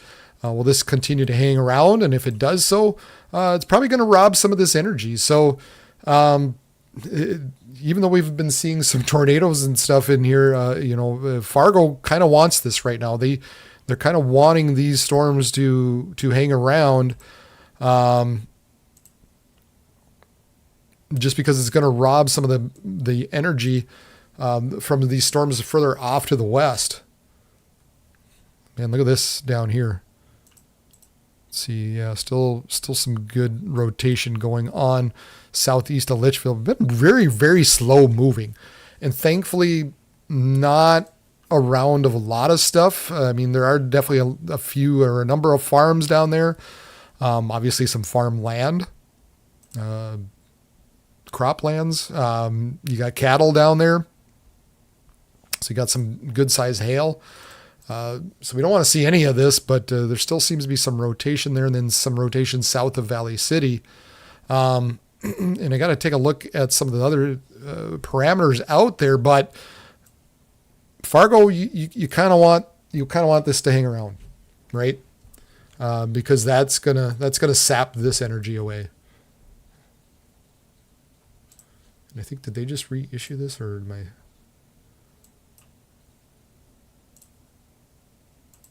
I seeing things?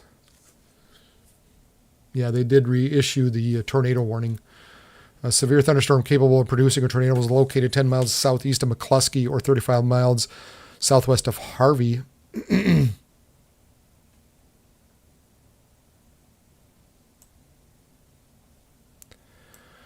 Moving northeast at 30, radar indicated rotation.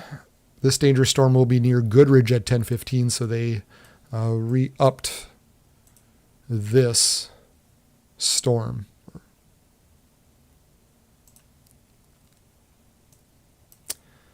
The Mayville radar doesn't have a good look at it. We'll go back to the Bismarck radar here in a little bit, but let's take a look at some of the rotation here just south of Litchville.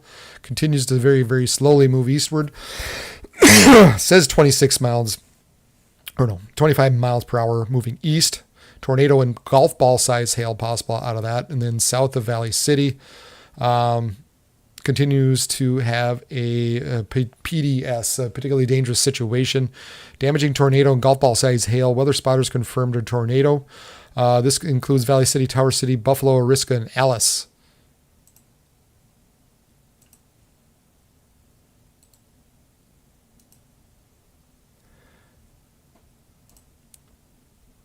Getting kind of harder to see where exactly within this, but somewhere within here, south of Valley City and Oriska is kind of the little bit of a danger zone at the moment. They continue to issue a tornado warning just because at the very least we've seen multiple tornadoes out of this. We keep seeing tornadoes drop out of this.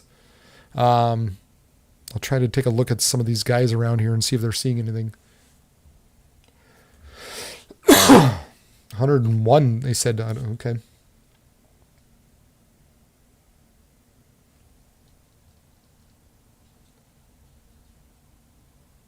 No hail. Tyler, what about the winds, Tyler?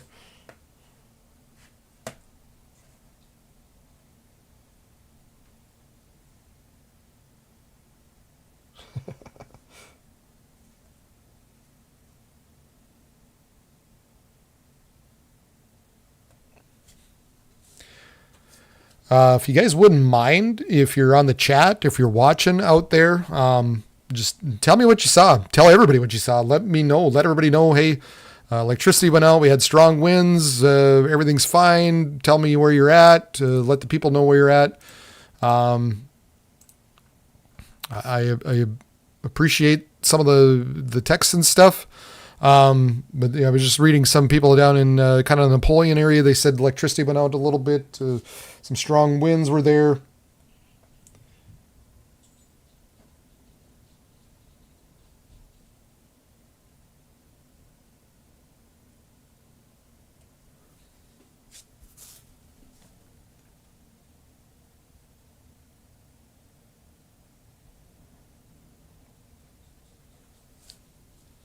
Let's see here. So that was earlier in Napoleon, some of these guys. So they're kind of, maybe they were a little lucky. They were more on the south end of this. They weren't quite in the apex, if you will, the strongest area in through here. But before, Linton had at least a 96 mile per hour, maybe even 101 mile per hour wind gust, possibly. And now we've got this near Halstead, a severe thunderstorm warning for Halstead, Minnesota, Lockhart, Shelley, Beltrami. 60 mile per hour winds and quarter-sized hail moving to the north at about 25 miles per hour. Let's check thankfully no rotation on that at the moment. We continue to watch this area down and through here by just south of Valley City. And then also this guy southeast of Litchfield. We are right in between a lot of the radars with some of this stuff, so it's getting some of the stuff's getting a little harder to see. There you got the winds right now, heading right into Robinson, Woodworth, Medina, Cleveland, Gackle, Streeter, Alfred, Judd, Cullum, Fredonia, Wishick, Bernstead. Oh, the old Bernstead. I wonder how they did down there. We used to go camping down there a lot. Was always deathly afraid whenever storms came. But with that said, let's put this into motion a little bit. This is starting to crank a little northeast. This Boeing segment now. And I don't know if that's got something to do with these storms further out to the east.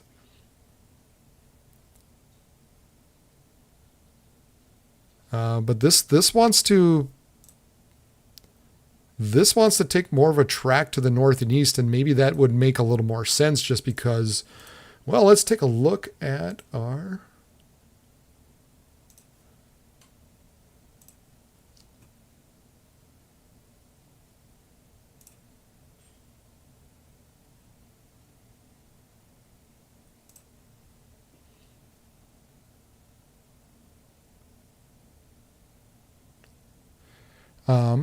we'll take a look at the left window here. So this is kind of the mid and upper level winds. And here's that storm. These winds are kind of pushing north and eastward. So if we go by the forecast here, hopefully you can see this and put this kind of into a forecast motion.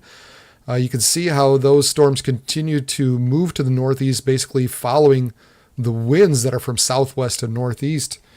So that might be why, or that is the reason why these storms are taking a little more of a northeasterly pattern. Not only that, but we do have some capes that do stretch northward into northeastern parts of North Dakota. So plenty of juice up there for that to work with.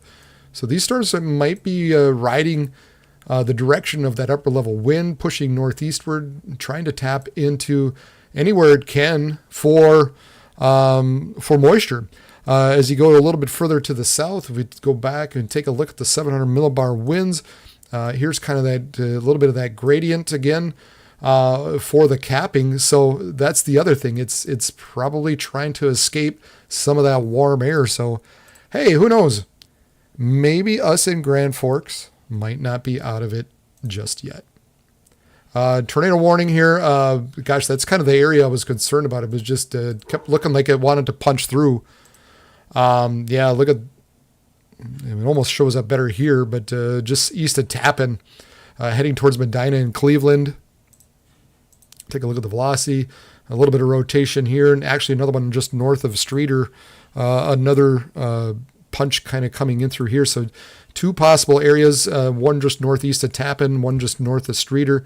Both of these probably kind of, let's back this off. Kind of heading this direction. So Cleveland, Medina, Woodworth, Pengree, Eldridge. Be on the lookout for these storms. You got little spins here and there. That could also cause problems perhaps down the road, even though they're not tornado warned. And this is a law enforcement confirmed tornado. A 1007 confirmed tornado located 9 miles northwest of Streeter, or 36 miles west of Jamestown, moving east Yeah, we'll call it northeast at 55 miles per hour. Locations include Cleveland, 9 miles northwest of Streator.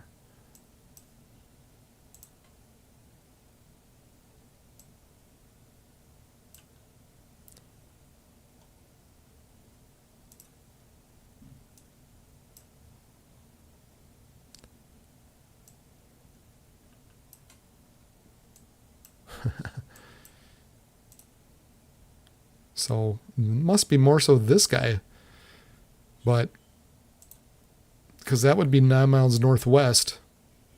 Well, actually, let's put a pin on it. Beep, beep, beep, beep, beep. Yeah. That was that northern one. It was this guy. But nevertheless, I think we still got, I think we got two areas. Like I said, north of Streator, west of Medina. And ooh, look at this here by Denhoff. Still really, really good couplet going on. Wow. This thing is not giving up at all. Nice couplet south of Denhoff. Let's see what direction this guy's moving. Yeah, this is just kind of slowly spinning around, but Denhoff and Goodridge, you'd be kind of in the path of this right now, the way things are looking.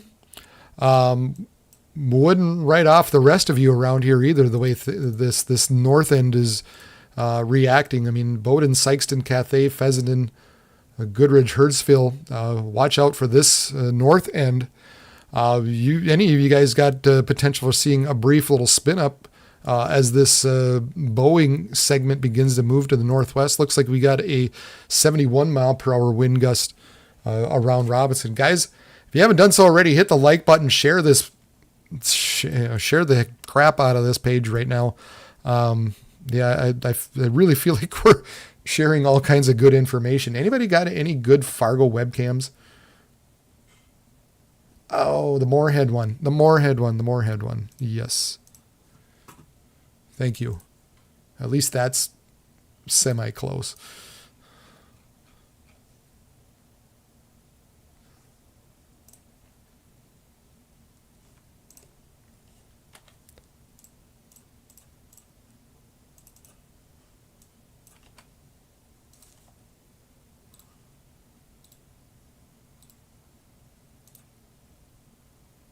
Skip.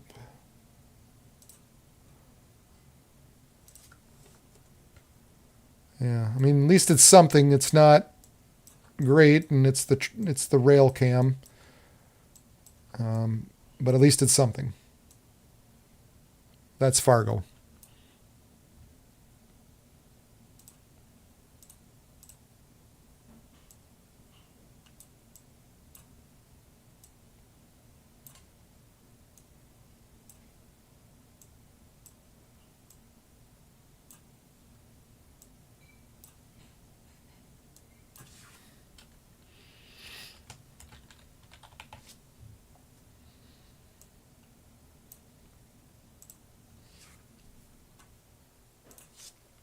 All right. So two areas of concern, south of Medina, north of Medina. We got this guy back in Goodridge. Definitely got something going on there that I'd be all kinds of concerned about. Still very slow. It just kind of been rotating around a little bit. But again, any of you guys in through here, as this storm looks like it is beginning to take a more northeasterly turn. So perhaps some of you further to the south, Ashley, Allendale, Foreman, looking to be out of the woods for the moment, as this begins to take kind of a northeasterly turn. But gosh, look at these little appendages here and there. All within here could see what is known as QLCS type of tornadoes, brief little spin ups that can occur anywhere along that line as the winds kind of push out real briefly and create those spin ups. So yeah, this is becomes more and more ominous as we go into the night. And then further to the east,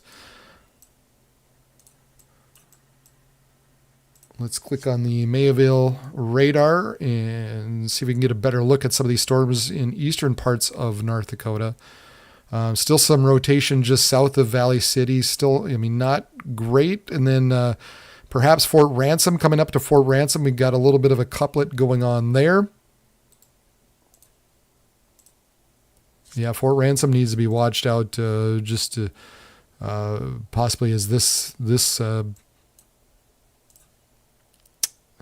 area kind of, we got a notch getting poked into here, and low level or a downdraft pushing in behind this. So Fort Ransom, we got to be on the lookout for the possibility at least of a tornadic thunderstorm moving your direction right now, moving east at about 25 miles per hour, tornado and golf ball sized hail possible with this. And then as I said, as we go north, this is getting a little more washed out. Thankfully, I'm just not quite as concerned about it anymore. Yeah, it's really, really, really looking messy. If there's any area of concern for the moment, would be in between Fingal and Oriska, kind of in through here, but it's very messy. It doesn't look great. Unfortunately, we lost a lot of our viewing from our storm chasers. Then we've got this severe thunderstorm warned storm in between Shelley and Lockhart heading towards Beltrami and Neelsville. A little bit of hail. That's not too impressive. And then perhaps some hail north of Hillsboro, in between Hillsboro and Buxton. Just south of the overpass that goes over the train. Looks like that's heading eastward.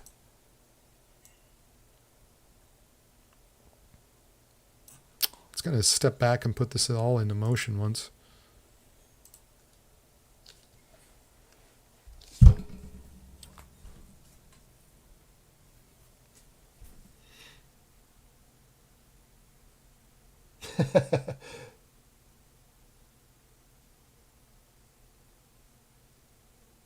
Oh, wow. Okay. Thanks, Ross Van. Welty is at a house that was hit by the tornado earlier. Okay. So that must have been by Spiritwood, I would assume. That's the thing, especially some of these guys out there, they'll stop their chase. And if they see people in need, they'll go and do what needs to be done, and good on them. I believe that's exactly what you should do.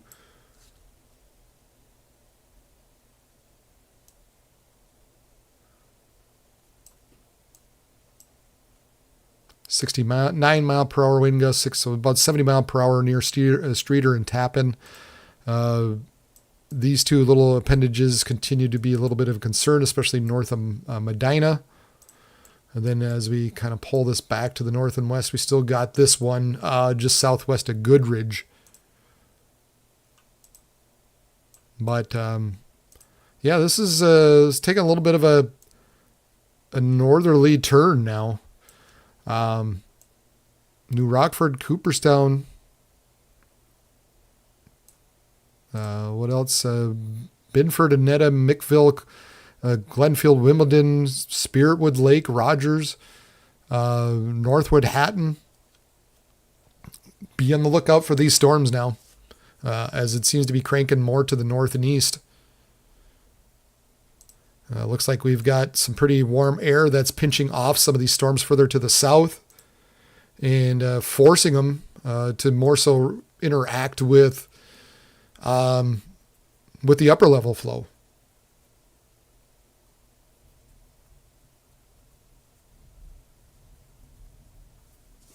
Thanks, Riley.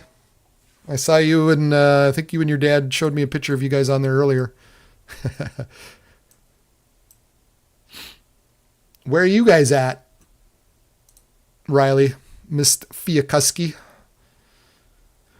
Fort Ransom, still, Fingal. Yeah, I bet light show to our south, Caitlin. Did the air conditioner get turned up? Because it's getting warm in here. Again, south of Cleveland, north of Medina. Those are the two areas. And again, anywhere Anywhere along here. You could have little QLCS spin-ups along this line right now.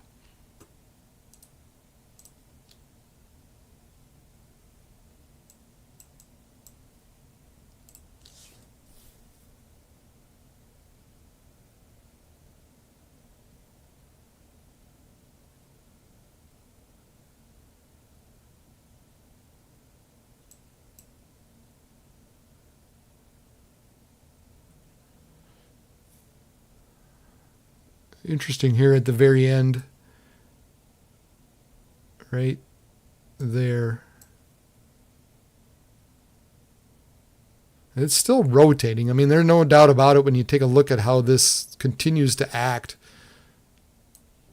Just little spins that just kind of continue to move to the south and east.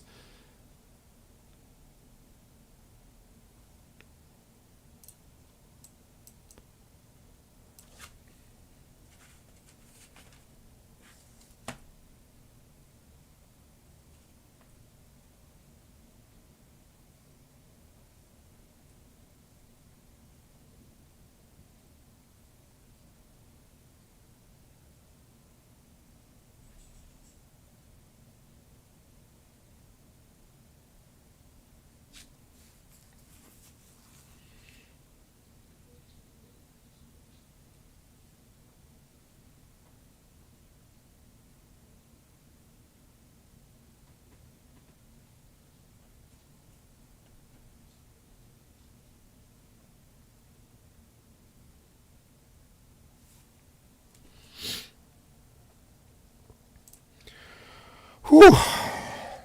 It's been crazy. It's been crazy tonight.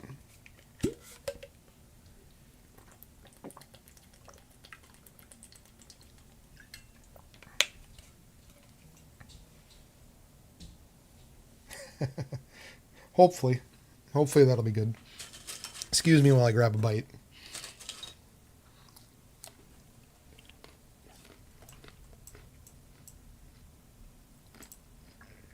Oh, wow. Okay, hold on.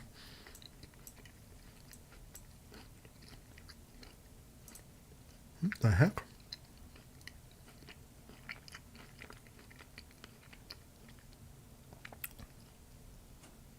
What in the heck?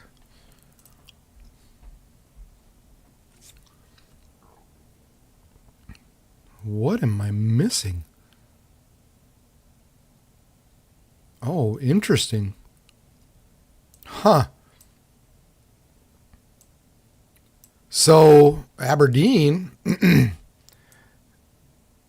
issued this severe thunderstorm warning. There's nothing there other than a thin little line here from the outflow from these storms. And it says outflow winds from severe thunderstorms in North Dakota were located on this line from Wishick to Akaska. So Wishick, Ashley. 60 mile per hour wind gusts. Eureka, Selby, Java, Greenway, Lake, Hindenwind, Rec area. And even further north, North Dakota did 70 mile per hour wind gusts, including Wishick, Ashley, Lair, Forbes, Venturia, Maricot City, Green Lake, Danzig, and Maricourt. So they're getting reports off of this, even though it's not a severe thunderstorm. The storms are so potent that the outflow from this is kicking off severe thunderstorm warnings in 60 to 70 mile per hour wind gusts. That's interesting. Let's see how Aberdeen views this particular storm. Still rotation north of Fort Ransom.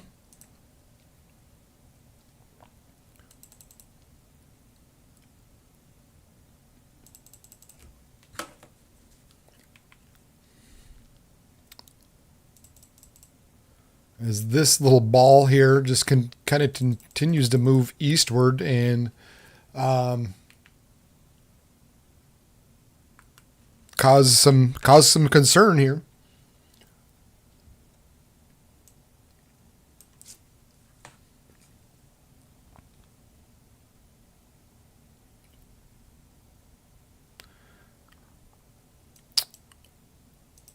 As we still continue to have the inflow notch, we've got the strong rear flanking downdraft winds pushing through Fort Ransom.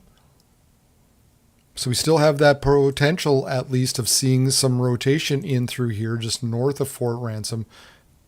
And in fact, it does say a tornado, confirmed damaging tornado. This is a PDS, take cover now. So weather spotters confirmed this tornado. Your life-threatening situation. Locations include Lisbon, Enderlin, Fort Ransom, Nome, and Little Yellowstone. Okay, and so yeah, Lori down in Ashley said they got some gusts, but nothing bad. Yeah, maybe Owala will sponsor me. That'd be great. But so down here north of Fort Ransom, and there's like I said before, there is a park down there. We'll see if we can't, I don't know, try to take a look at some of these spotters that are down there, the weather storm chasers. If you've got any pictures out there, please tag me on Facebook, Region Weather Live, or on X, Region WX. I'd be happy to show them on there.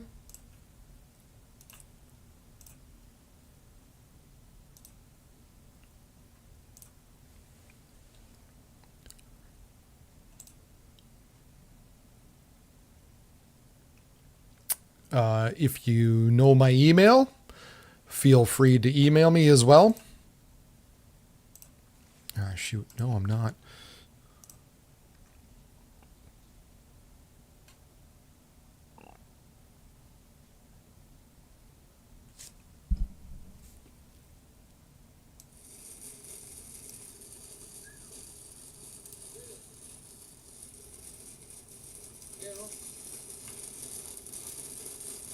So this is Scott now. The eyesight for my car is shut off. How heavy? A good little bolt of lightning there.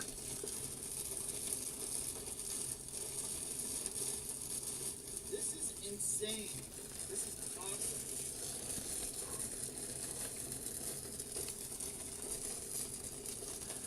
awesome. Not 100% sure where he's at the moment. Can't drive that.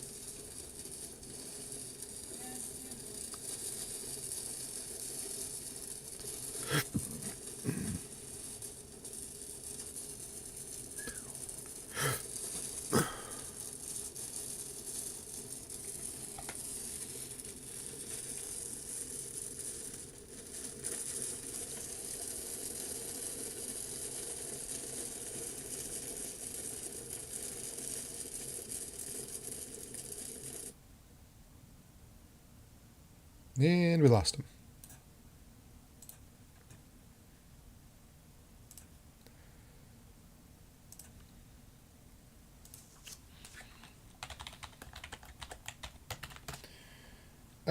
Northern Grace, you've been kind of following Scott. Did you hear where he's at?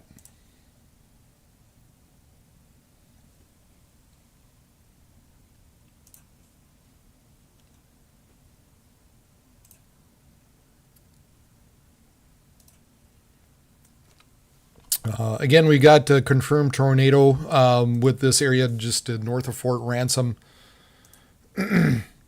Heading east at about, what were they saying? It did about 25 miles per hour.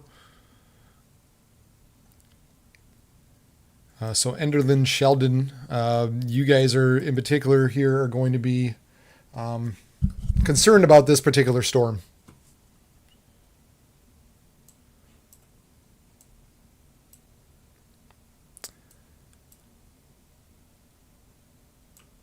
Let's take a look at the Mayville radar.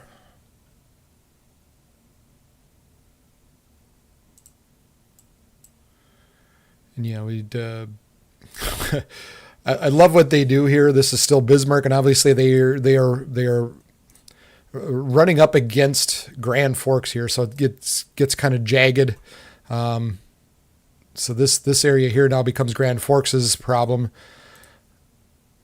But they just took a shotgun and just issued a warning for this whole area here, which why not? You might as well. These are destructive storms, 90-mile-per-hour wind gusts, quarter-sized hail, moving northeast at 40 miles per hour. You were in a very strong wording, obviously. Life-threatening situation. Flying debris may be deadly to those caught without shelter. Mobile homes will be heavily damaged or destroyed. Homes and businesses will have substantial roof and window damage. Expect extensive tree damage and power outages. Locations include Jamestown, Carrington, Lemoore, Edgeley, Pheasanton, Cullum, Gackle, Medina, Tappan, Streeter, Kensal, Marion, Ypsilanti. Let's see, Ryan Hall be able to pronounce Ypsilanti. Lemoore, Adrian, Glenfield, Buchanan, Spiritwood Lake, Montpelier, and Verona.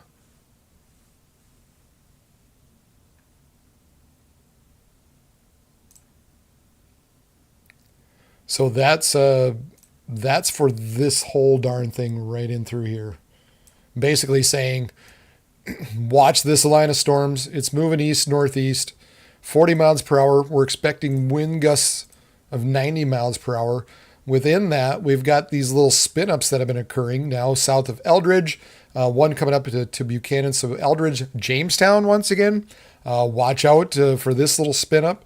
Buchanan, Pengree, Spiritwood Lake, guys, you are now in the bullseye of these two little areas of rotation here that we've been watching. They got rid of the tornado warning further to the north, but with that said, the way this has been going, if this continues to kind of push back out and spin back around, I was kind of saying it earlier for those of you up in the north, particularly for Bowdoin's, well, you're kind of getting out of it now, Bowdoin, but perhaps Pheasanton, New Rockford, Cheyenne, Warwick, Tolna, Carrington, Sykeston, just because of this area in through here, has that potential for seeing some quick little spin-ups on the north end. So, there's a lot of storm chasers out there. There's things you could try to watch, but there is so much lightning out with these storms that it is so hard to see anything. So even if I tried to show you anything on the camera, all you'd see, all you're seeing is just flashes. I'm just seeing flashes of light. It doesn't cool, but holy cow, it's so hard to see. This tornado warning, how long is this valid until? This just got reissued until 10:45. So not too much longer, about another 10 minutes. This really became unorganized now and is not that strong. So, yeah, they didn't issue this too long. Becoming less concerned about this area around Tower City. Really unorganized. We had a spotter confirmed tornado here just north of Fort Ransom. Stovepipe tornado reported north of Fort Ransom. So we still see some rotation in through here. Heading east at about, I think it was 25 miles per hour.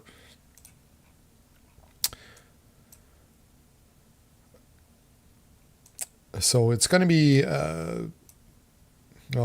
coming up to the Grant Hooterate colony.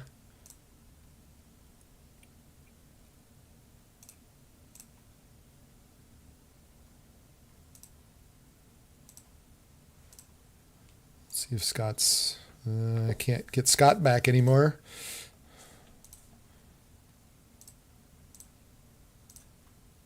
Moorhead's starting to really pop up. I'm really close to the camera. Back my ass up there.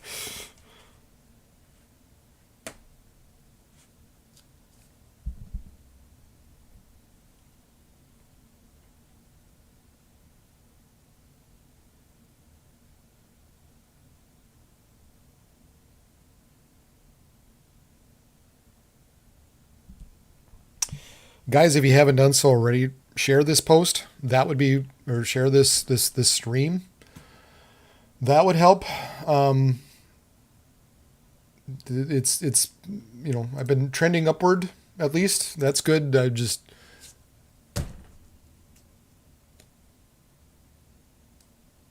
I understand Ryan's out there.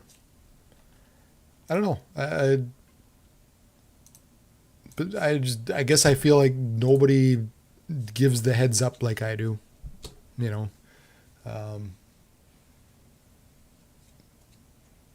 A lot of times Ryan just shows what's going on now, and oh, here's a cool video. I don't know. All I'm saying is my little more of my specialty is I'd like to give heads up and try to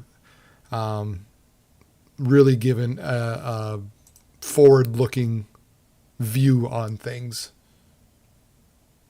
and kind of explaining why they are the way they are. But there's Grand Forks now tacked on their portion of that north here. So they're, again, moving now. They're saying moving east at 65, 80 mile per hour wind gusts. Including New Rockford, Cooperstown, Findlay, Mickville, Annetta, Cheyenne, and Binford. So this area in through, well, now we've got a tornado warning here north of Goodridge once again. We've got a spin up here. This has been kind of a pain, this northern edge. Still around Harvey, Fessenden, north of Goodridge. We've got to watch out for Fessenden, or Cathay, New Rockford, Hamburg. Kind of put this back into motion here. And we see how this Boeing segment continues to rock to the north and east now. So I'm concerned about Cheyenne, Warwick, Lakota, Michigan, Larimore, Northwood, Sharon, Findlay, Hatton, Cooperstown, Binford, Glenfield, Kensal, Hannaford. All you guys very much kind of in a target here that needs to be watched going into the remainder of the night. This area by Tower City becomes more murky, so not as concerned there, but we still have this area here, this little ball here just east of Fort Ransom that continues to show rotation, and we had a confirmed tornado on the ground north of Fort Ransom. This area is moving eastward just south of Enderlin, kind of looks like at the moment heading south of Sheldon as well, but yeah, this is an interesting look. And this area down in the south, it's not giving up either. I mean, there's still some pretty strong winds down there and almost look like they're getting reinforced a little more too. We can see how this area here really is cranking and really becomes the dominant Boeing segment soup du jour for the moment. So now Grand Forks also added on this second part. 65 mile per hour winds moving east, 90 mile per hour wind gusts.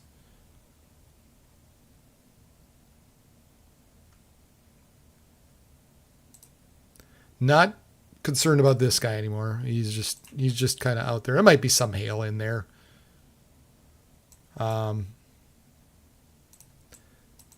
Not really concerned.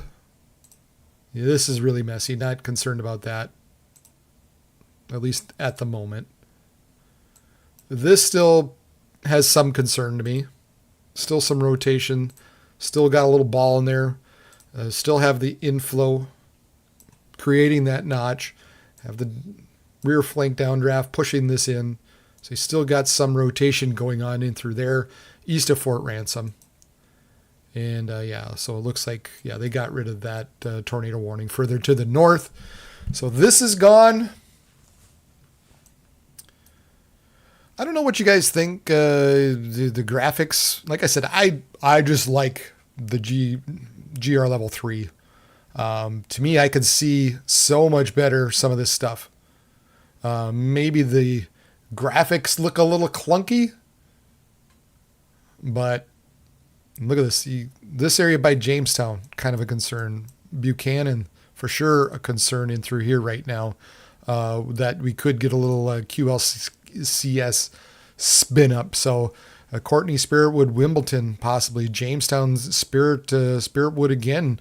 With this area needs to be watched, but as a whole, this whole area, like I said, continues to blast to the north and east, and that just went really large on me. I just love how when the weather service just takes the big shotgun and goes, bam, covered, which why not? Like I said, it needs to be, that whole area needs to be watched.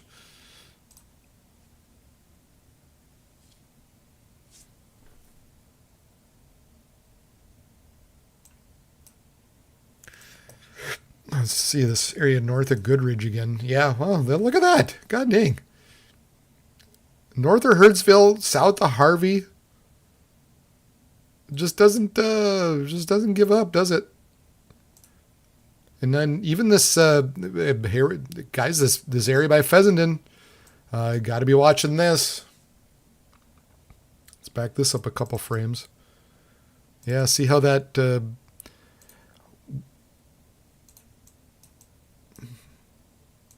when this area pushes northward like this, we got another little spin up here by Fessenden. We have one back here by Hertzville. But I think this needs to be watched right now as well. Fessenden, south of Hamburg, in between, yeah, kind of Fessenden, Hamburg. Let's see kind of how this tracks. And kind of like before, just kind of meanders maybe a little bit north and kind of backs up to the northwest even a little bit.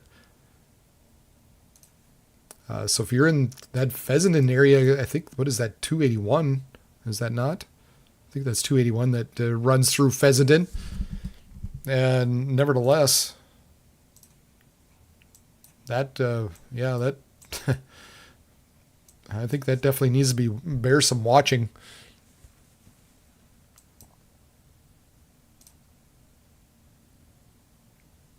Nice couplet here north of Hertzville. Another area by Fessenden. Continue to see little areas that kind of ripple out here and there. Buchanan, Jamestown, be on the lookout. Possible brief tornado there.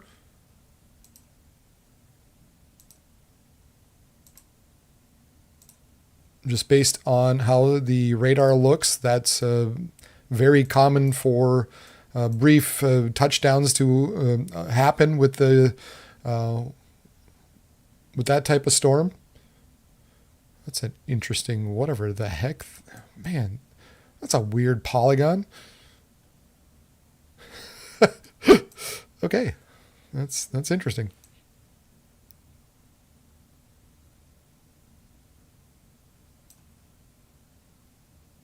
There we go. Okay, well, now this one's not quite where I said. Oh, yeah, but look at that. North of Bordeaux, Barlow. Damaging tornado public. Confirmed tornado. Flying debris will be dangerous. Located 5 miles northeast of Carrington, moving northeast at 70 miles per hour.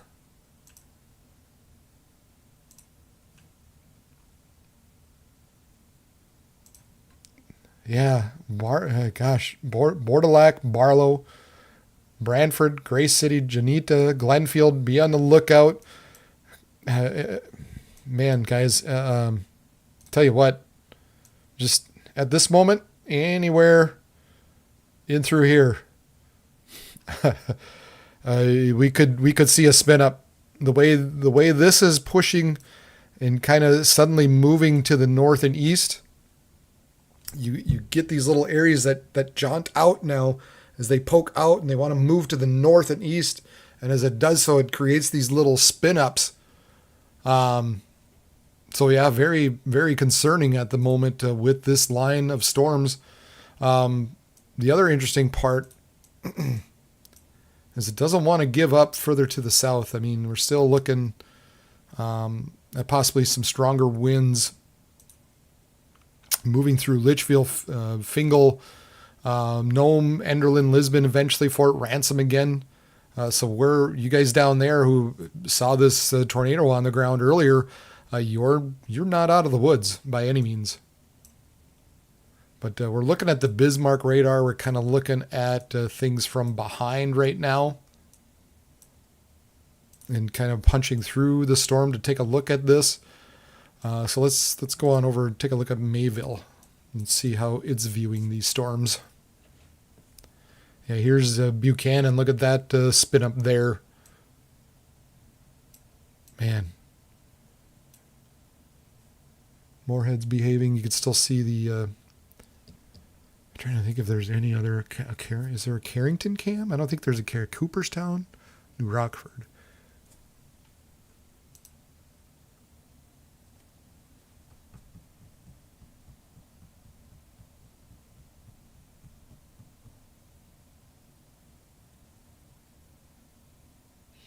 Why? Yeah, well, yeah. Feeding into the storm is right into Moorhead. This guy down by Fort Ransom doesn't want to quit. Continues to see some good rotation. Enderlin, Sheldon, be on the lookout for this particular storm here as it continues to have a little ball on it.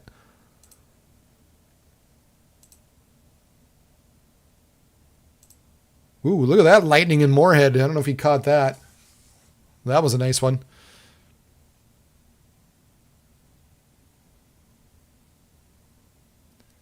But yeah, this storm south of, or east of Fort Ransom, southwest of Enderlin, not giving up by any means. So Enderlin, Sheldon, if you're within this area, need to be on the lookout for this particular storm. I mean, like I said, you look at just the reflectivity.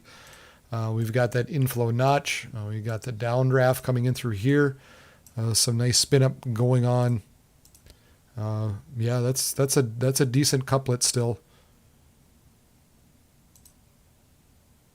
They're very, very well could be something trying to reorganize and come back onto the ground. They reduce down. They don't have the strong wording of a confirmed tornado for this current tornado warning, but I mean, this thing keeps trying to cycle. It's been down there all night and it keeps trying and keeps trying. Thankfully, this stuff to the north looks a little more messy. Now they've added on to this other tornado warning. Grand Forks County chimed in, said damaging tornado, quarter-sized hail, moving northeast at 70 miles per hour. Be mainly over rural areas of southwestern Nelson, northwest Griggs, and eastern Eddy counties.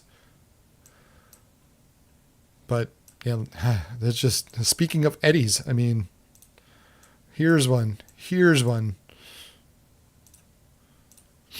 Kind of like little ripples in the pond that want to stir up a little tornado. You got one here. You got one here. There's the Fessenden one that they issued now that I was talking about earlier. Back that off. We got the one that was around Goodridge. Doesn't look quite as exciting anymore. Kind of getting more so on the backside of the winds. I think this is probably fairly safe at the moment, or should be safe, I would believe. Not really concerned about that area. I mean, there's a little bit of rotation going on, but given the location of it, I mean, it's well behind the back end of the storm. Usually you don't get much, and if you do, it's pretty weak. But we continue to be mindful of, anybody in through here. Cheyenne, New Rockford, Warwick, Tolna, even Mickville. So south of the Devil's Lake area, be watching this northern edge of the storm in particular, just because we've had a number of spin-ups as this northern edge of the storm continues to move to the northeast.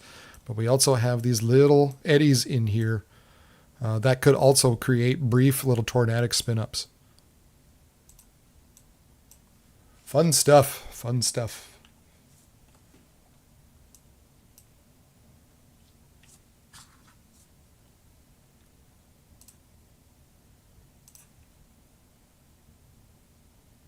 Thanks, Lori. Appreciate it. Always my number one supporter. I lost Scott. I don't know if I lost him permanently. Oh, there he is.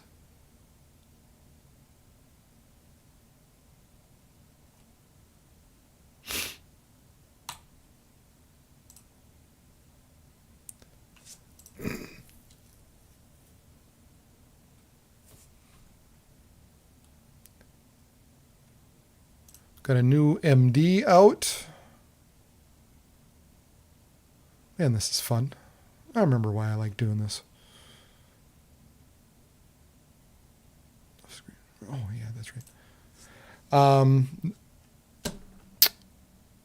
Yeah, new mesoscale discussion out. A severe threat should increase tonight, with severe gusts the primary threat. Watch issuance is likely, 95%.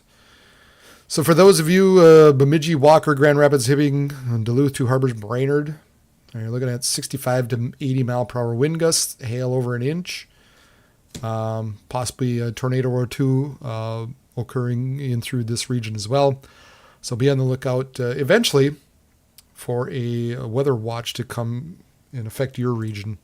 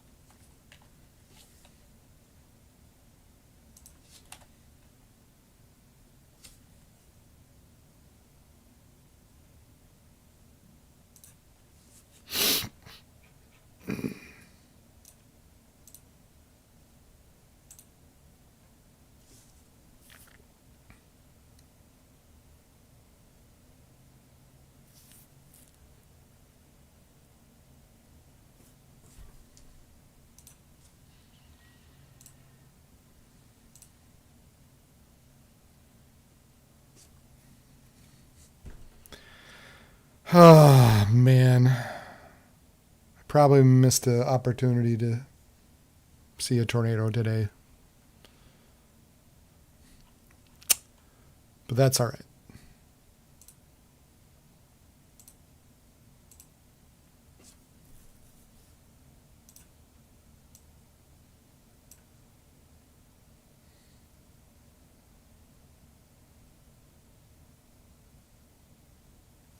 They decided to issue another warning here.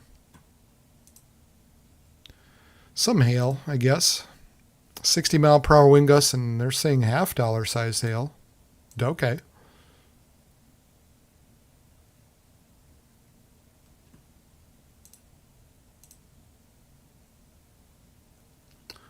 So, Fertile Beltrami, Winger, Macintosh, Mentor, Maple Bay. A lot of cabins in through here. So be on the lookout for some hail running through your direction. Some hail down in through Shelley, Neilsville, heading towards Beltrami, Greenville, Lockhart.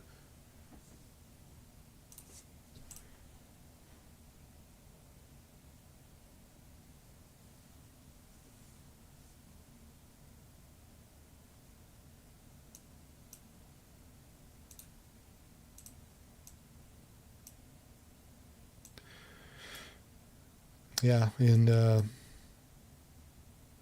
we continue to watch this guy down here. This just does not want to give up. Does not want to give up.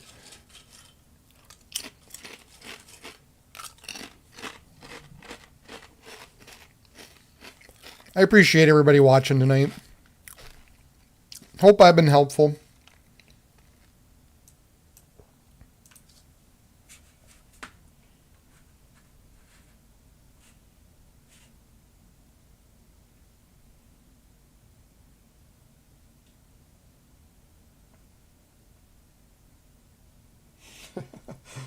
Pete, I'll have to watch you when I'm done.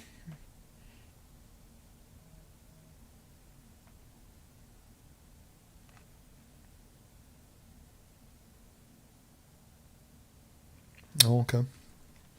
That's something I need to look for. Thanks, Heather. I gotta.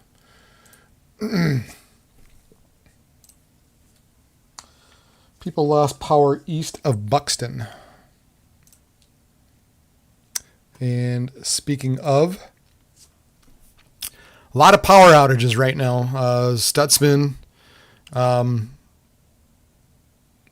almost 7,000 people out of 12,000 customers.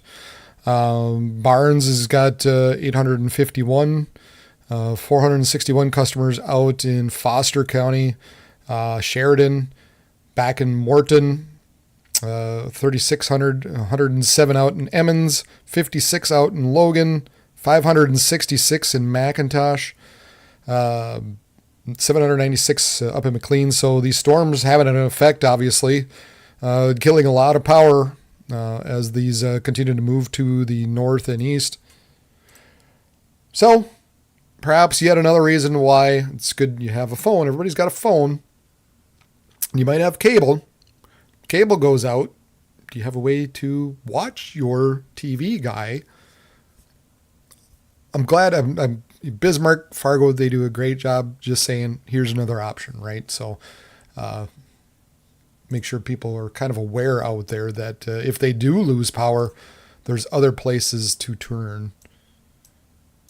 That do a pretty darn good job. By gummit. By gummit. Need to use the word by gummit more. Got a little bit of a hole there. And when I look at the correlation coefficient, gosh, there might be again something north of Lisbon, in between Lisbon and Enderlin. Still very, very much a concern. Heading towards Sheldon. Yeah, it would not be a surprise at all. I mean, gosh, look at this. Look at this inflow notch here. And then the rear flank downdraft. And right in through here. Just looking at the reflectivity. And yeah, that's about where the best kind of rotation currently sits.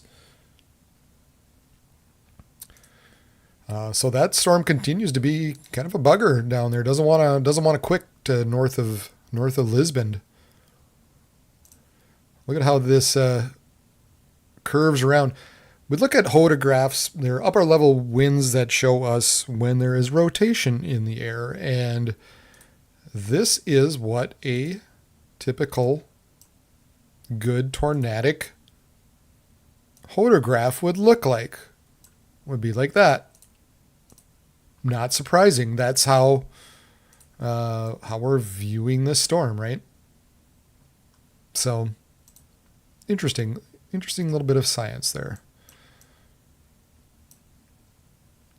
Continue to see just tornado warnings all up and down this sucker. This line of storms, we just keep getting these little eddies, these little spin ups all along here. So even if they're not tornado warned, guys, just be on the lookout. Be in a safe spot. Get indoors. Don't delay. This thing's trucking. This thing's moving 60, 70 miles per hour. So you don't want to be caught here with your pants down.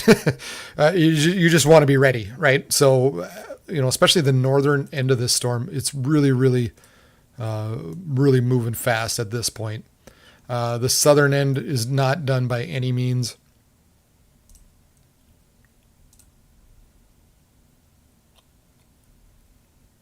So, in other words, you just don't have time. You don't want to be caught outside. You don't want to be camping. If you're in a cabin, just make sure you're in a good, secure cabin. And you just don't know. You don't know, even though, like I said, even though some of these areas are not currently tornado warned, these deals, they spin up fast on these lines. So you just kind of need to be, I'm not trying to scare people, I guess, but I'm just, just be mindful of it. It's, there's no doubt this stuff has caused damage along the way here and there as it's moved eastward through the overnight hours. And I don't want you caught outside at some festival or whatever. Make sure you're in a good structure and you'll be okay. But the last place you want to be is outdoors in this. The other end of it, as we were kind of looking earlier, as this stuff was going through Bismarck, and we were hearing, we saw little things here and there. It is going to be very, very hard to see as these storms push the dust through, right? In fact, let's see if we can, hopefully I can find an example.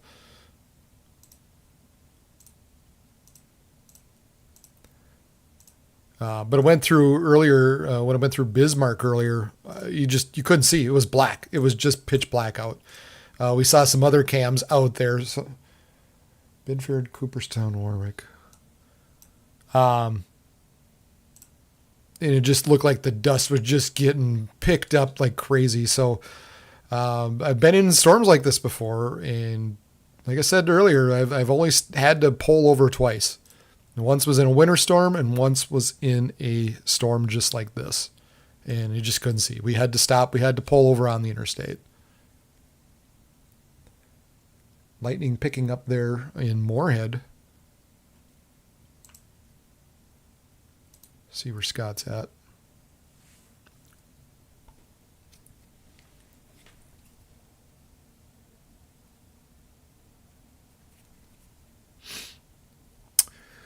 Let's see here. Let's take a look at the latest model. 3Z. Wow, I can't believe we're at that point already. It's 11 o'clock. Jesus.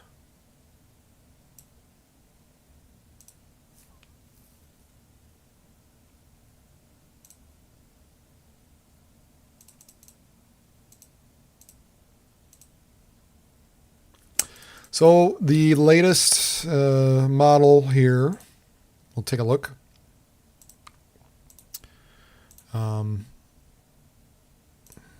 Doesn't have the storm all the way further south. Kind of has this area in here, and actually has it, I mean, way stronger than it currently is. But if we kind of take our focus to that area that's now east of the Missouri River,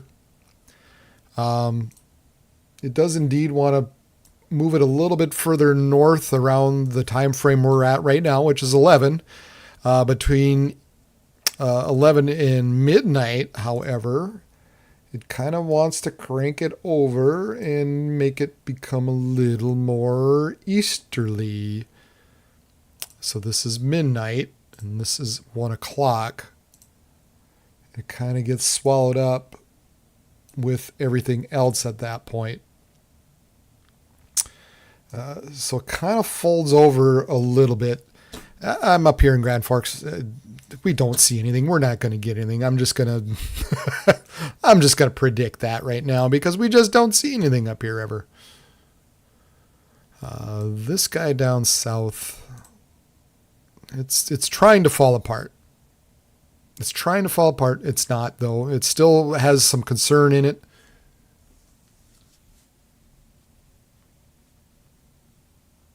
Well, that's new.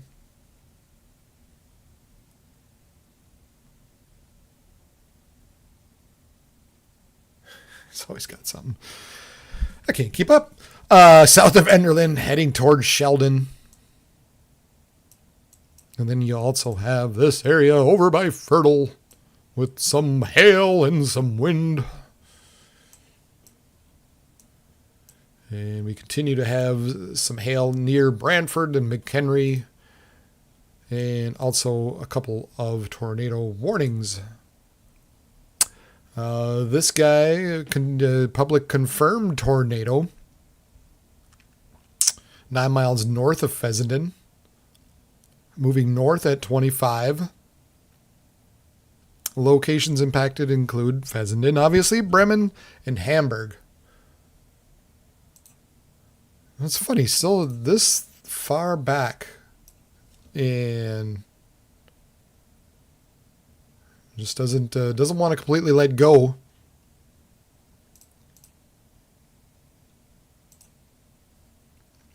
By Fessenden and Hamburg.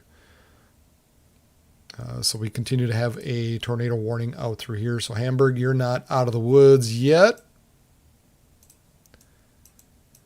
That northern part of the storm, let's kind of put this into motion to get a better feel for how this is still going.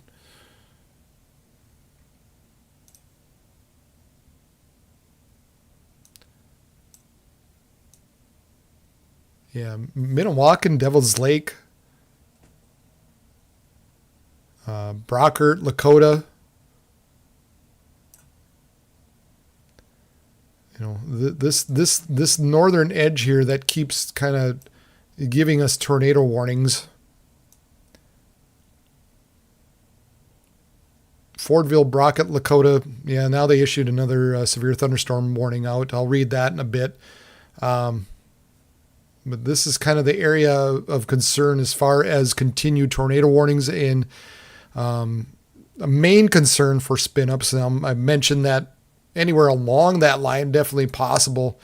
Right now, the way things are looking as we get just these little eddies in there that develop.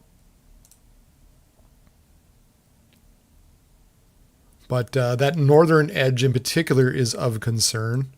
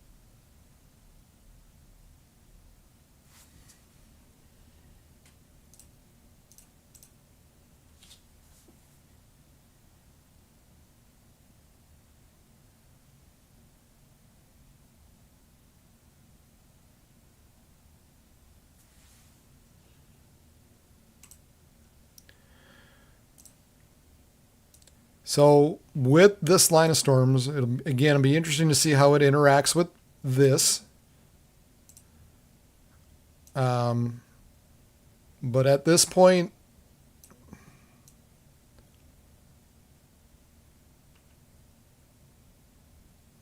you know, if you're within that area right now, watch out for these storms. They're heading to the northeast, 60 to 70 miles per hour. We've had a history of 70, 80, 90 mile per hour winds, even way back by Linton, which is down in here, had close to 100 mile per hour wind gusts. So this very much continues to be a concern here going into the overnight hours.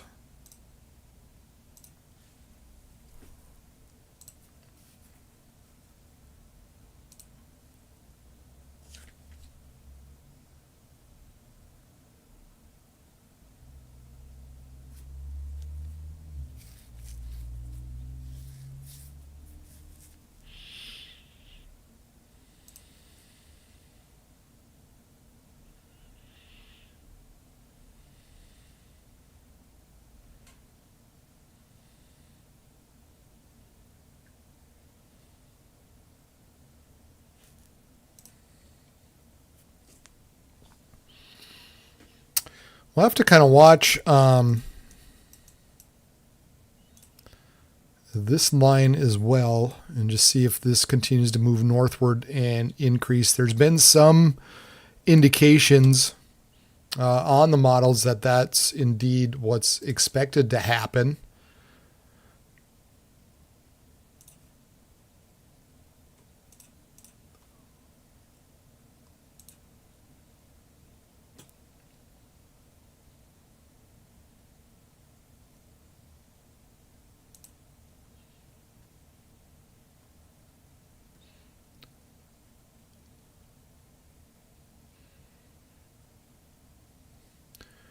And I guess more or less the reason being is there is a low-level jet that begins to ramp up through the overnight hours and starts aiding in the development of these storms.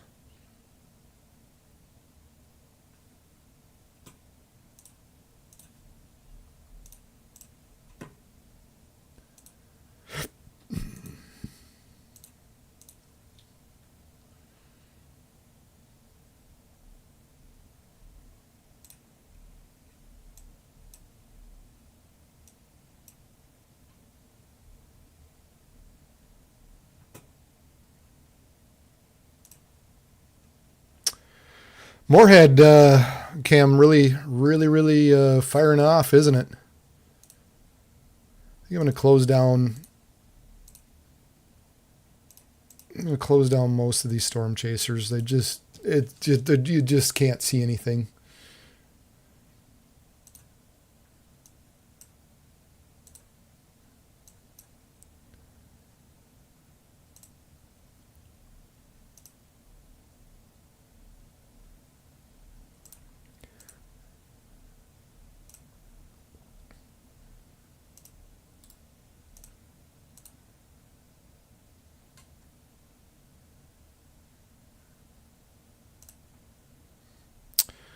Hope I don't crash things.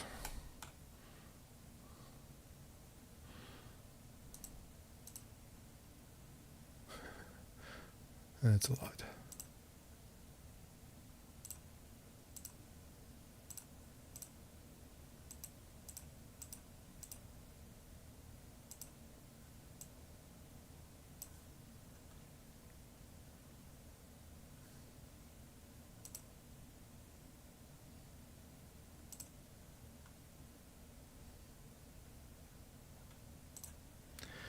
All right. This area in red here, that's the moderate, right? That we've got. And we'll turn on the radar again. And you can see how this Boeing area very much running through now that moderate part that the Storms Prediction Center has, where we're saying 105 mile per hour winds possible. We've got enhanced well north of that. Number of mesoscale discussions out.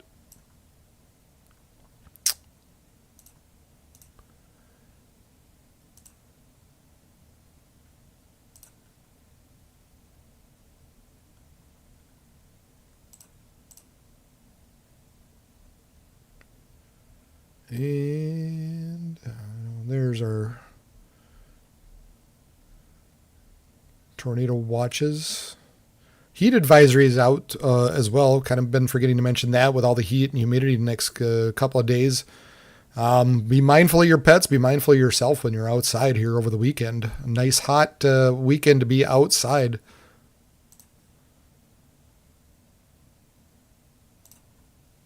And in the lake would be a good spot. Let's see, this guy down here, what's it trying to do? It still has a yeah, okay. I see you. You got there looks to be something on the ground east of Enderlin at this point. This guy, that's another one that just doesn't want to quit. Funny how let's see here. Beep, beep, beep, beep, beep. And it's kind of curling back in. I hope that's a good thing. I hope that means it's at the end of its life. Because when they strengthen, they kind of dip down and then they occlude and they kind of get sucked back into the mother portion. That doesn't mean like this next little bit down here could come down and spin around and be the next little area of concern. But yeah, I think we definitely have something on the ground here. Rotating to the north, it's just east of Enderlin. So heading northward, actually, north of Enderlin. Let's see here. Gosh, I gotta get my bearings. Again, thankfully, not much. Maple River Dam retention area, kind of in that vicinity. I guess is where I'd be concerned.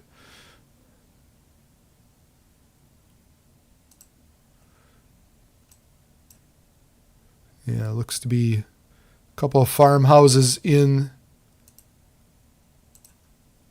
this vicinity, kind of along this little river that runs through. But nevertheless, yeah, now northeast of Enderlin. It definitely looks like something's on the ground or has been on the ground, moving now northward more so. So that's kind of the dangerous spot right now. Definitely has been. I would very confidently say there was a tornado on the ground at some point with this storm. Really, really tightened up quickly there.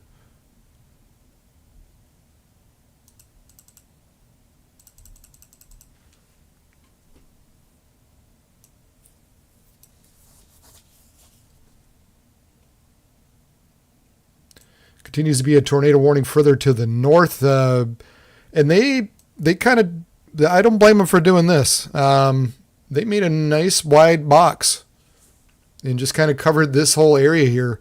Again, basically what I've been saying, we just get these little spin ups here and there. They're not boxing it necessarily for one specific area, but they're just going, there's these little eddies in through here, all in through here, that had the potential for doing, creating a quick little spin up in there. So, I guess kudos in a way to Grand Forks Weather Service. They just kind of covered the whole area.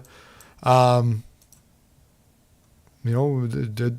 doesn't mean these areas further south are by any means out of the woods. At the very least, you're going to be seeing some very, very strong winds out of this. But even though you're not in a tornado warning, just take caution with this. It doesn't pay to be outside. Just get indoors, get into a nice sturdy house. You're going to be fine, as long as you do that. I still refuse to believe, even though this is absolutely making a beeline for Grand Forks. I don't know. We just never get anything here.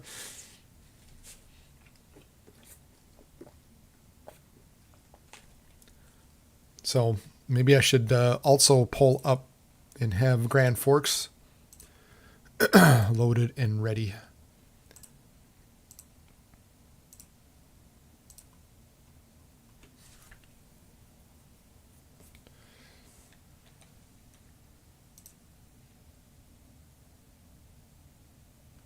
Yeah, look at that. Look at how it just spun around.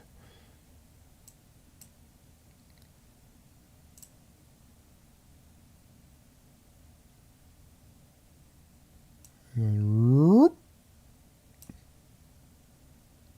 just see, you don't even need the fancy base, the fancy velocity in it. You can see it spin. You can watch the whole donut in action.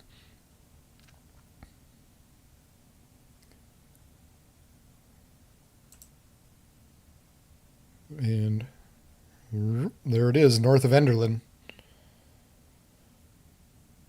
We'll see if it recycled. Sometimes these guys, especially on the south end, they like to recycle and develop once again. We'll see how this line interacts with this. Maybe it kicks off another little storm, tornado before it gets swallowed up by this line.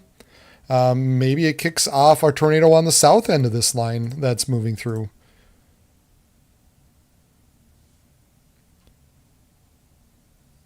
I don't think we're done at all by any means with tornadic activity, especially with this particular storm near Enderlin, Nome, Alice, kind of getting kicked off to the north and east. Castleton, you got to watch out with this storm here.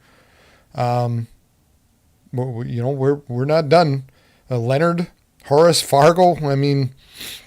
We'll see how all this plans out, how it all plays out in the end. But a very, very interesting looking storm. Right there's the what's left of this current rotation, but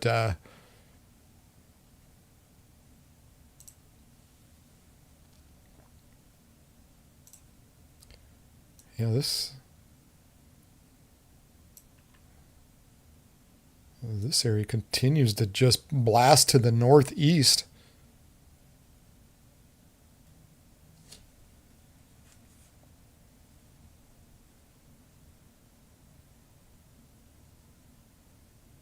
What was all that?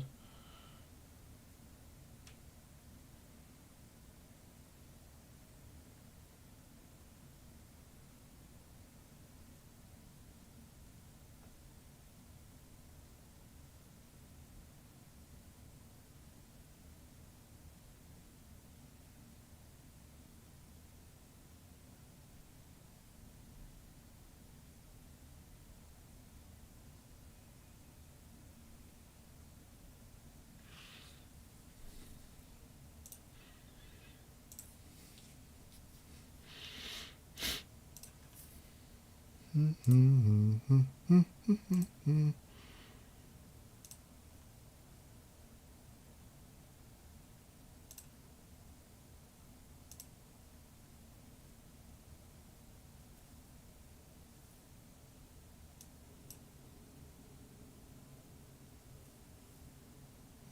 in the...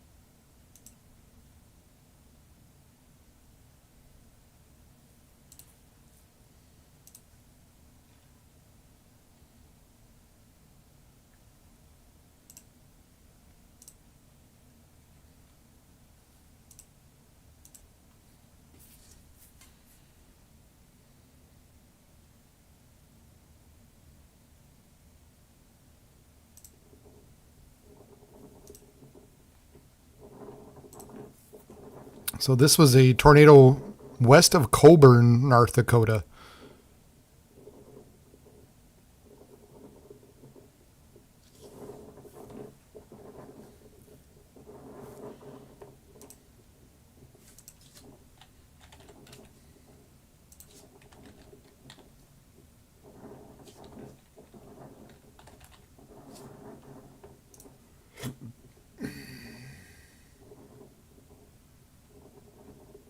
So that's by that Enderlin. That's Enderlin. So that confirmed basically what I was thinking.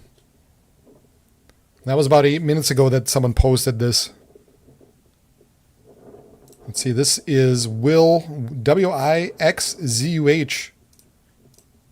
We'll repost that.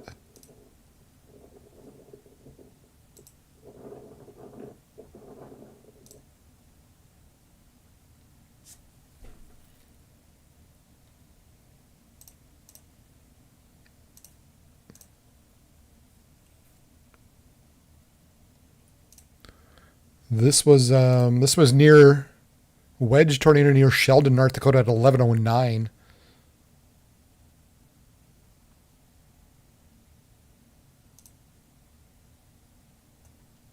Because so kind of in that same vicinity.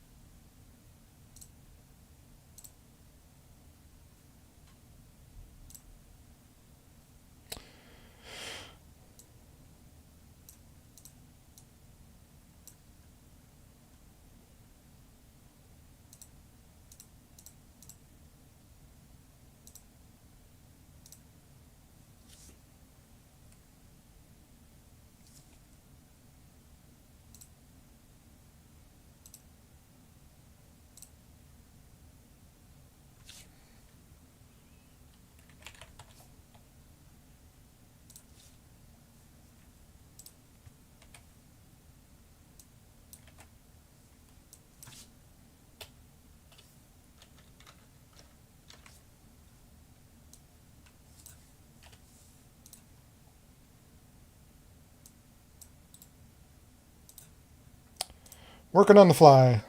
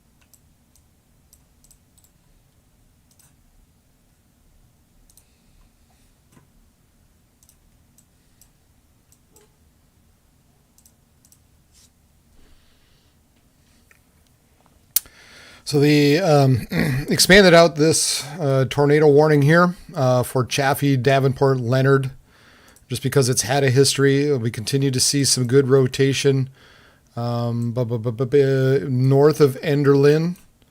Can't see Alice heading towards Alice. This guy just keeps spinning, like I said, just keeps kind of rotating and rotating and rotating. And now we've got a little bit of a kicker coming from this western storm as well. So either it's going to kick off more tornadic activity with this, or perhaps even within the line itself might kick off some rotation going on. So kind of an area of concern still in that Leonard, Alice, Chaffee, Davenport, Kindred area, as that continues to be a problem. Now they've issued a tornado warning up north of Tower City for this area and through here. So we're looking at air heading towards Erie, Amenia, Arthur, Page. Further to the north, again, they just kind of did a big, large area for areas for Lakota, Michigan, Larimore. Just anywhere within here, we could see spin-ups with this. All up and down this line. It looks really, really messy.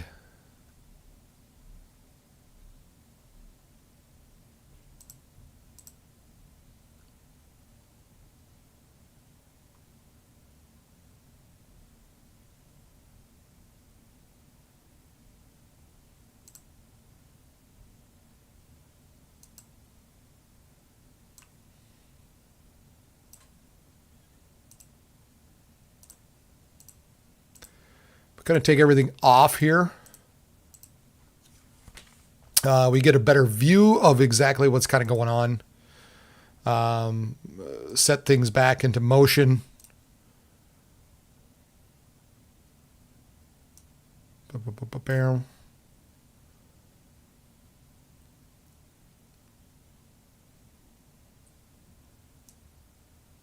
Yeah, that area.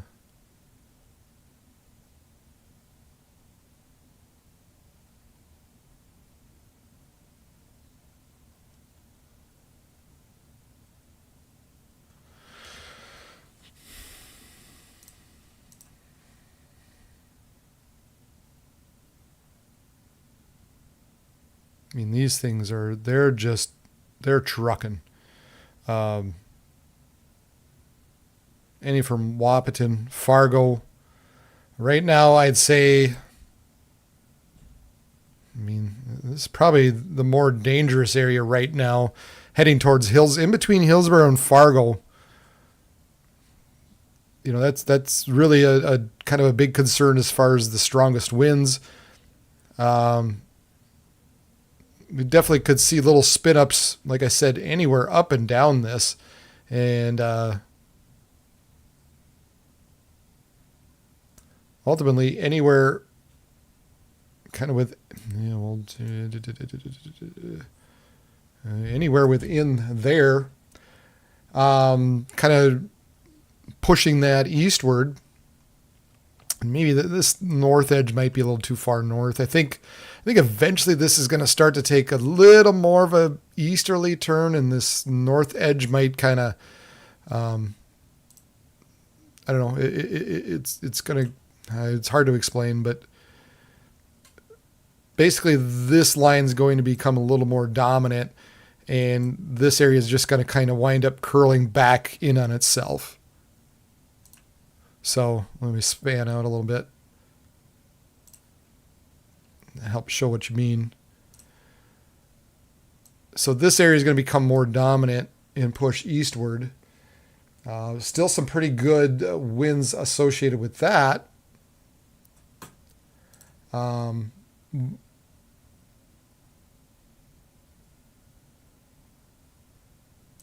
I think eventually, as this kind of gets out ahead,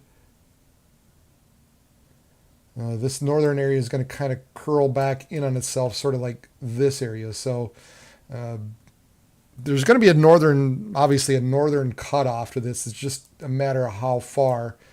So we'll kind of extrapolate this out. Maybe we'll kind of draw it like that.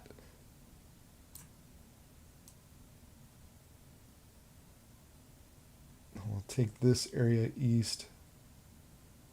Yeah, so that's your kind of your area over the next couple hours, extrapolating, I think, this line over the next several hours. And now we also have, like I mentioned, this line continues to develop as we have a strong low-level jet that really begins to ramp up and push that area and develop that area into Bemidji and Grand Rapids. We already have severe thunderstorm warnings out for some of these guys approaching Grand Rapids, back into Ada, Monoman, Bagley. In fact, this one's a little bit stronger. Even it says 70-mile-per-hour winds and quarter-sized hail associated with this. Further to the east, approaching Grand Rapids, it says 60-mile-per-hour winds and 1-inch hail, or basically the hail the size of a quarter, moving to the northeast at 30 miles per hour. Yeah, and there's all our warnings right now. There's a lot of them. There's a lot of them.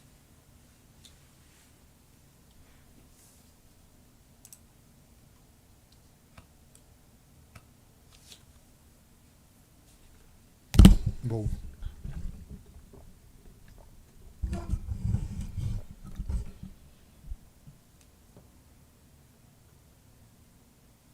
Yeah, happy first day of summer. Longest day of the year. Hooray!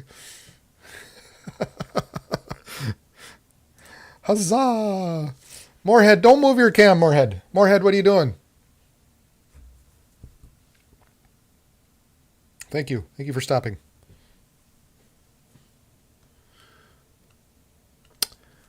Let's see here. Devil's Lake's got a cam, but they're kind of far north. What else?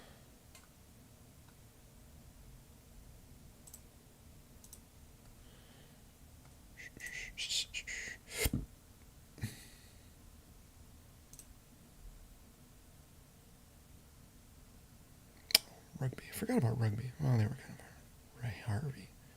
Oh, New Rockford. What am I doing?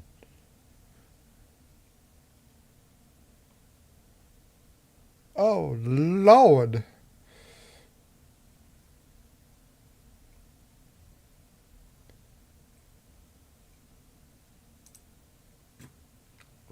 This is near Devil's Lake. So it's a pretty good rain. Hey, Scott. Bow echoes are nasty. Yeah, that's where you were. You were in May. I wasn't sure where the heck you were when you were running into that hail and stuff. What do you think? How was the storm chasing? Was it hard? Was it difficult, Scott?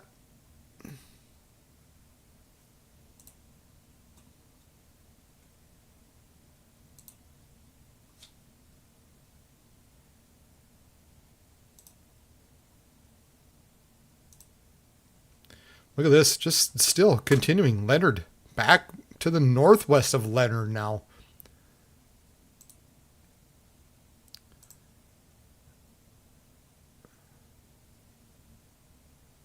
Yeah, until this kind of completely gets swallowed up by this line here, I mean, just at least for a little bit longer, for a few more minutes, this is going to continue to be an issue with this little storm. But thankfully this western portion, these strong winds from the west should swallow this up now. So we got to be on our last few minutes of this area being troublesome, but it's not over yet. We still got the potential for seeing some rotation in there, seeing a tornado on the ground. Definitely a concern remains for Chaffee, Davenport, Leonard, Kindred.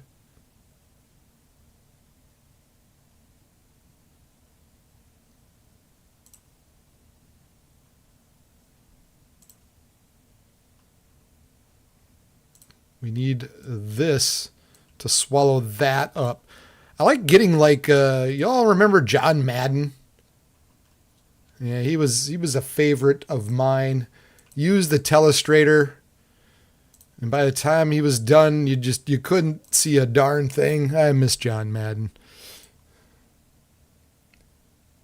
Radar scope messed you. I usually really rely heavily on radar scope when I'm out chasing.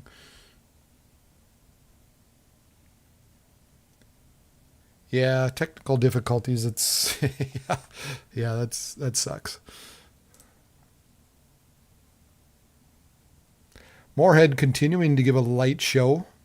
Not yet in Grand Forks, still a little bit far away, but those storms just entering into southwestern parts of Grand Forks County.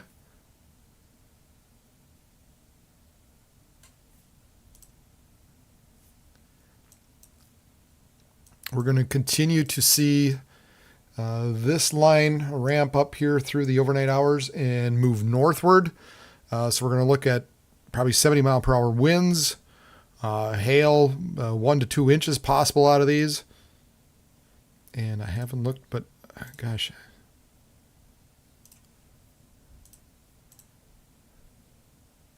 Okay, and we do. Where is it?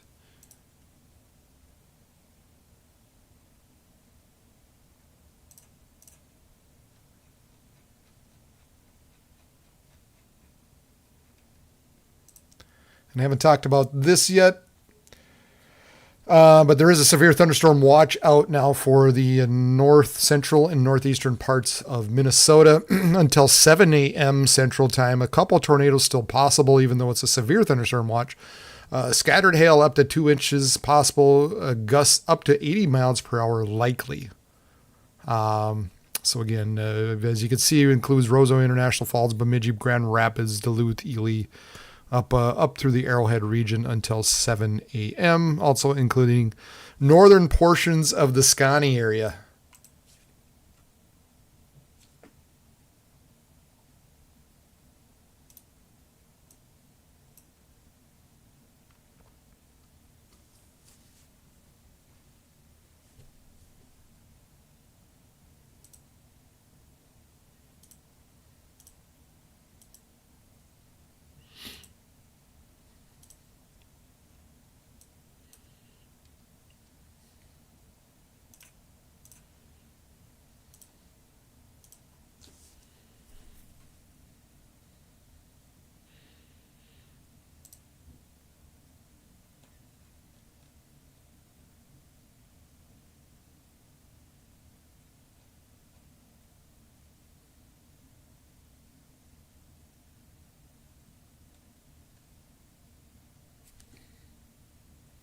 Holy cow. So this is 2 minutes ago. Check out. Wow. That was near Lakota. Look at all the. Of course, this is sped up. A lot of lightning.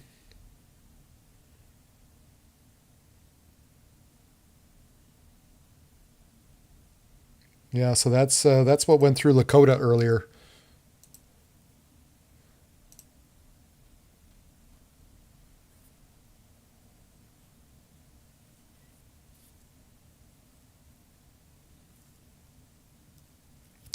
Yeah, that sucks. I mean, especially if you didn't get on the storm right away, because if you can get to the storm and then just follow it, then you don't need the radar, right? But until, yeah, it was funny that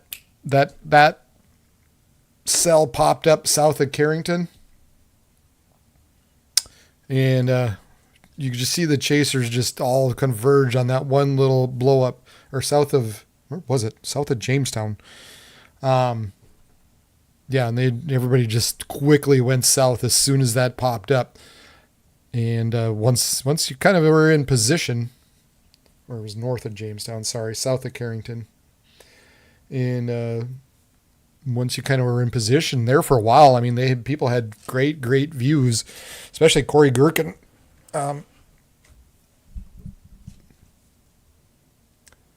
He was,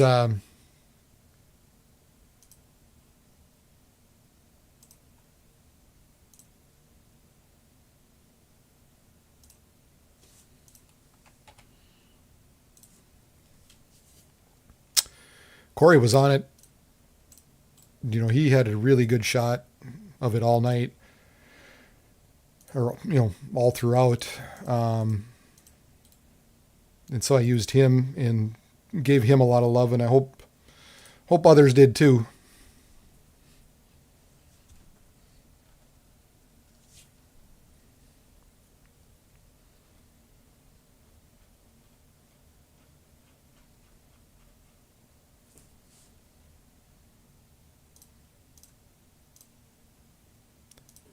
This was near Valley City a few hours ago.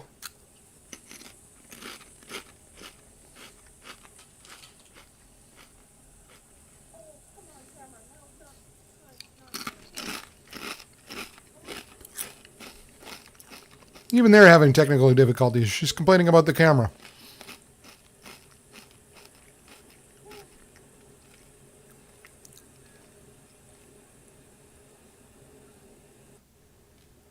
Yeah, nice job there.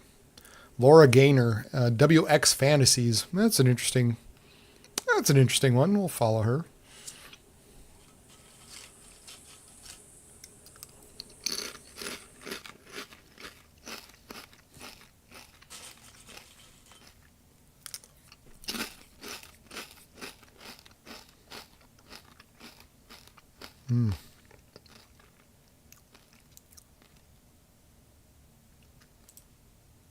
Sorry, but I'm getting really hungry.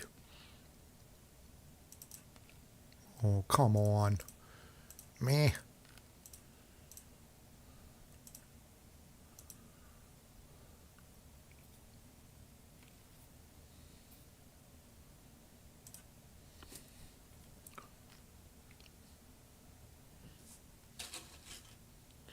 Yeah, I remember you were saying he was there. Yeah, he had a great view, Corey did.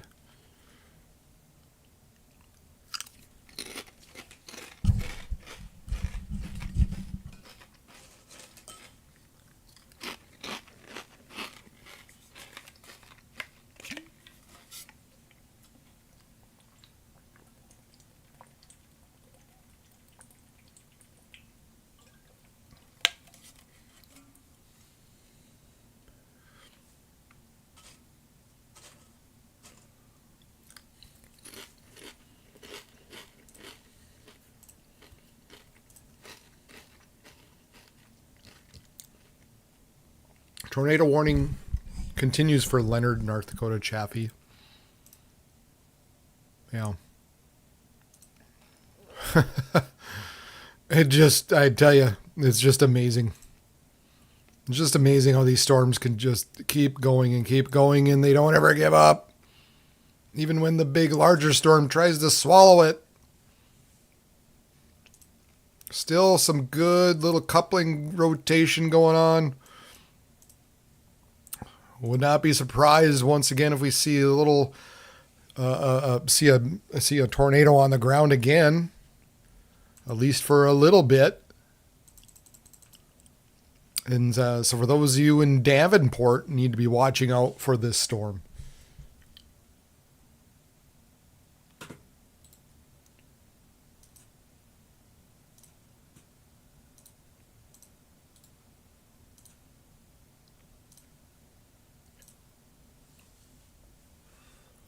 So Davenport, North Dakota there, south of Castleton, in between Castleton and Leonard, south of Mapleton.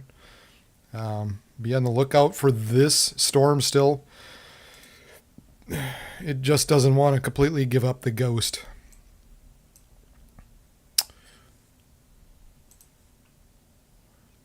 And then looking at this, kind of in through here becomes our main push of storms. Remember what I said about I just don't believe Grand Forks is going to get it? Remember how I said that? I mean, we're going to get some wins out of this, but we're not going to get the main wins, which I guess is okay.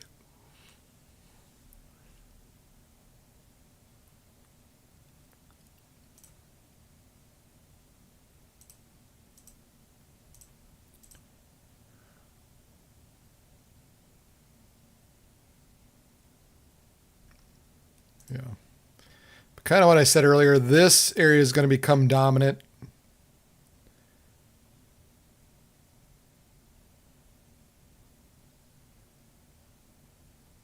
And this will kind of track like this. And then flatten out. Maybe more like that.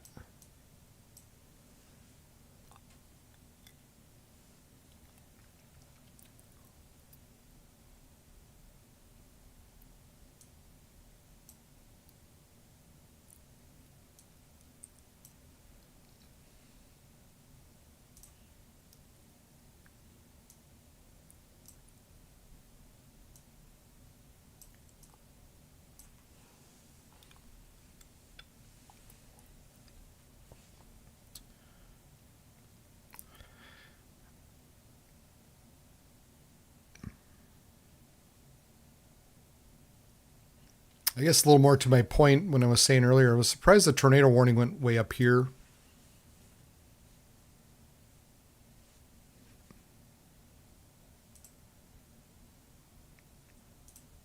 Or tornado watch, excuse me.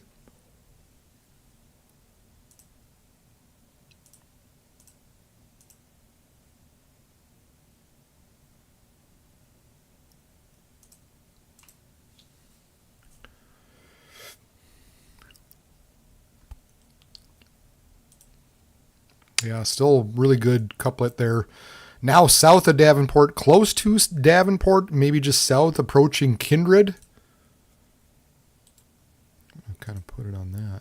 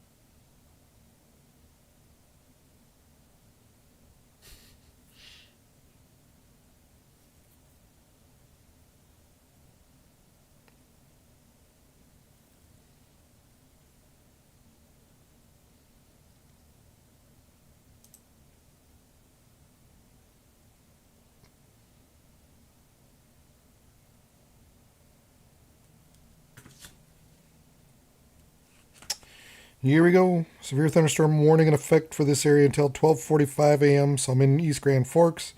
80-mile-per-hour winds. Blah, blah, blah, blah, blah. Just came across my phone. Yeah, do you like the ASMR crunching?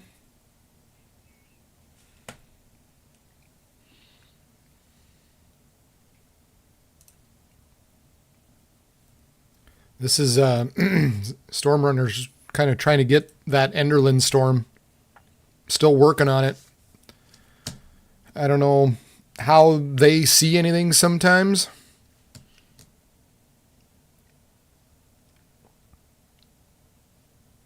But a whole lot of nastiness down there. That's kind of, again, the one thing I keep forgetting to reiterate. I mean, it's going to be just so difficult to see as you're traveling through these storms here, through the overnight hours especially.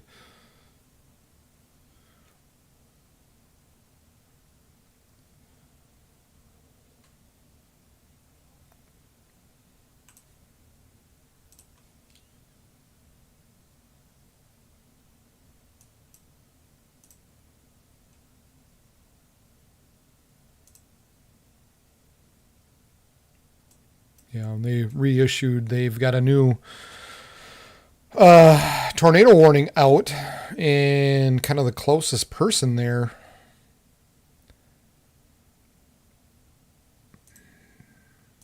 It's just so hard to see at night.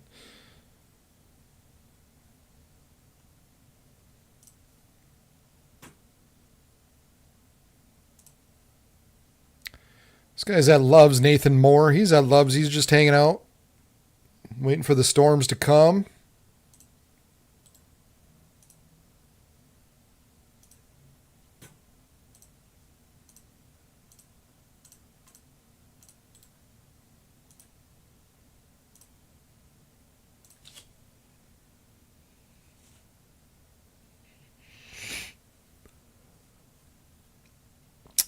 If you're new on here, if you haven't done so already, make sure you hit the like button, share it, share this page.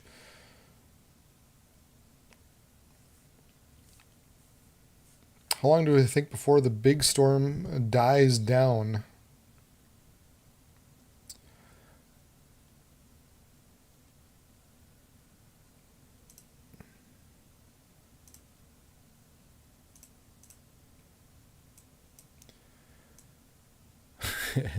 Again, the Weather Service just took a gun after it and just it gets a little messy. It really gets messy.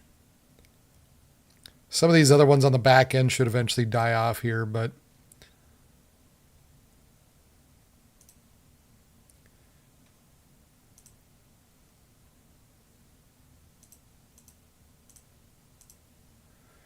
finally, I think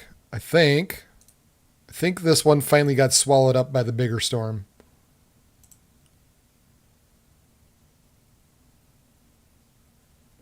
We'll take a look at the next couple of scans here. But I think that one that's constantly been putting out tornado warnings and more than likely probably had a few tornado touches touching the ground looks like it finally got swallowed by this larger storm.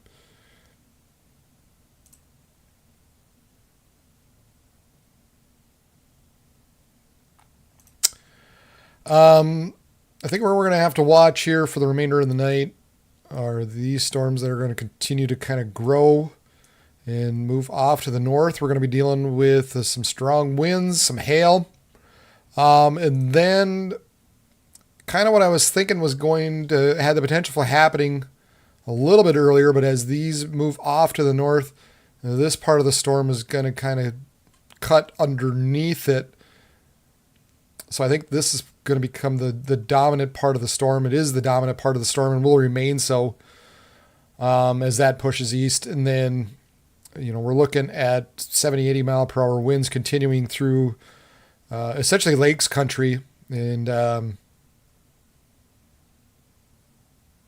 probably even down to Fergus Falls, Brainerd, Aitkin, Park Rapids. We'll have to watch that southern portion of the storm.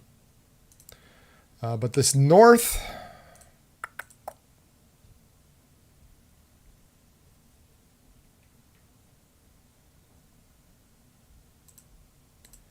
we still got some pretty good winds in through here. I live in Grand Forks, so I don't think it's going to make it there.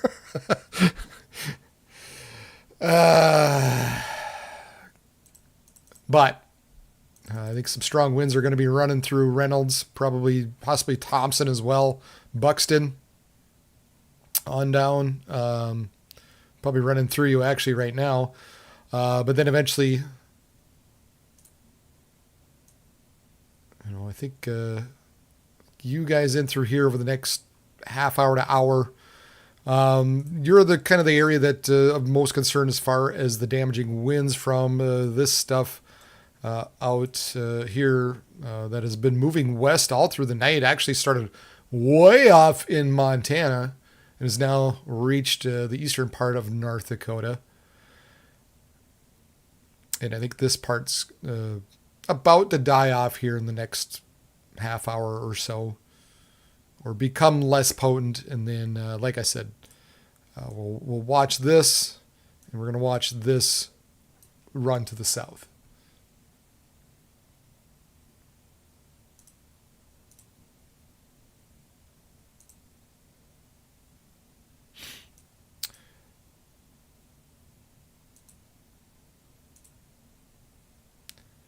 Had 3-inch hail here earlier. Really? But they only have a 60 mile per hour and quarter-sized hail. Interesting. That just got issued. I wonder if they're going to update this warning or not. 3-inch hail. Wow. This stuff further to the north, I'm just noticing the Weather Service didn't use quite a strong language. They say only 70 mile per hour wind gusts possible. but using a little bit stronger wording a little bit further to the south yet. In particular, from this Boeing segment.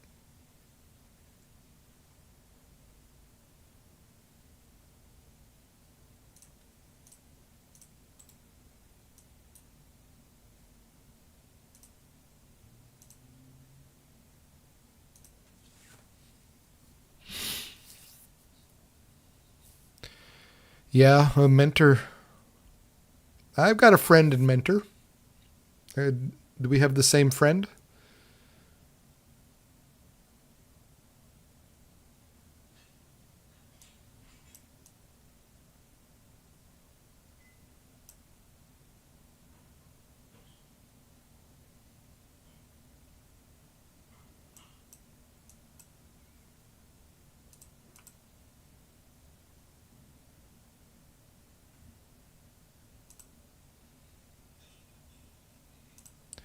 Yeah, it's actually really good, strong winds blasting in through here. Manobin Wobbin. Yeah. Bagley, need to be watching out with this particular storm. Really, some very strong winds now picking up in with this particular storm. So if you're in the Foston, Bagley, Bemidji, Cass Lake, LaPorte, Park Rapids area, this guy's got a little bit of punch now.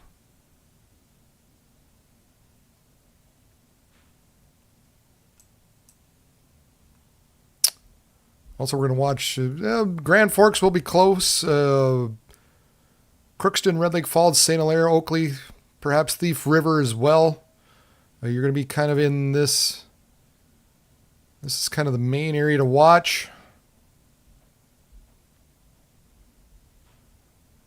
And then the winds further to the north aren't looking quite as strong.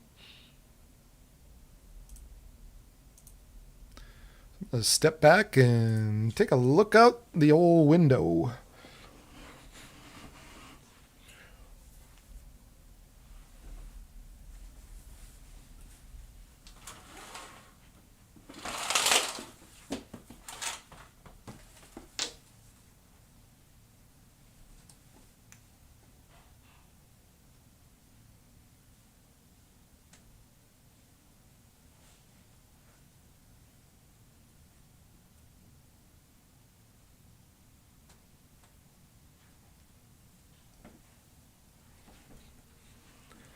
Yep, just some lightning.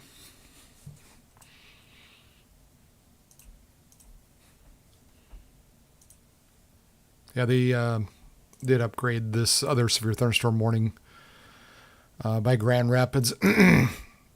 So they're saying golf ball sized hail and 60 mile per hour wind, or 1 3/4 inch hail.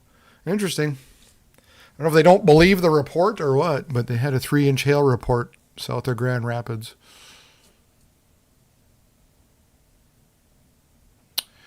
And they got rid of the tornado warning, as kind of expected.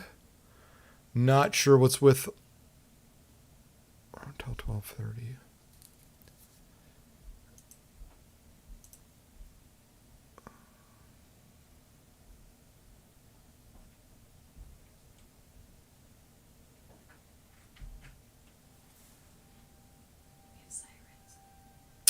Oh, our sirens are blaring here in the old Grand Forks. Tune in. Oh, sirens. Sirens in Fargo, sirens in Grand Forks, sirens in West Fargo. There's sirens going off everywhere. All right. Should I open the window? Take a listen?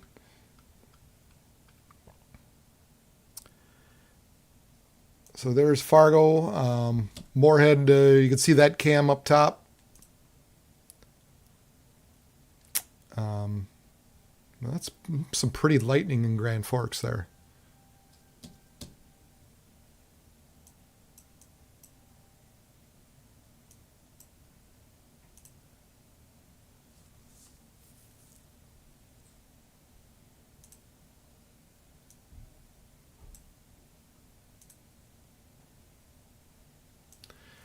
Yeah, man, Grand Forks.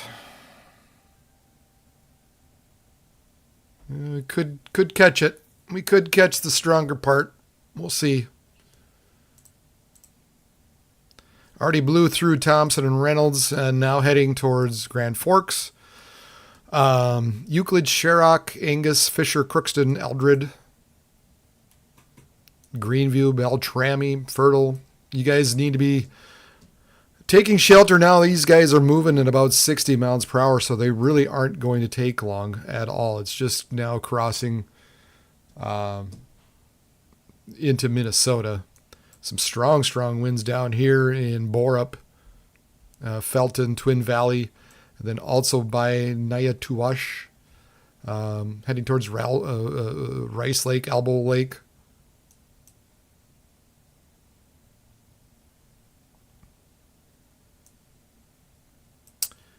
Further to the south, also eventually including Sabin, Rusted, Oxbow, Barnesville, Lawndale, Pelican Rapids, Coromant, Lake Park, Holly.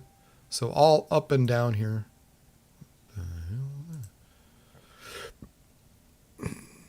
Now on top of this, we're also issuing a flash flood watch, or warning I should say, for Northwest Clay, Northwest Mahnomen, Norman County, and South Central Polk County. Between 1 to 3 inches of rain have fallen, and an additional 2 inches are possible.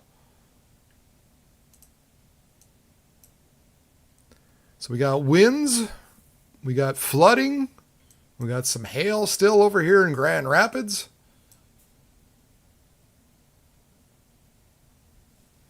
All right, more heads there, Cam.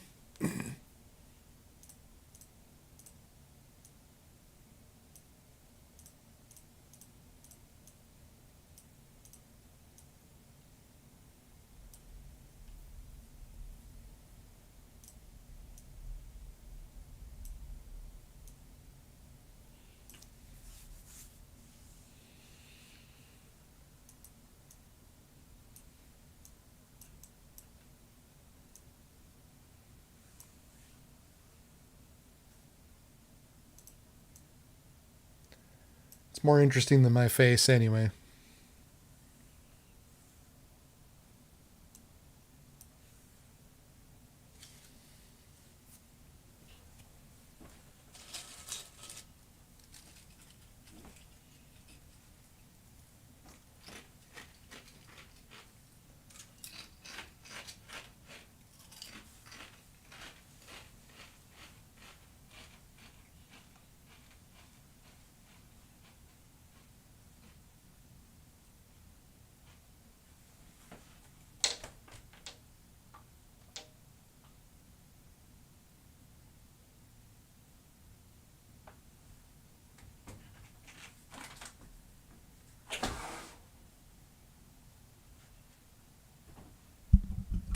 Interestingly enough, the sirens have stopped here.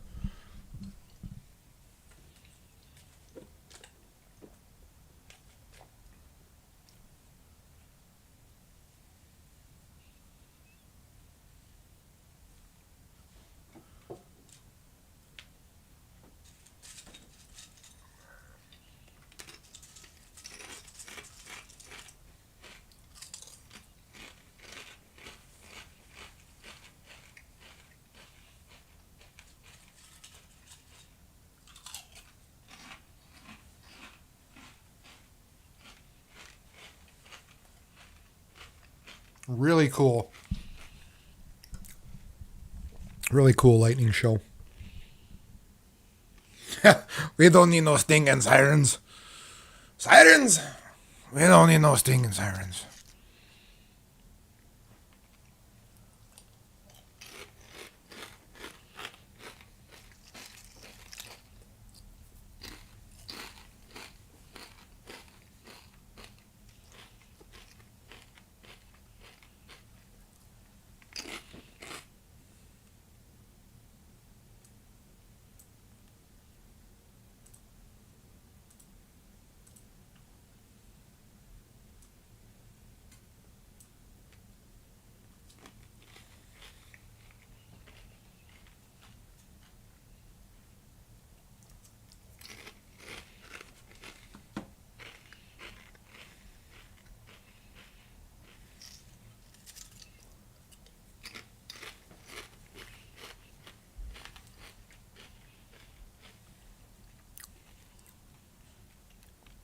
Man, Moorhead getting nailed now.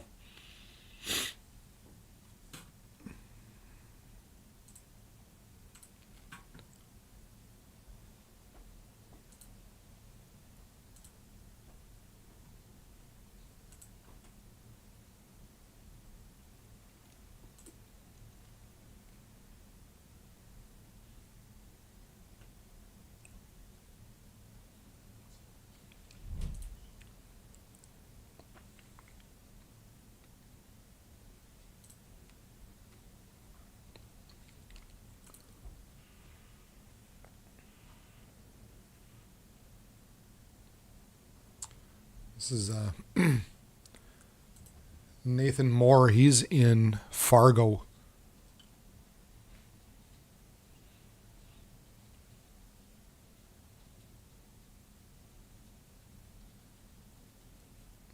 And that's, yeah, those pretty good storms.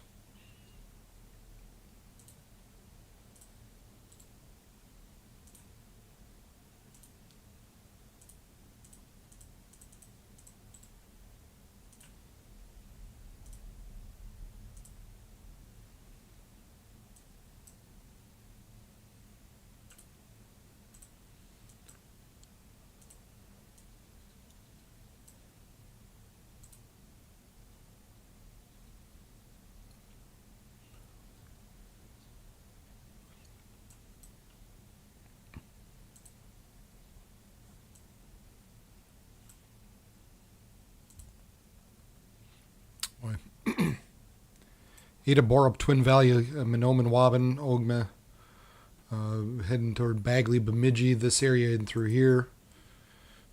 So that southern area really becoming the main point of concern.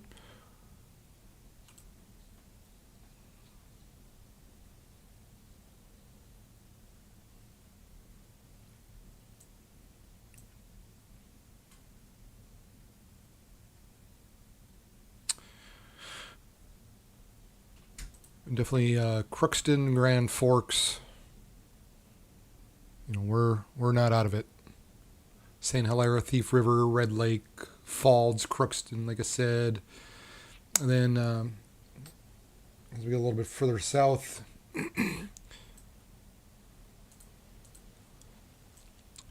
Gary, Minoman, Twin Valley, Waban, Callaway. You've got another round coming. And now the winds are hitting us here in Grand Forks.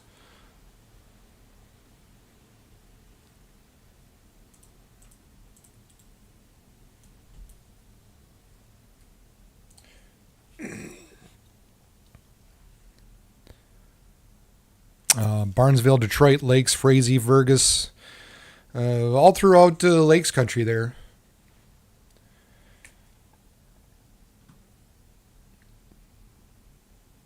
Still have the potential for seeing some strong winds here over the next hour.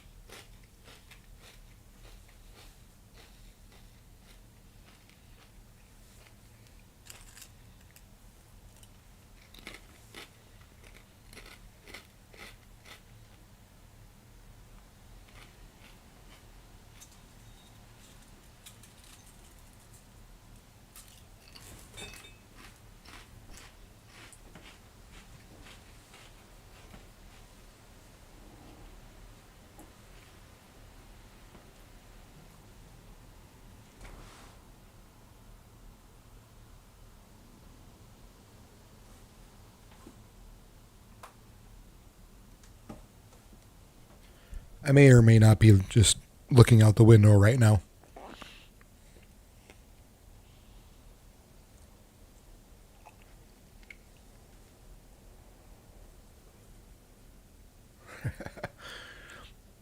No, not going to die.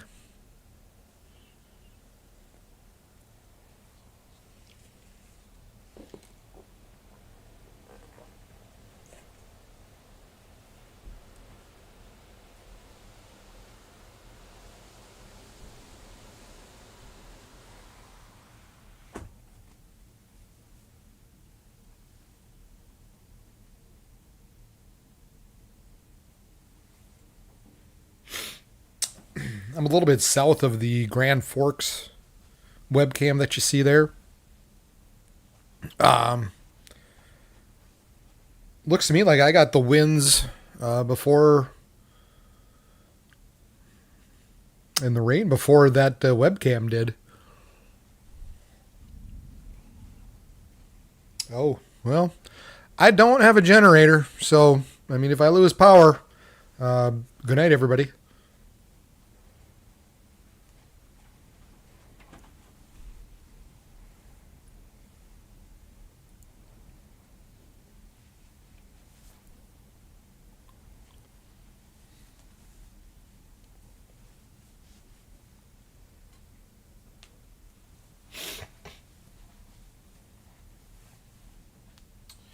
I might, kind of as things go deeper into the night here, if I continue to sit here for a while, I might just play around with my severe weather page and just see if I can't get it looking neater.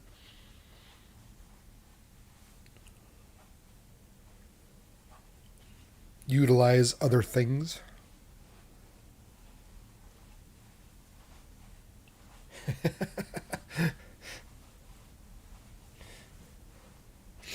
Yeah, just quickly just jump on my phone and go live stream from there, right?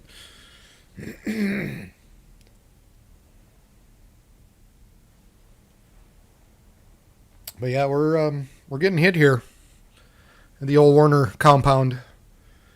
Meanwhile, like I said, you could see the webcam just starting to get it now. It's coming up, not much, but just a little bit further south of that webcam, and I got it, at least a few minutes before the webcam did.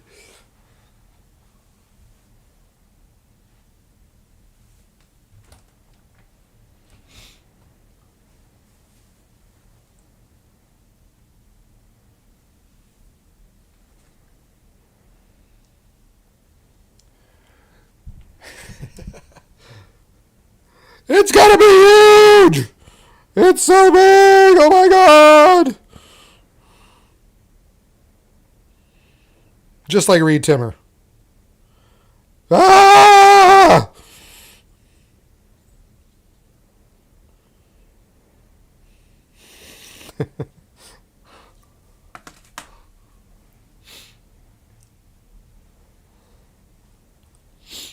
Yeah, that Moorhead cam just keeps on keeping on. I mean, it hasn't let up down in Moorhead at all.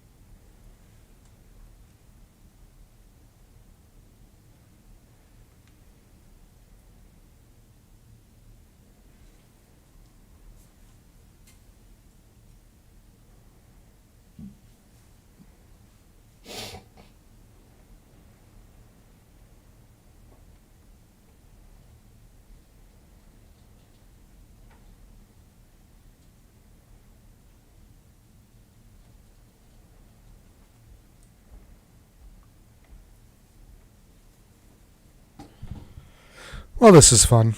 I don't think we're going to get a whole lot of damage out in this. I think we'll probably see some branches down, but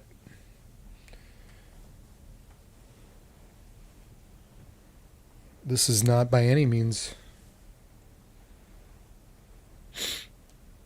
horrendous here in Grand Forks.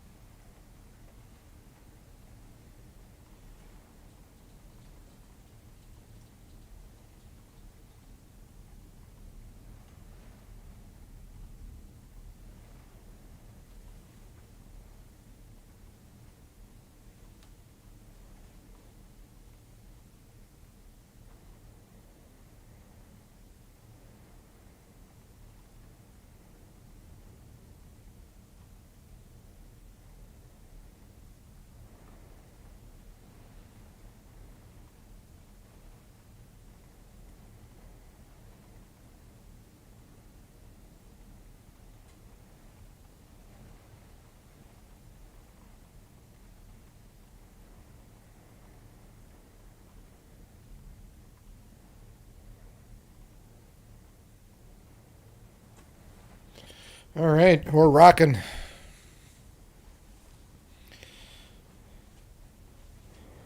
Johnny, you can't be home, are you? Are you camping somewhere?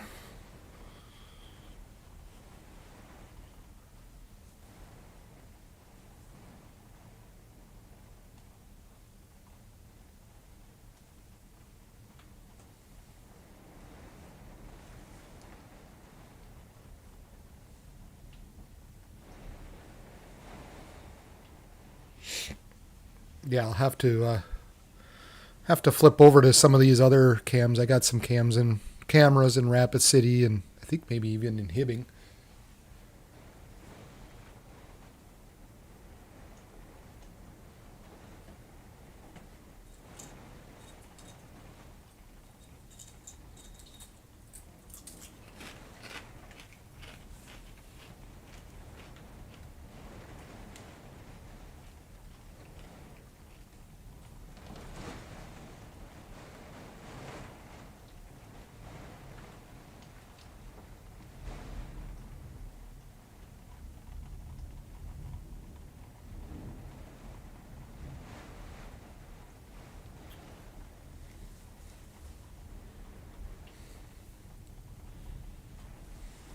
Yeah, is it a little windy there? Yeah, it's a little breezy here.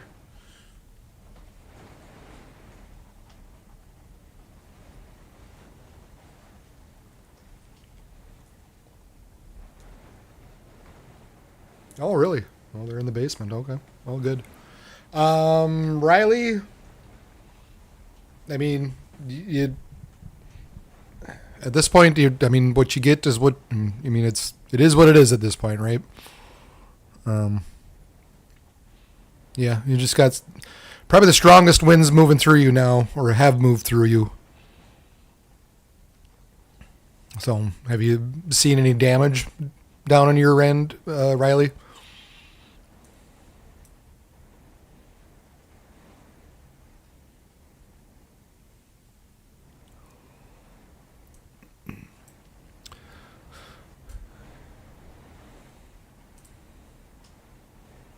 Look at this big blotch here. Strong winds. You know, the interesting thing on the back side of this, even where there is no rain, or you've got the back side of this coming around. It's been a little while since I've seen this, but essentially this storm has become so potent. And we got a kind of a mezzo low going on the back side of that. Normally you see these strong storms along the main line, out ahead on the main line of this of the strong thunderstorms. But we've got this area back on the backside here and what we kind of call meso-low, and that creates some strong, gusty, sometimes damaging winds even on kind of well behind the main line of storms. So they actually just issued this here from Valley City up to Cooperstown. They did that about 7 minutes ago or so. 80 mile per hour wind gusts possible, and reported by the public. Moving east at 25 miles per hour. Widespread observed and long duration speeds have been greater than 75 miles per hour within these storms. So, yeah, and there you can kind of see it. This blast of air getting pushed in through here. So, even behind these storms, this whole system is so potent that in areas where you wouldn't normally think it, but we still have severe thunderstorm warnings on the back end where we're talking 80 mile per hour wind gusts.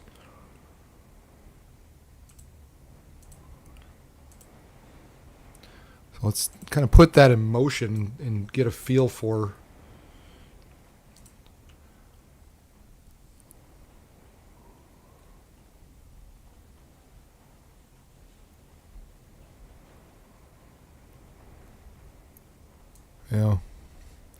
it's actually kind of driving some of these other storms. It's pushing in behind this. And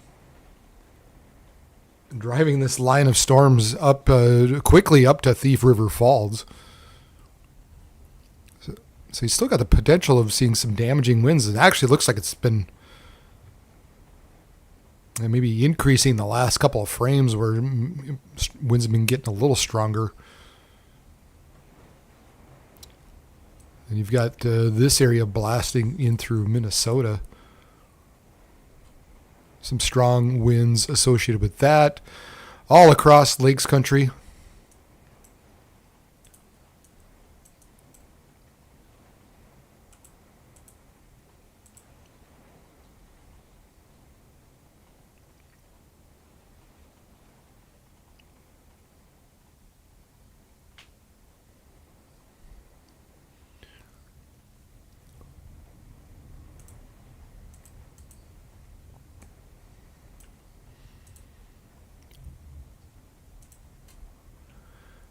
So Detroit Lakes, you still got some winds coming towards you. Park Rapids, Monaga, Sebeka, even Perm, Wadena, possibly Pelican Rapids, Rosse. Be on the lookout for strong damaging winds all throughout that region. We've got a tornado warning now just west of Bemidji, south of Bagley, kind of sitting right in through here. South of Chevin, north of Lake Itasca.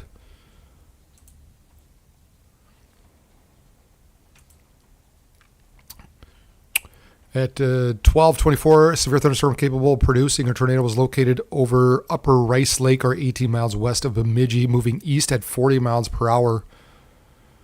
This dangerous storm will be near Elida around 12:30 a.m.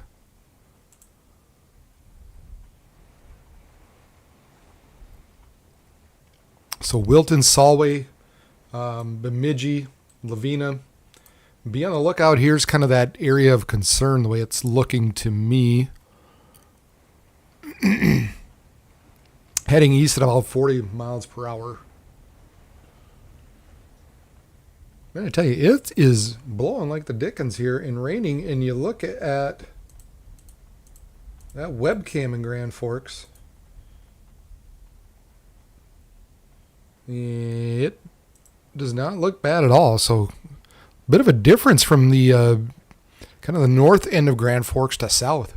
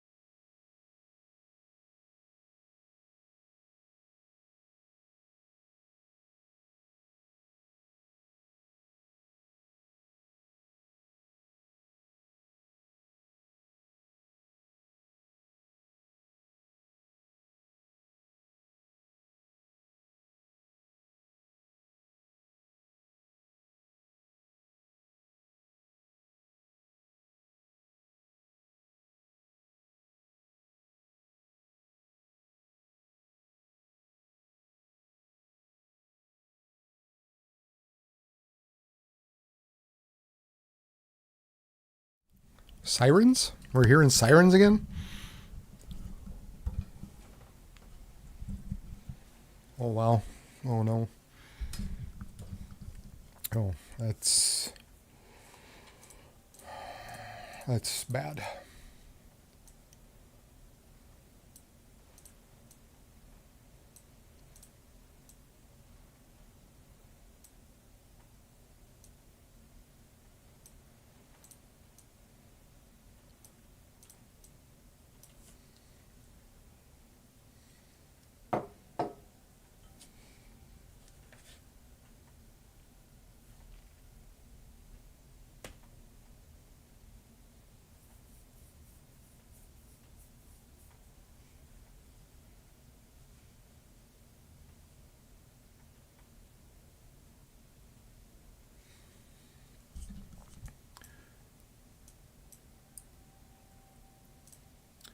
Wonder why Grand Forks decided to sound the sirens again. That's interesting.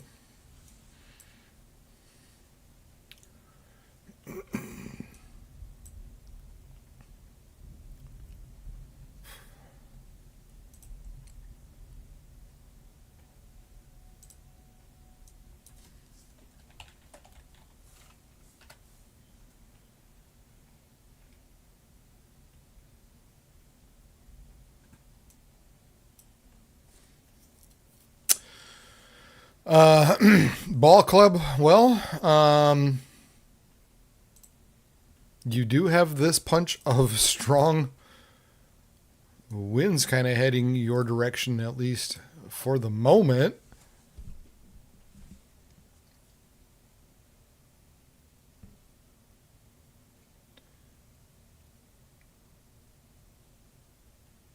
So, I mean, with the kind of continued trend, I suppose, ball club, you could see 70, maybe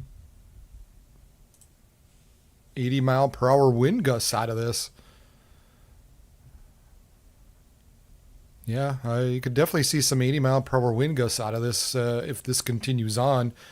And these things are moving. They're moving fast. Can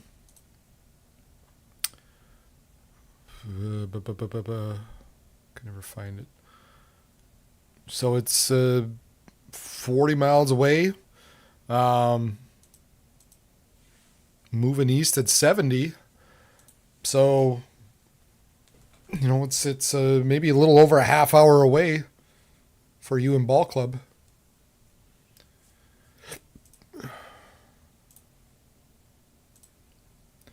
Sorry if I'm eating.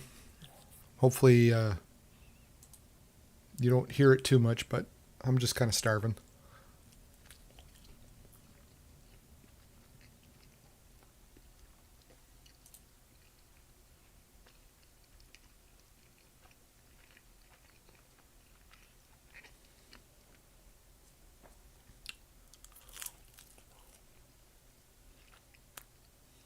No, god dang it.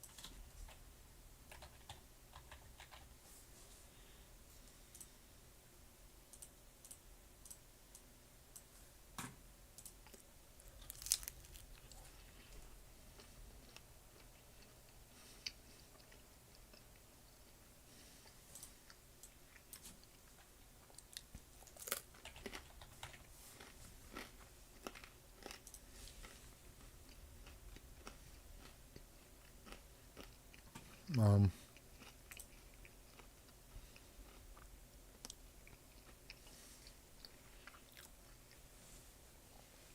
Yeah, Solway, you got to be getting it already. I'm sure you're seeing probably, I mean, 70-mile-per-hour wind gusts, I would imagine, coming out of this.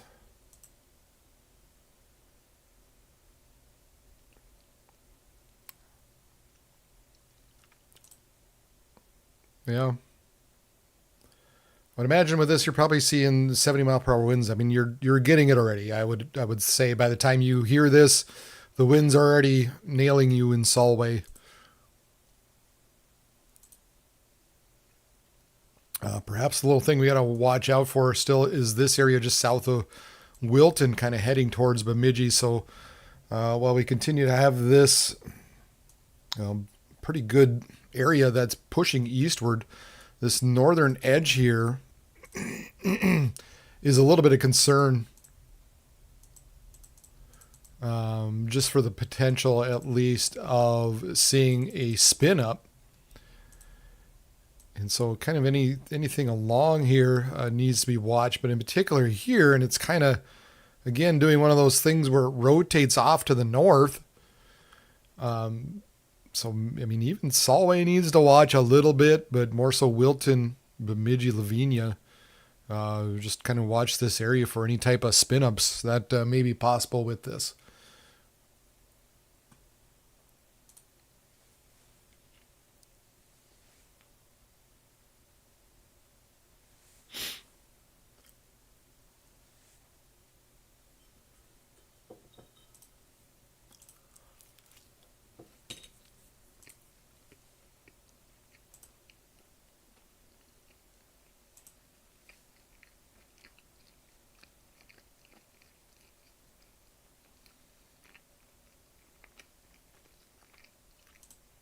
Oh, wow. Okay. Yeah, this is the sad part.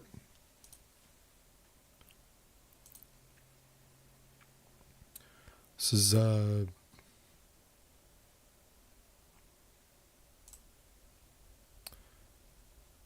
wow. Brandon Kopic near Enderlin.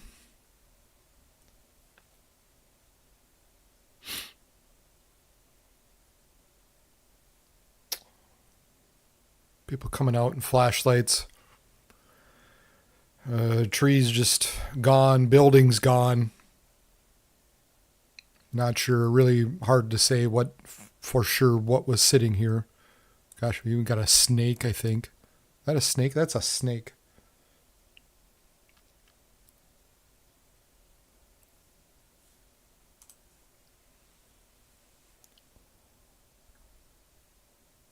Look at that.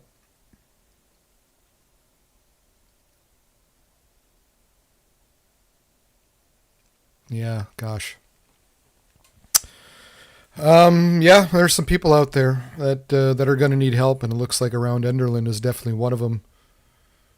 We got police out there searching. That's scary.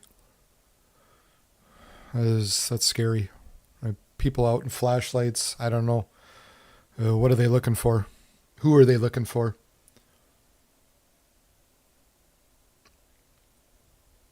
So, yeah, this is Brandon Kopic. This is his live stream. So if you want to go check him out.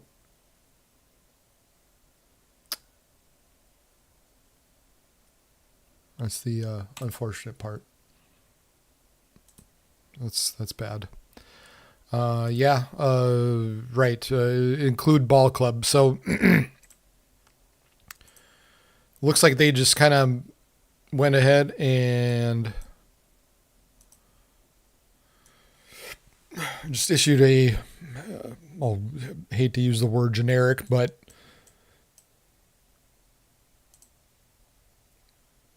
a tornado warning that does include Ball Club, Deer River, Cass Lake, Pennington, Squaw Lake, Spring Lake, Marcel Inger. We've got this guy really making a push quickly to the east and ultimately anywhere within there as this area continues to push east. We could see spin ups anywhere along this as this drives quickly eastward. So now's the time. Now's the time. Yeah, that was a good crack of thunder. Brandon is in Enderlin, North Dakota, the way it looks.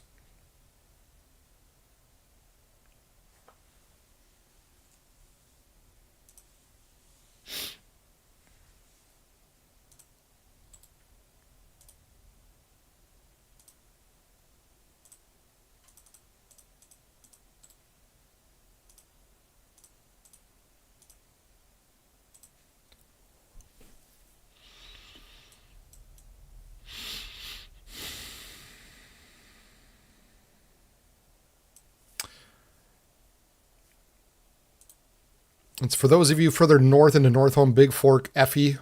Be on the watch for these storms as well. But right now we've got this pretty decent, little band here moving through Bemidji, heading towards Cass Lake, Bena. Like I said, Ball Club. Perhaps getting into Grand Rapids area as well.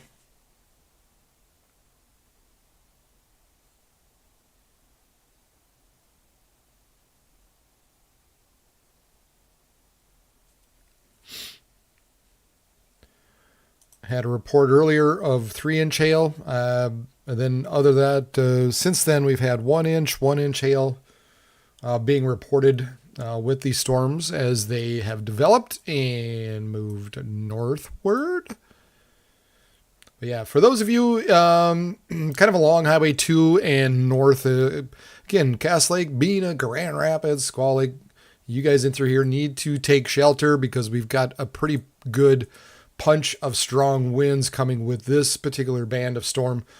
And of course, if you're traveling up and down Highway 2, kind of a major main highway, especially between Duluth and Grand Forks, you're gonna be running into a really good storm, windy storm. We even got a little bit of a hooky-doo on the back end. That's an official term. No one can use it. A hooky-doo. And yeah, in fact, there's. That'd be the hooky-doo would be. It's a bit of a concern for a possible tornado, actually, just around Wilton. So Bemidji, Lavina, Turtle River, Solway, Wilton. This is Highway 2 right here, and right around that Wilton area. Definitely a concern as this wind punches to the east. And as it does so, once again, on the north side, it creates a little area that spins up. You can see it even on the reflectivity, as I shown you. This curves back around on the back end of this. And so,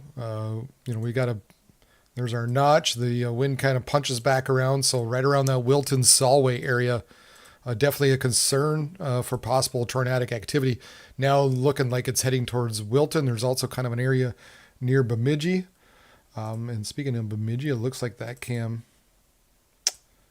I don't know if it's out or what the problem is. There we go. Might have run into a problem.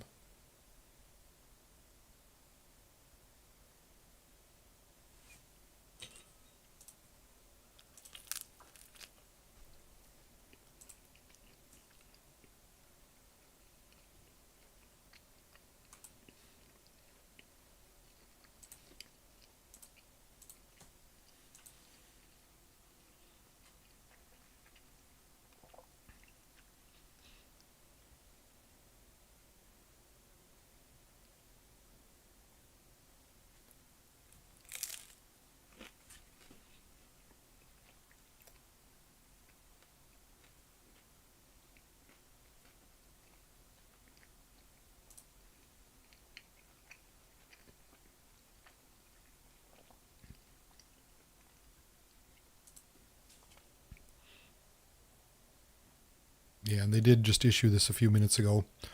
Radar indicated tornado. Moving east at about 55 miles per hour.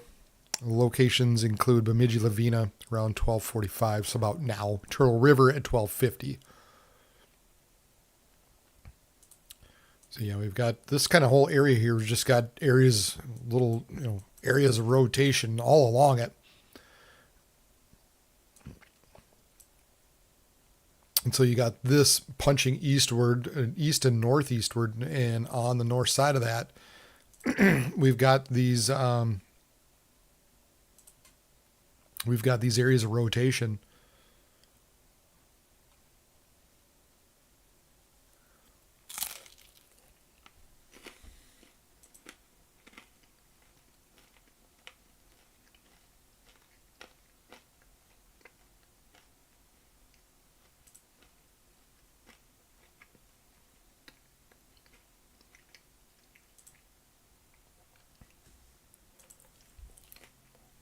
Interesting. We still see this punch here north of I-94.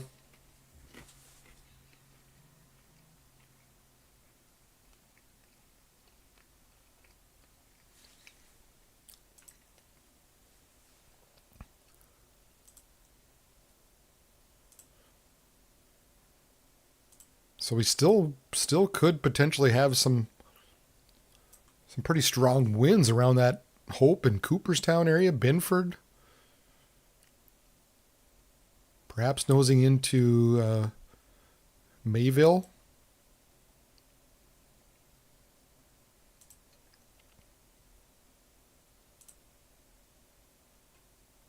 And these storms, this is valid until, I can never find it, until 1:15, so for another half hour.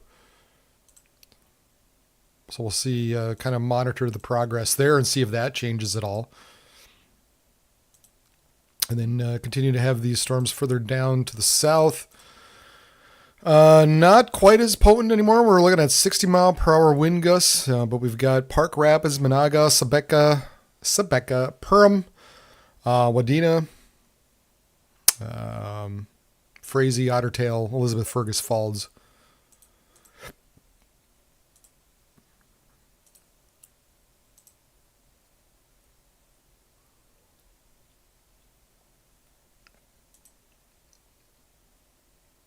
So the wind's not quite as strong now with the southern end, although this does continue to move northward. Looks like closer to, I suppose, where that low-level jet has pushed and developed these storms. This area here that's trying to push eastward quickly is feeding into that somewhat and becoming tornadic, having a big, strong push of air blasting eastward towards Walker Federal Dam, Bena, Cass Lake, eventually Grand Rapids, Reamer, Hill City, Deer River, Squaw Lake. And then, as I said before, on the north side of that, we'll flip over to Duluth.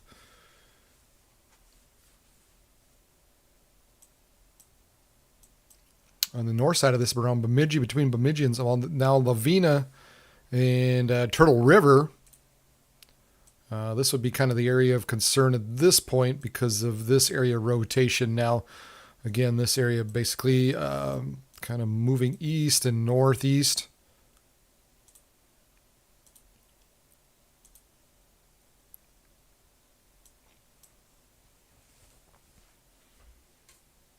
Along and north of Highway 2 at this point. And then further off to the east, we've got little areas, little pockets. We've got this stronger one, again, kind of associated with some of these areas, that strong push of damaging winds, but it also looks like it's got some hail in it as well. And then all along here, north of Highway 2, just some pockets that might have a little bit more hail, where we're looking at closer to 1.5 inches to possibly 2 inches in diameter. And even this one south of Bemidji is looking like it could be even 1.75 inches in diameter type of hail for some of this. So along with some of the winds, we still got the potential for seeing at least some decent sized hail along with this. We've had some reports of 1 inch And even a random rogue report of 3-inch, I don't know, the Weather Service seemed to kind of disregard that when it put out its warning, but nevertheless, there was a warning out there earlier. Or there was a report, I should say.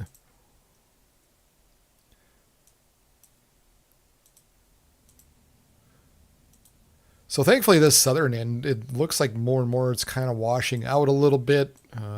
This is kind of the area of concern going into the remainder of the night. And then we continue to have these storms on the back end. We've got kind of the back end of this still pushing eastward and creating some damaging winds in between Valley City and Cooperstown. Not able to pick it up on the Duluth radar, but that's essentially what's going on. But yeah, this area of Bemidji, Turtle River, still a decent coupling going in there. And at the very least, like I said, we're going to be dealing with some winds of 70, maybe 80 miles per hour.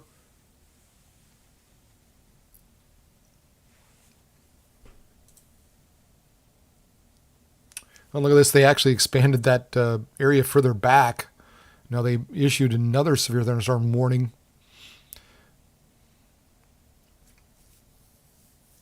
Moving east at 40. Wind speeds observed and long duration wind speeds have been greater than 75 miles per hour within this area. They're actually, good Lord, they're saying possibly 100 miles an hour. This will be near Mayville, Hatton, Portland. Around, well, now, Blanchard at 105, Hillsborough, Buxton, Reynolds at 115, Kelso at 120, Caledonia at 130. Gosh, let's go back to the Mayville radar. That's, oof. Yeah, look at this. Gosh, look at this strong, just unbelievable punch of air on the back side of the main line of storms. Yeah, I remember seeing something like this years ago, and it brought down trees. I mean, it brought down good-sized trees because that wind just blew and blew and blew, and that's what this is reminding me of.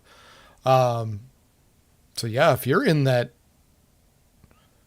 let's take a look at how this motors. Hatton, Reynolds, Climax, Neelsville, Shelley, Halstead, Hendred, Grandin. Yeah, wake them up. The storm's not over. This is not done. We might have perhaps some of the strongest winds yet if you didn't get them the first time around. Gosh, that's in like you said, long duration. This has been sitting here for a while.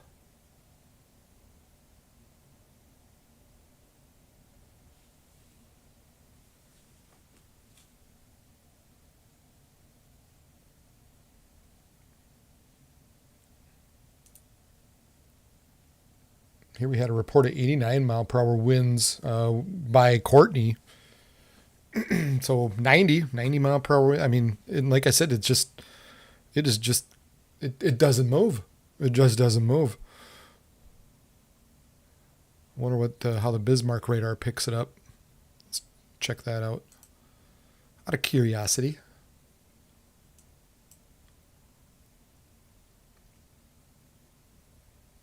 And not as well. But you still have it in through here. Yeah, definitely picking it up way better with the Mayville radar.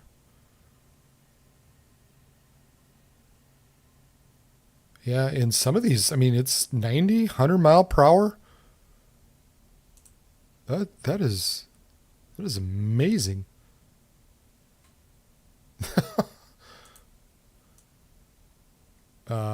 Yeah.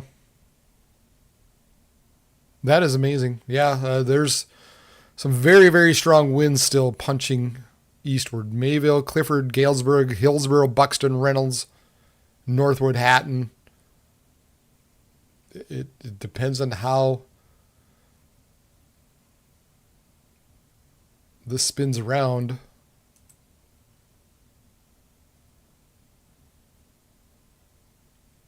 But those are kind of the areas right now.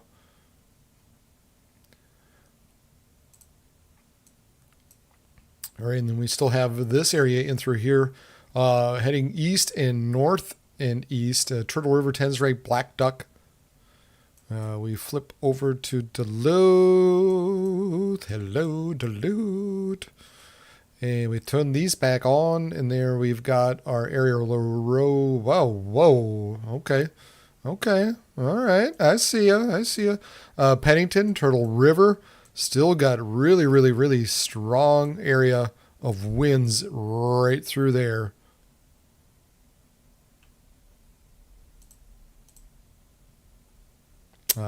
Probably in the 80 mile per hour wind range.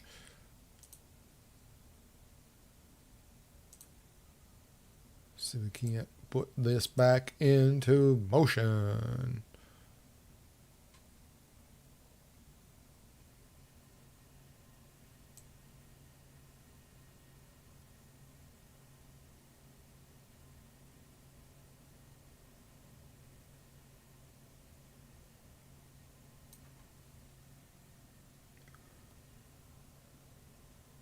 Yeah, so if you're in that Salwi-Bena Federal Dam, Turtle River, 10 strike, Inger, Squaw Lake, Altwood. Yeah, you guys got to be on the lookout for these storms.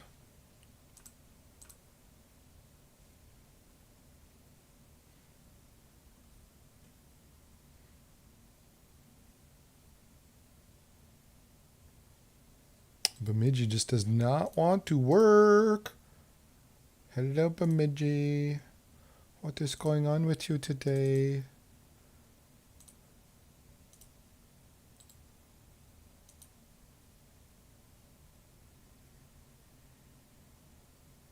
Yeah, I don't know. Bemidji don't want to work. You just don't want work on me. You just sits there. Swear to God, I hear chainsaws or there's, I don't know what I'm hearing outside.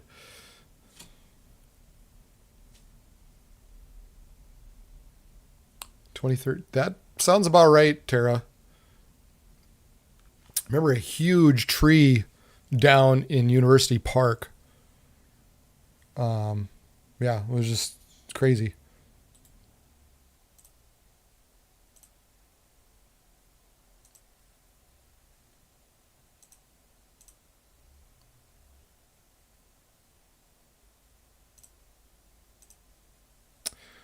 So yeah, still got some rotation on the north end, Pennington, Turtle River. Basically, if you're anywhere, I would say within here, be on the lookout for at least 80 mile per hour wind gusts. We might be able to see a few little spin ups here and there. So there's continues to be a bit of a tornadic threat associated with it. And then as we kind of peel this back a little bit, continue to see areas of hail coming up to Evelyn, Virginia, Chisholm, north of Hibbing, and then back in northeast of Castle Danger. Some stronger winds associated with that as well, but for the time being, a lot of this stuff, 60 mile per hour winds and $50 sized hail. That's for kind of this area back in through here. And then a little bit further west. Let's see, saying 2-inch hail and 60 mile per hour wind gusts possible. And I think that's probably more so associated, was associated with this area just south of Virginia and Evelyn, but they kind of replaced that whole thing. 70 mile per hour wind gusts and $50 sized hail. So more or less this warning at this point is concerning this area punching east and northeast. And they're saying moving east at about 70 miles per hour. So not it doesn't take long.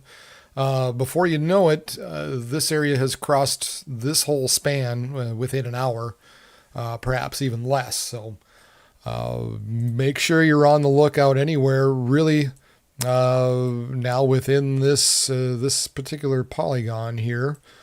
So Federal Dam, Grand Rapids, Deer River, Big Fork, especially Big Fork, Squaw Lake, Effie, Northam. Be on the lookout because this guy is coming your direction. Oh, yeah. Got some flooding. There have been multiple reports of water rescues in Fargo from stalled out vehicles. So we got that going for us. That's fun.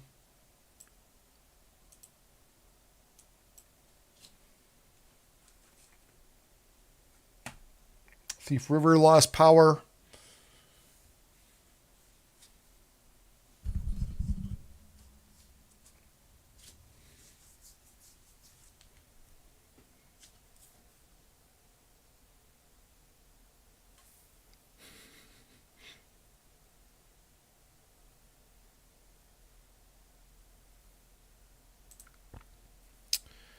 Ball club.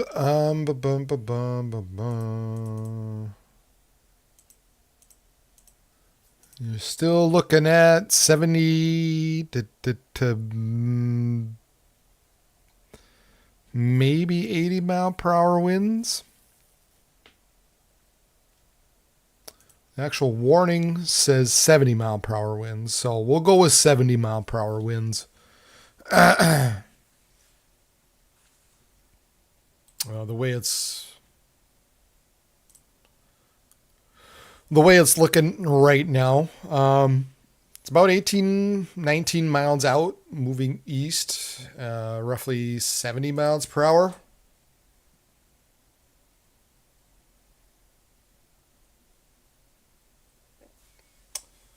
So 15 minutes, probably looking at those winds, maybe less.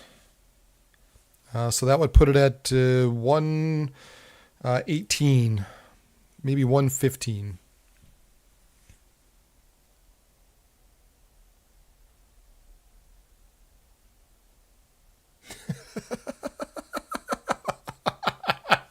All right, Brian.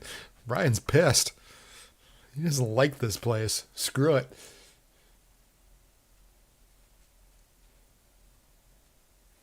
All right, I gotta find a. Brian is pissed. Let's pull up the Grand Rapids. They just put out a new big, large severe thunderstorm warning. I'll get to that in a bit.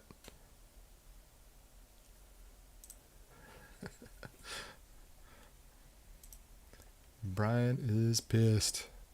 God dang it, Bemidji. Oh, okay. Grand Rapids. Okay.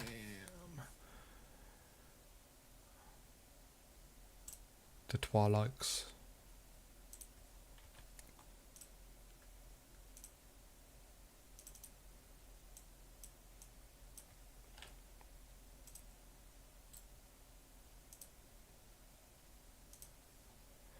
All right, Grand Rapids. What in God's name am I hearing outside?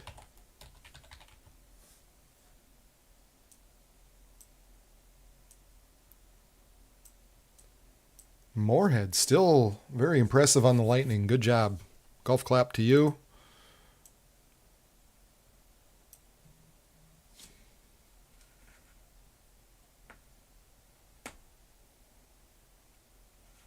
No, something else. It sounds like a leaf blower or some damn thing.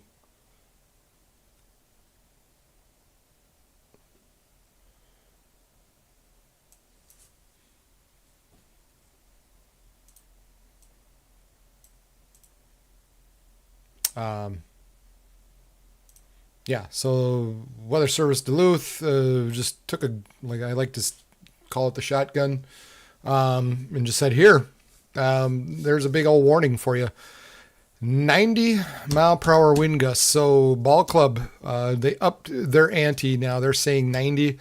I was saying 70 to 80. Let's call it. Yeah, I think 80 is definitely that. We'll call it 80. Moving east at about 65 miles per hour. Leech Lake and Lake Winnebegoshish around 105. So now, being a federal dam in Alvwood around 110, Squaw Lake and Boy River at 115, Osland, Inger, and Ball Club at 1:20 a.m. Other locations include Deer River, Marcel, Zempel, Days Highlandy, Schoolcraft State Park, Cosette, Big Fork, Grand Rapids, Coleraine, Effie, Pokegama Dam, Pokegama Lake, and Scenic State Park.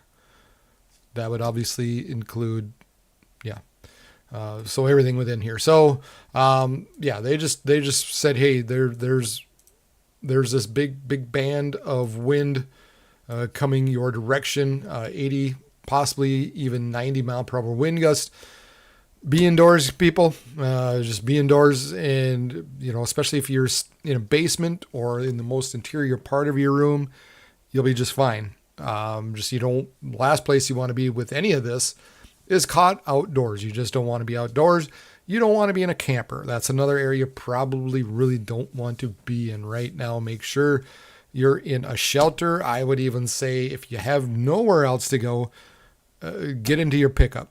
I would that's got to be better than potentially tipping over in a camper.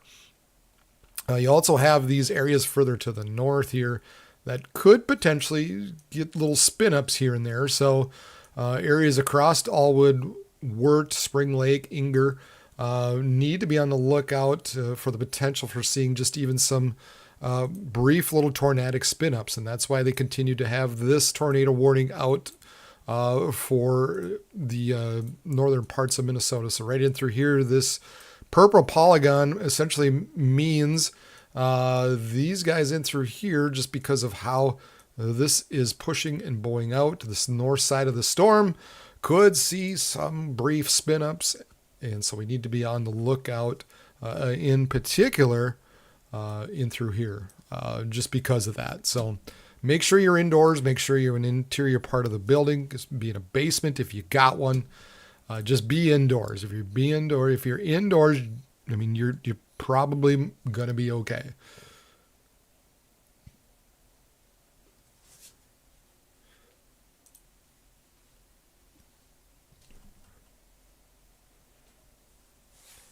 They issued wow.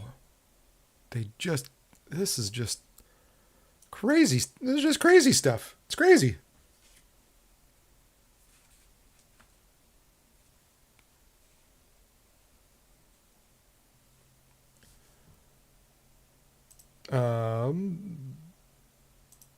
Was it this one? Yeah, they just issued this. They just issued this until 2 a.m. 80 mile per hour wind gust possible.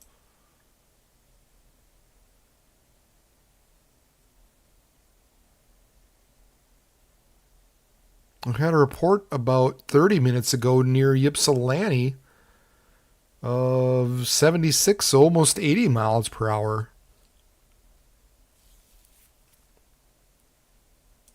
Yeah, man, so just interesting. Now it looks like, those winds are now starting to poke. The other thing, guys, interstate, right? I don't know, people traveling, going up and down interstate between Hillsborough and Reynolds.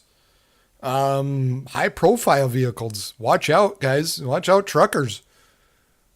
This is dangerous as this area blasts eastward. Now they've even issued a severe thunderstorm warning even kind of in south of this area. So winds being felt well behind the main line of storms.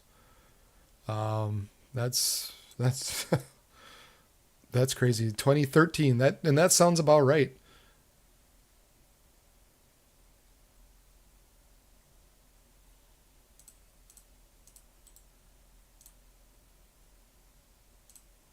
Moorhead's still going off when it comes to their lightning.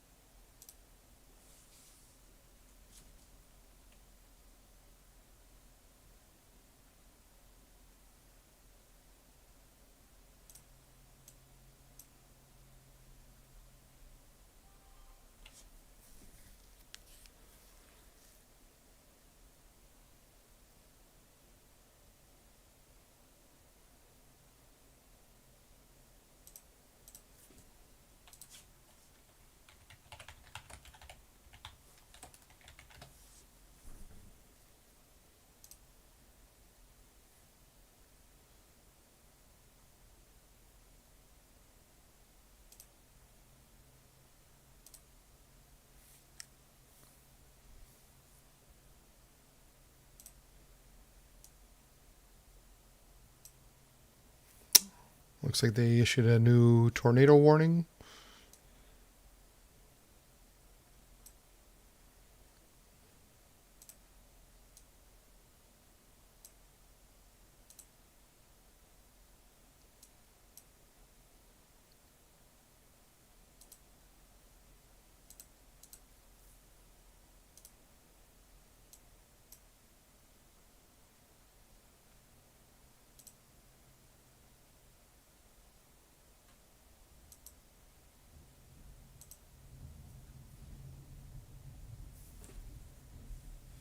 Oh, yeah.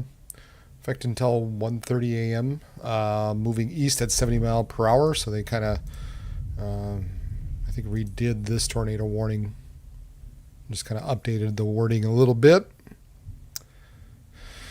Inclusive Marcel, Squaw Lake, Alvwood, Oslin, Inger Lake, Winnipegashish, Spring Lake, Bowstring, Sand Lake, Max Wirt, Rossau, Decker Lake, Dixon Lake, Jesse Lake, Whitefish Lake, North Star Lake, Bowstring Lake, Talmon, and Cutfoot Sioux Lake. A lot of lakes out there. If you have a lake in your name, you're in the tornado warning.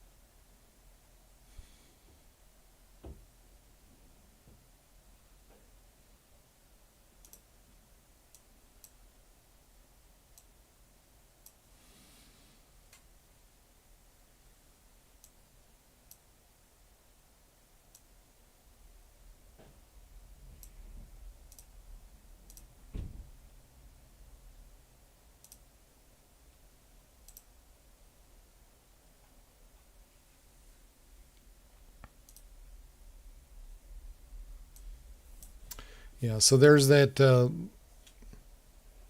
line of storms now just about to ball club, if it's not there already. So there you go, ball club. It's right there.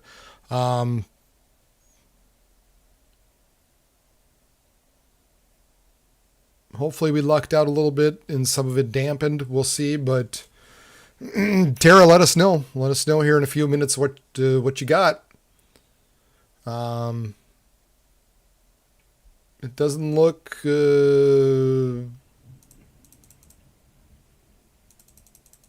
maybe as potent as it did just a little bit ago. But we still got maybe some 70, 80 mile per hour wind gusts running through you.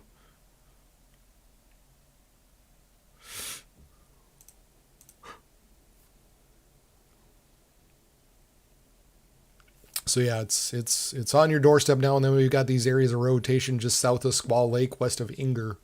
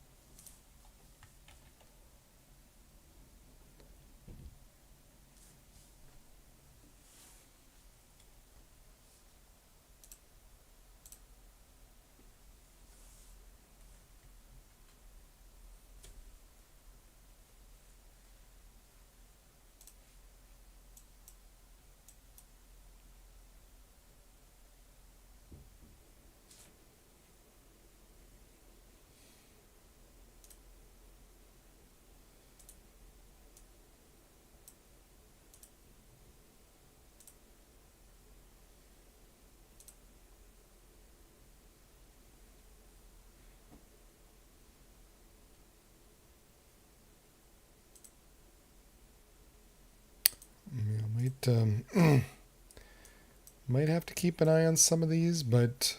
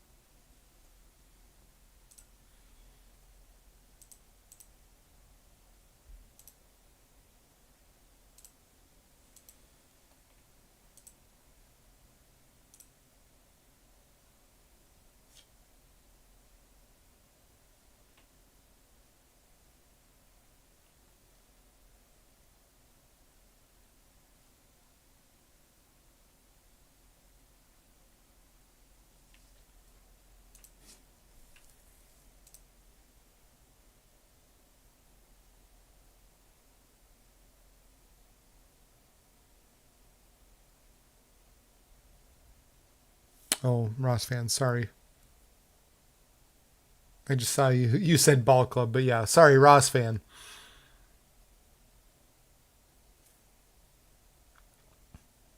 Yeah, and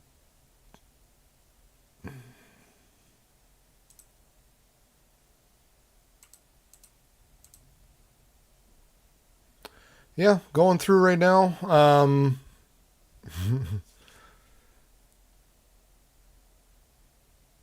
And yeah, just be indoors. Just be indoors. Be in a basement if you can, and you'll definitely be safe down there as these storms roll overhead.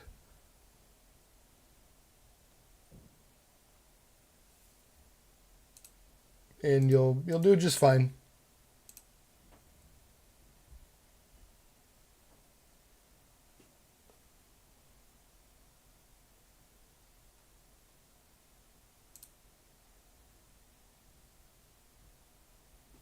Bemidji ASOS reported this was, wow, 30 minutes ago. 106 mile per hour wind.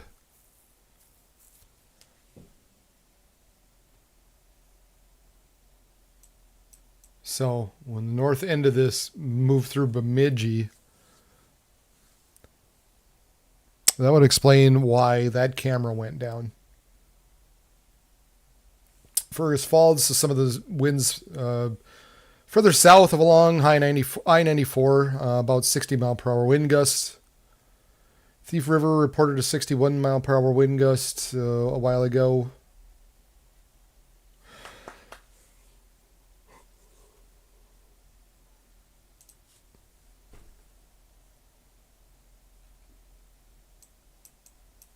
So, just be indoors, guys. You just got to be indoors, be in a lowest part of your house. Stay away from the windows. It's going to be fine. You just got to be indoors and stay away from the windows, and it'll be okay. It's the worst place. It's just you don't want to be outside. You don't want to be in a camper. Definitely one of those situations where you have a fifth wheel or something like that. Perhaps you're around a lot of trees. These are ones that they'll take down a tree. And just depending on where exactly you live, these areas are probably going to come more out of the direct west. This is going to come more out of the southwest. It just kind of depends. It basically becomes perpendicular with the line. Kind of determines exactly what direction your wind's going to come from. So,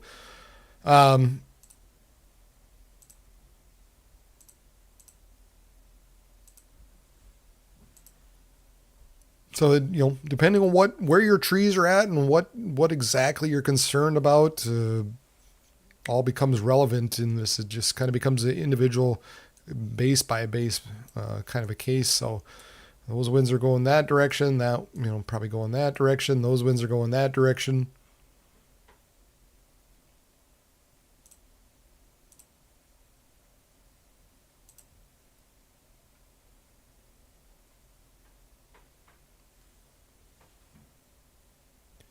And we'll see these now.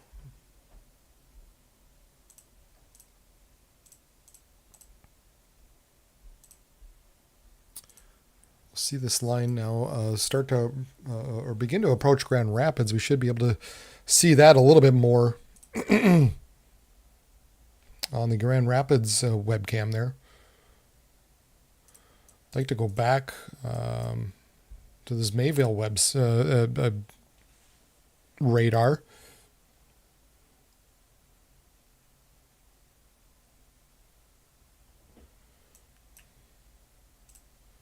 Winds continue to push now into Reynolds and Buxton and Hillsboro.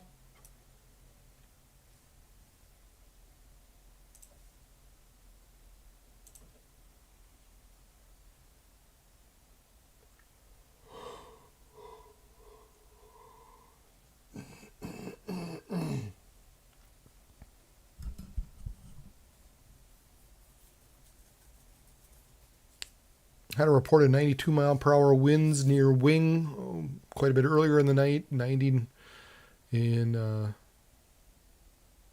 near Courtney, which is Stutzman County, Tappan, almost 90 mile per hour wind, Steele 76.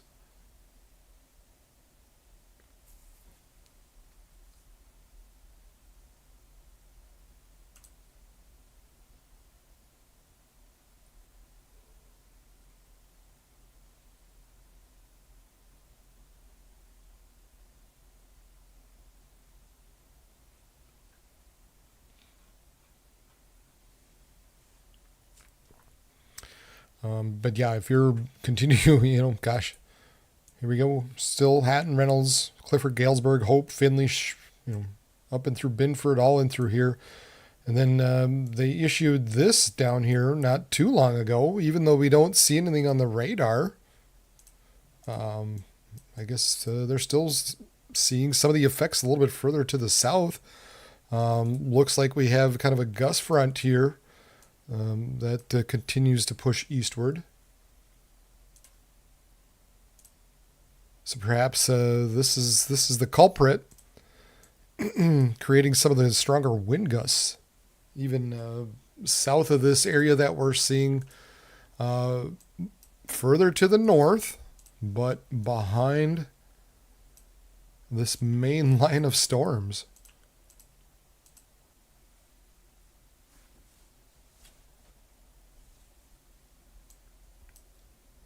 So you think about what's pushing this. We've got, again, we got a low-level jet in through here, aiding in these storms. And then we got some kind of low pushing in the back end of this, helping aid, even more so some of this activity that's trying to get develop further to the east.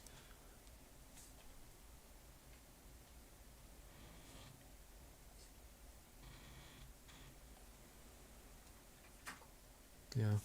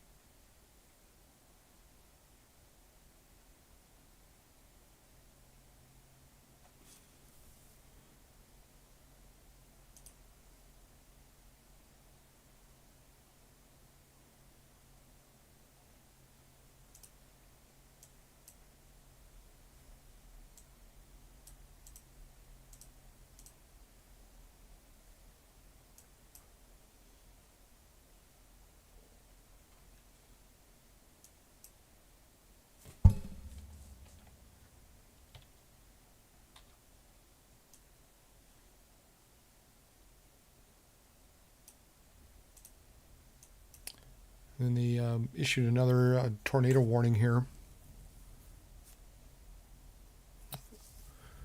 At 1:22 a.m., a severe thunderstorm capable of producing a tornado was located near Inger, 32 miles northwest of Grand Rapids, moving east at 85 miles per hour. Radar indicated rotation. Dangerous storm will be near Scenic State Park around 1:30.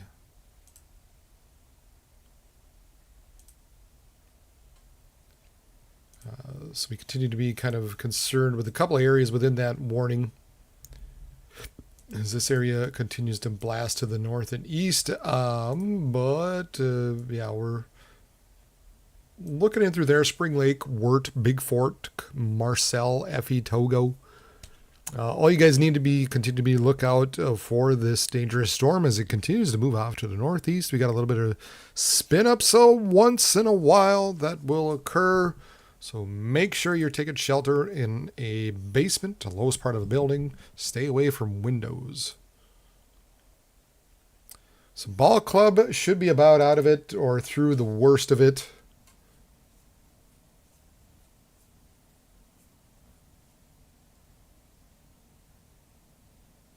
Oh, you're in Kurt. You're North Dakota. All right, heavy rain and wind. Okay.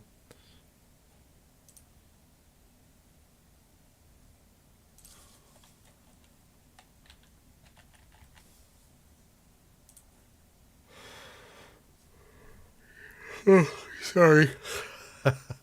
Yeah. Yep. It's just about to you in Cosette. It's right there, knocking on your doorstep if it's not there already. Then we'll see if this Grand Rapids webcam fires up a little bit more.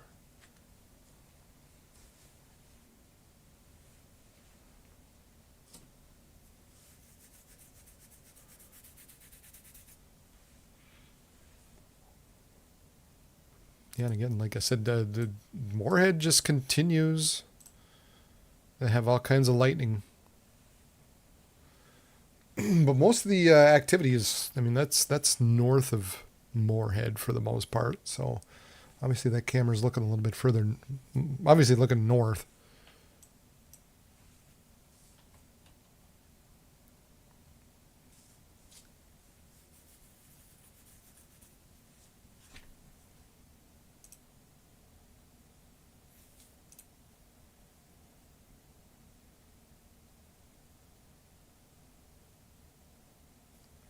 We've got Tornado Pagey.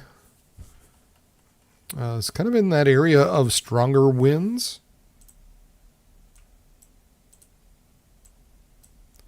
I guess just north of it.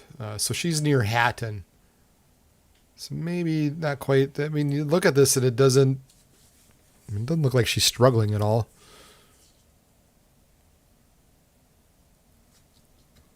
Maybe she's just north of, oh my lord, kind of that area of concern that's now pushing into Buxton Hillsboro area. Cohasset, not Cohasset, Cohasset. Which is it? I always say Cohasset. Cohasset. It's Cohasset? Okay. Cohasset.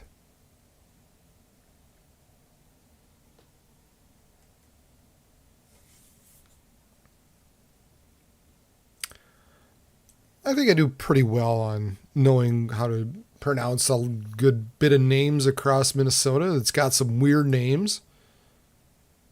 I don't always get them right.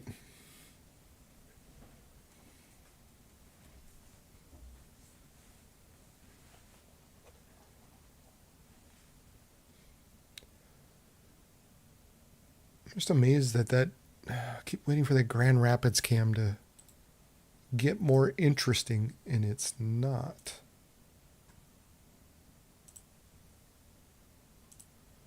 I mean, this is beginning to knock right on its doorstep.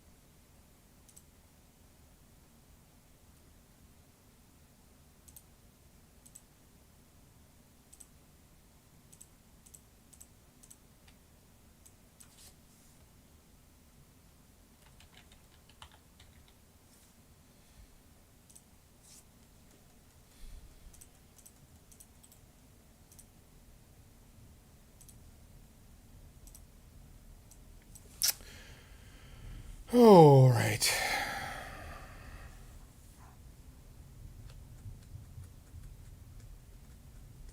Cohasset. Cohasset. Huh. All right. Did not know that. Cohasset. I've been saying Cohasset. Well, the reason being, I think we've got a family here in town. That's how they spell their name, and that's how they pronounce it, is Cohasset.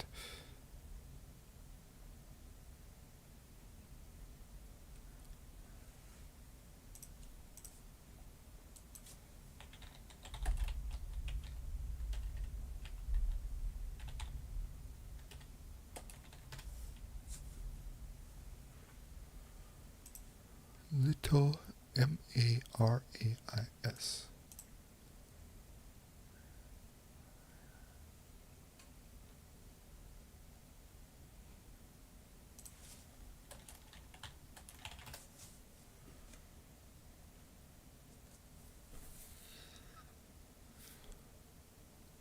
Grand Rapids finally at least showing some rain on the webcam. Blow that up a little bit.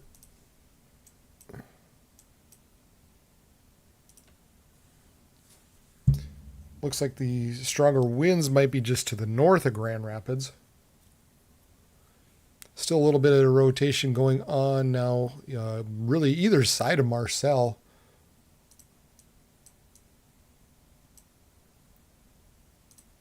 A little bit here, a little bit there. We continue to watch this Boeing segment push to the east and northeast.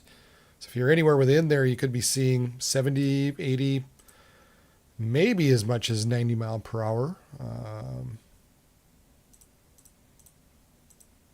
Take that down.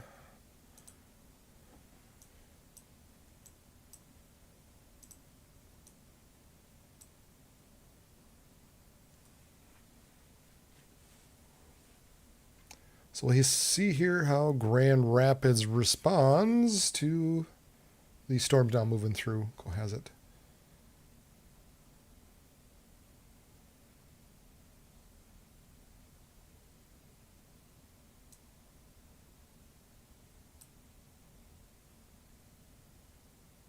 About the city near Duluth, right? What about the city near Duluth?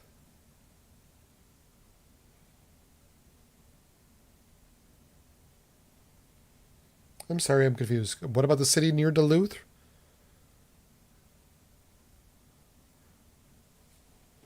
Is there another Cohasset or Cohasset? Cohasset? Cohasset?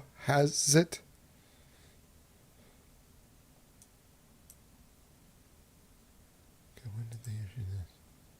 116. Huh.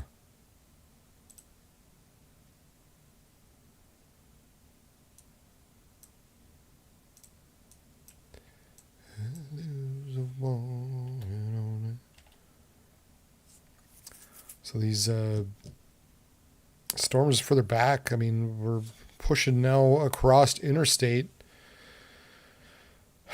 Man, it's really interesting from Buxton to Hillsboro, down to Arthur, back to Mayville and Findlay. We'll see how Tornado Pagey is doing.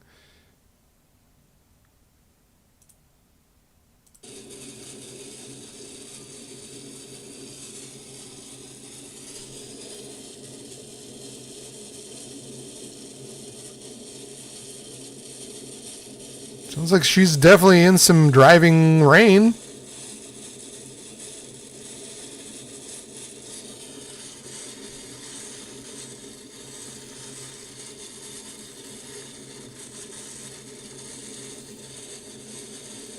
So, yeah, that area on the backside, very, very, very interesting.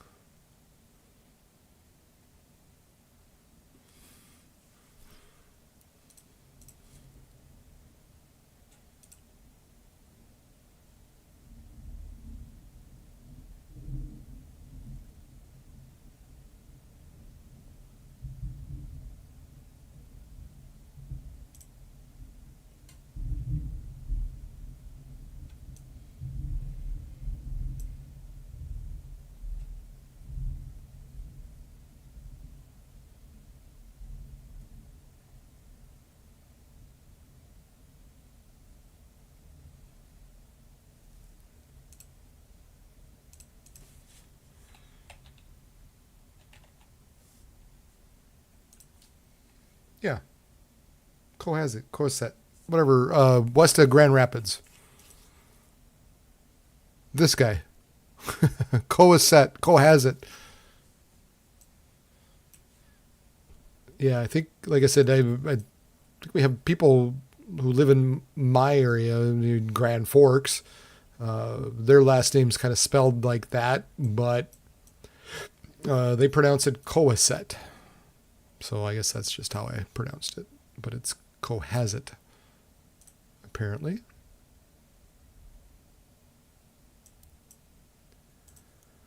Maybe some stronger winds a little bit further now to the south of Grand Rapids, coming up to Hill City, Emily, Cross Lake, Palisade, Floodwood, perhaps eventually.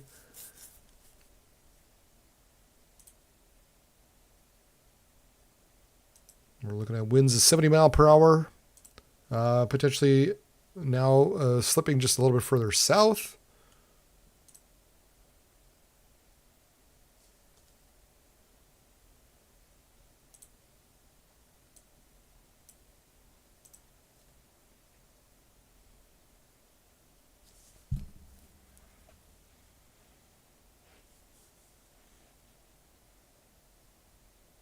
And we watch this area further to the north as it comes up to Hibbing now in Virginia and White Lakes.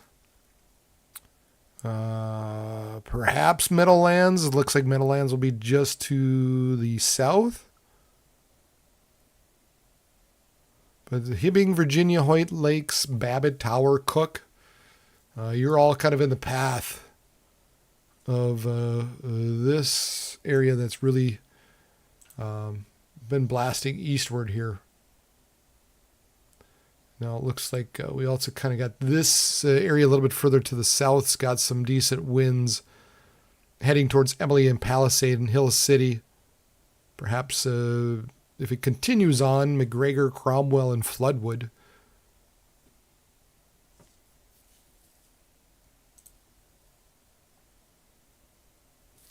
Crazy how long we've been watching all this. I mean, this started in eastern Montana. We've been rolling for quite a while.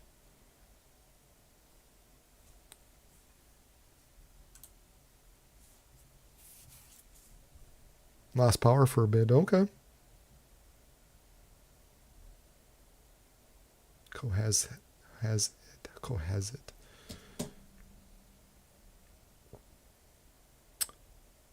Have we heard from Ross Fan lately? Anybody know about Ross Fan 42? Hoping they're okay. Wonder if they had lost power. That was the person in Ball Club that was concerned. So I'm hoping everything's okay with them.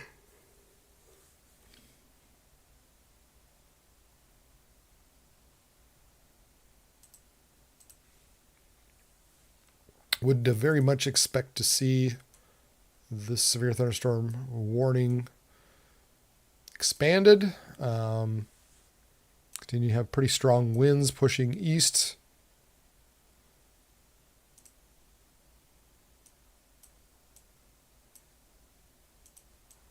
And then we've got this area now heading towards Hill City, Palisade, Floodwood as well.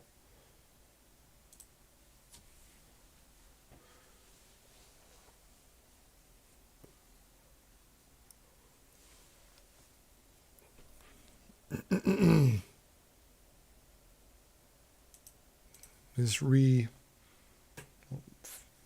this small. This was a little underwhelming.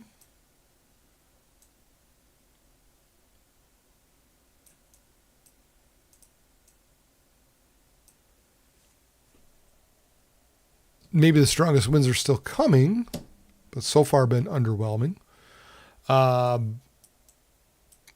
Put out a new severe thunderstorm warning here at 1:43 a.m. until 2:45 a.m., so for another hour.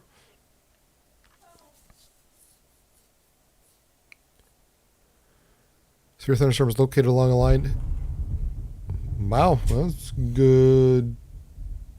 That was good crack. These are destructive storms for the central Red River Valley. 100-mile-per-hour wind gusts possible. Multiple Endon sensors in central Red River Valley reported wind gusts in excess of 90 miles per hour. Pretty strong wording here. It says you were in life-threatening situation. Flying debris may be deadly if you're caught outdoors. This thunderstorm will be near Hillsborough, Buxton, Reynolds, right at now. Caledonia at 150, Halstead, Hendrum, and Shelley at 155. Climax, Neillsville around 2, and Fisher and Eldred at 2:10.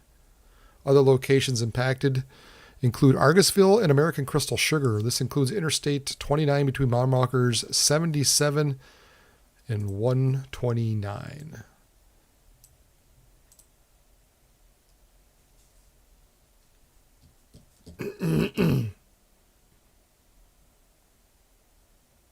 Yeah, wow. There you go. Reports of power lines down and tree limbs up to 3 inches down. That was about a half hour ago in Neillsville.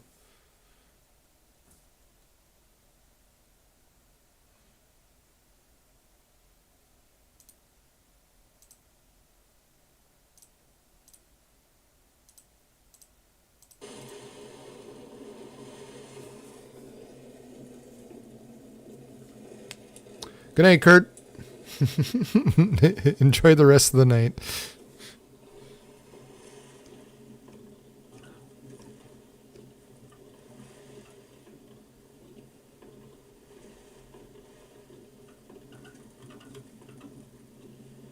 More emergency vehicles. They had electricity over here, too. Yeah, they did. We do not have electricity anymore.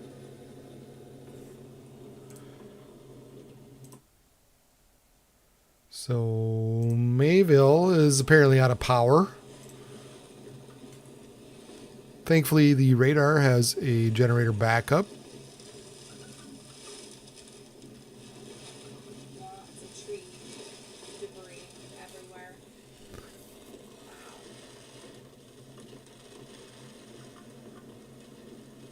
We just went through you guys like a half hour ago.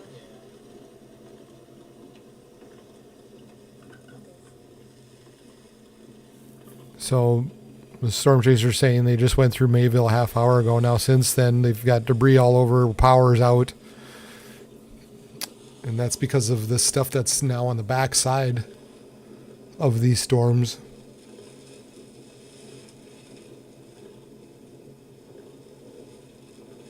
Just so interesting, so cool.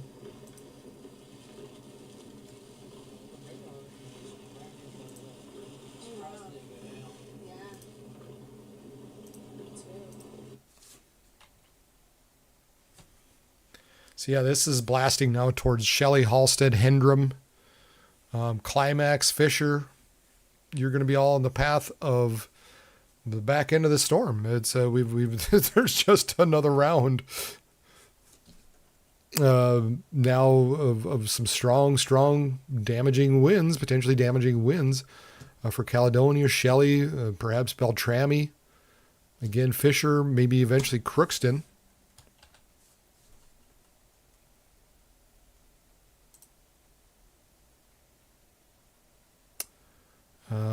Probably looks like more so these storms are pushing east and not so much north. So Ada, Lockhart, Beltrami, Fertile, Sondral, Walken, Twin Valley. We'll need to be watching for these storms for the wind as it continues to blast eastward, essentially.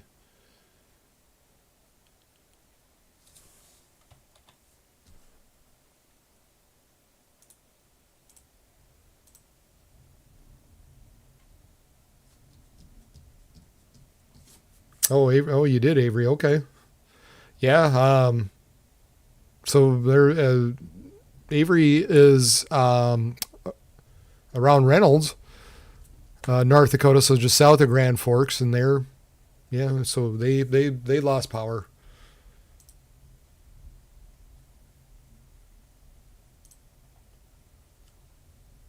So some big time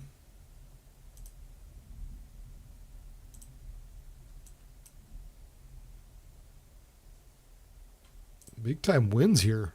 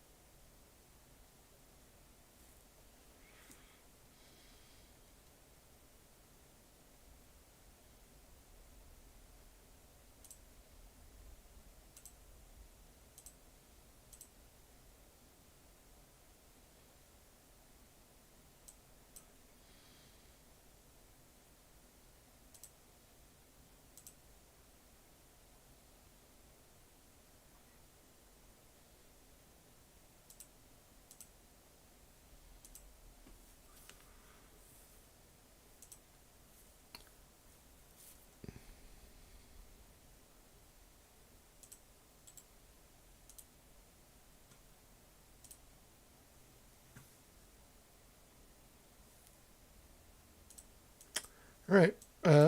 Further back we go.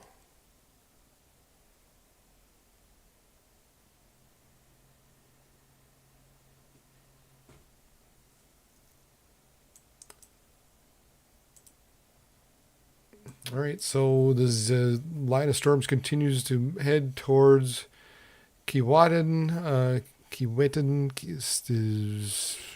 Stevensville, Kelly Lake, Hibbing, Chisholm, Buell.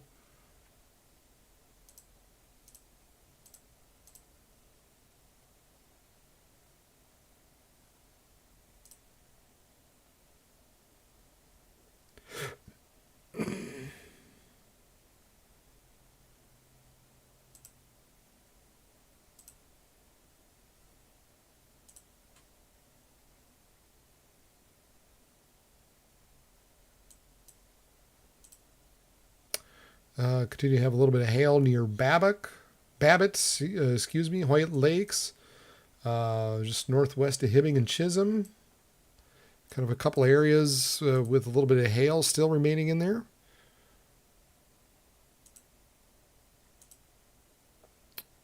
Otherwise, this guy up here in the north is 60 mile per hour winds and 1 inch hail.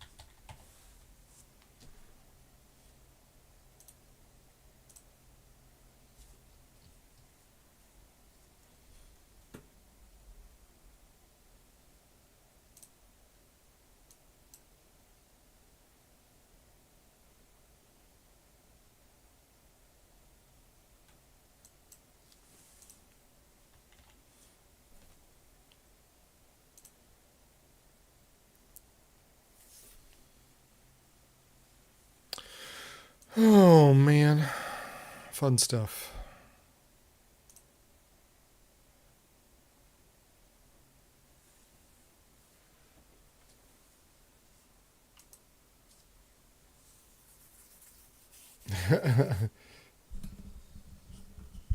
Yeah, it is. It's kind of an odd one.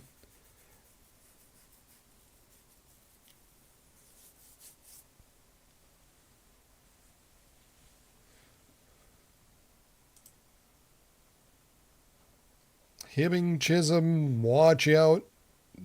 Toivola, gosh. Zim, Forbes, Iron Junction, Eveleth, Virginia. You guys need to be watching out for this blast of strong damaging winds hitting your direction.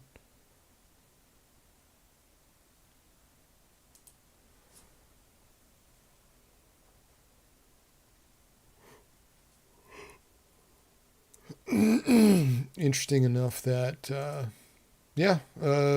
Weather Service just said the heck with it. We're just going to put out a big old warning for 70-mile-per-hour winds. And just issue this thing. And maybe we're just like, yeah, the heck with it. We're just going to go to bed. And we got it covered, 70 mile per hour. So there you go. If you live up in the northeastern part of Minnesota, watch out for 70-mile-per-hour wind gusts. All of you. Just all of you. Everybody up there.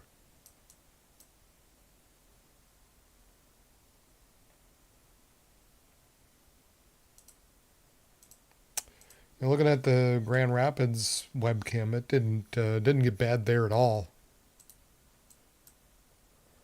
They were kind of on the south end of the worst part of it, however. I'm getting tired. I apologize.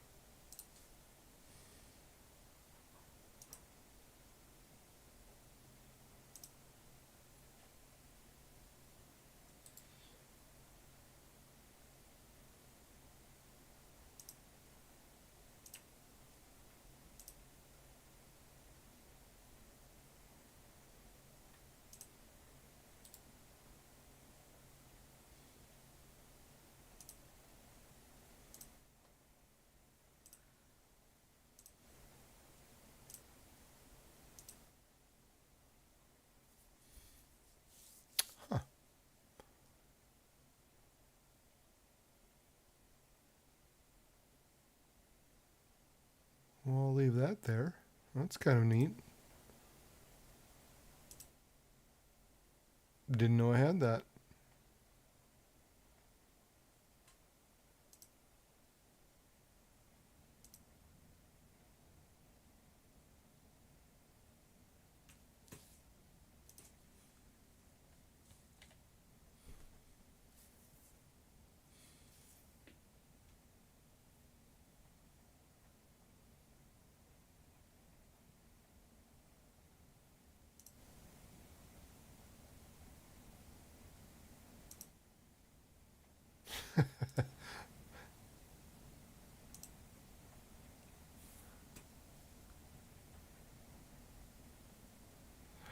Yeah.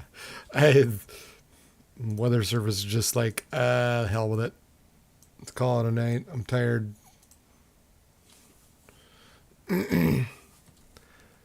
70-mile-per-hour wind gusts, penny-sized hail, moving east, 55 miles per hour.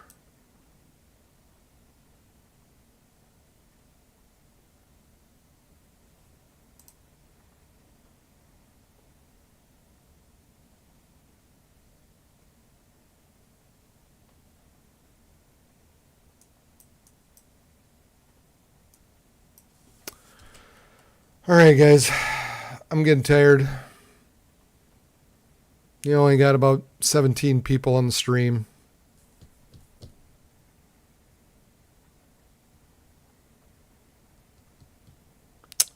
One last little bit of questions, I guess, or concerns. Please ask them on the chat.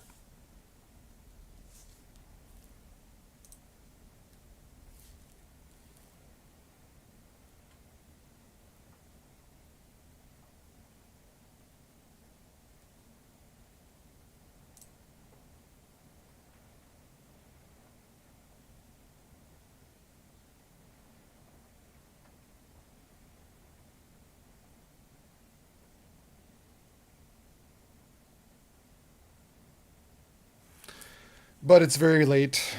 I don't want to be up till 3 because that's very late.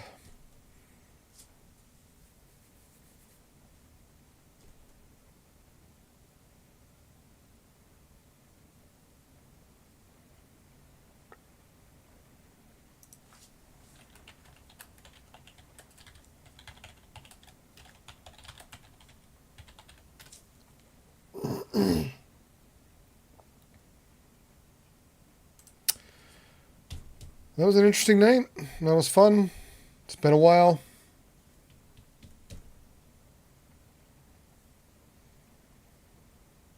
I don't know.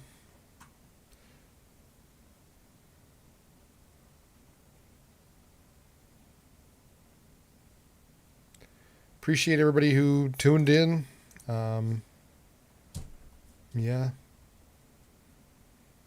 Hopefully we have another day that we can do this again. In fact, before we go, let's take a little look.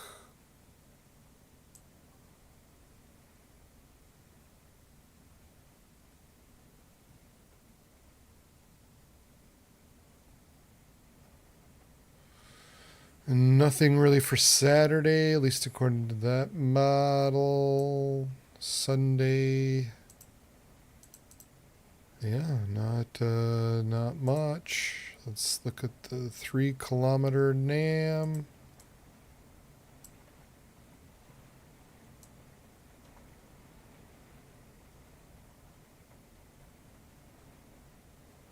Nothing for Saturday. Maybe a little bit for Sunday across the north.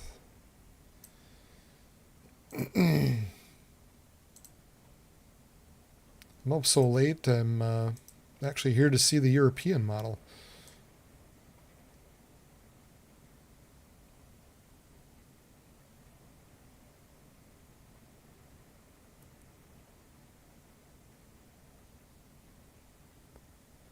So the European model has these storms firing up across northern parts of Minnesota here. This is Sunday, late Sunday.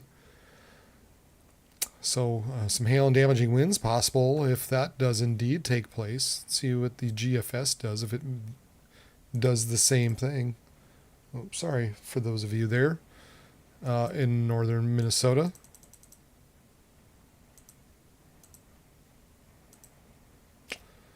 GFS doesn't really do that. There's a couple other models that do. Like I said, the European does that.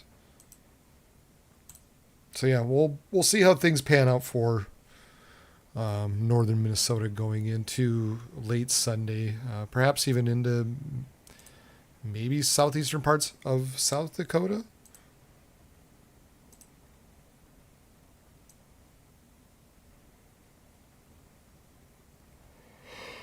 Perhaps.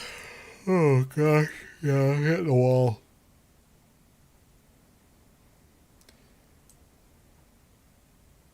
Union Lake, huh? Hold on a second.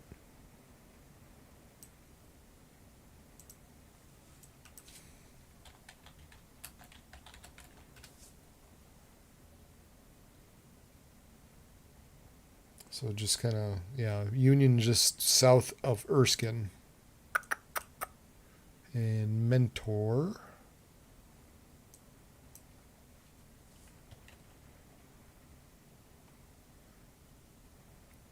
Yeah, yeah, Union Lake, Maple Lake, basically just to your northwest as well.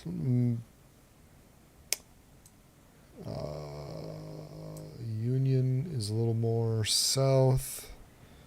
Yeah, Union, you could be hit with some pretty strong winds as well. Currently, there is no severe thunderstorm warning out for you. I don't know if they're expected to move that. A little surprised they don't have something out, but I guess I would expect.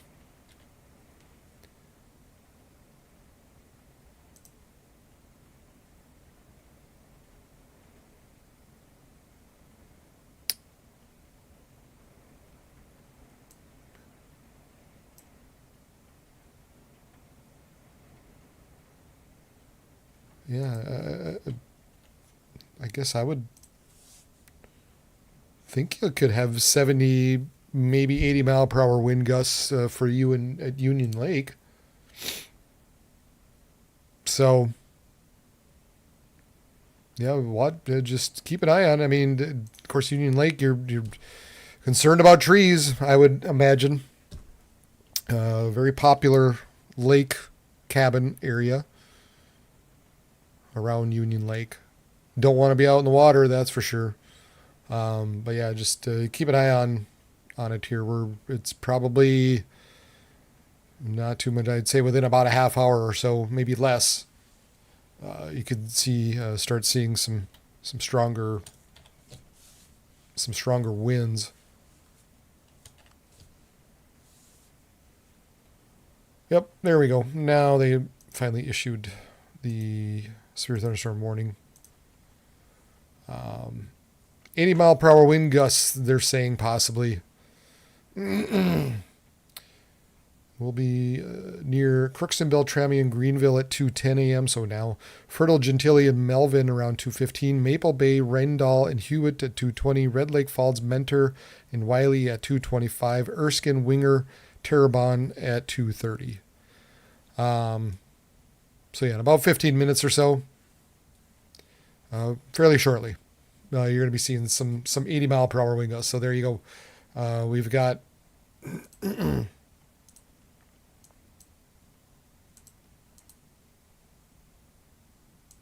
there's the latest severe thunderstorm warning. So that includes that Winger, Union Lake, Maple Lake, Mentor, Erskine, Foston.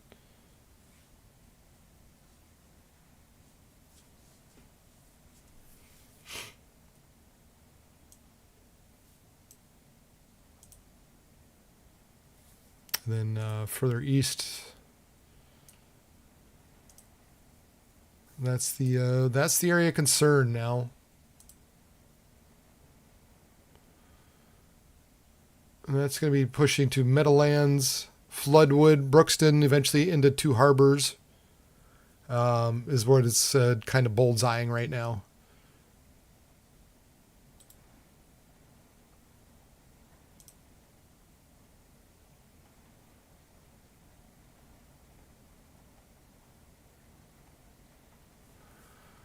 $50 miles out from Two Harbors.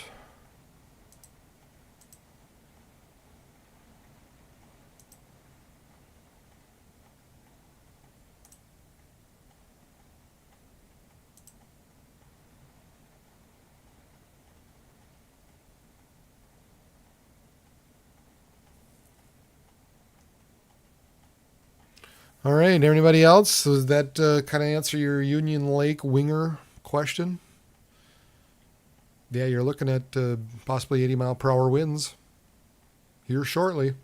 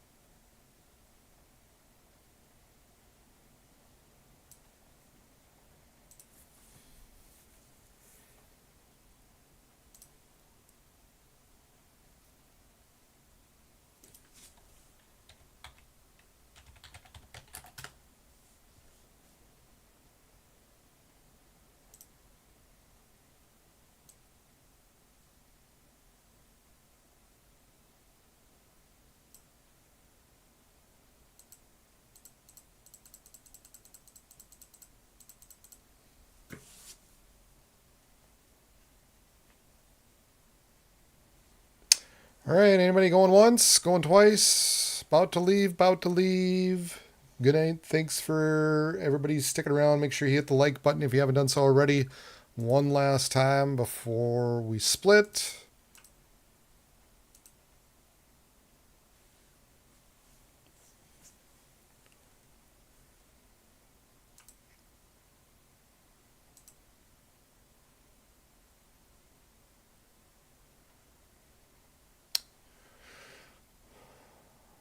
Going once, requests. Going twice, requests.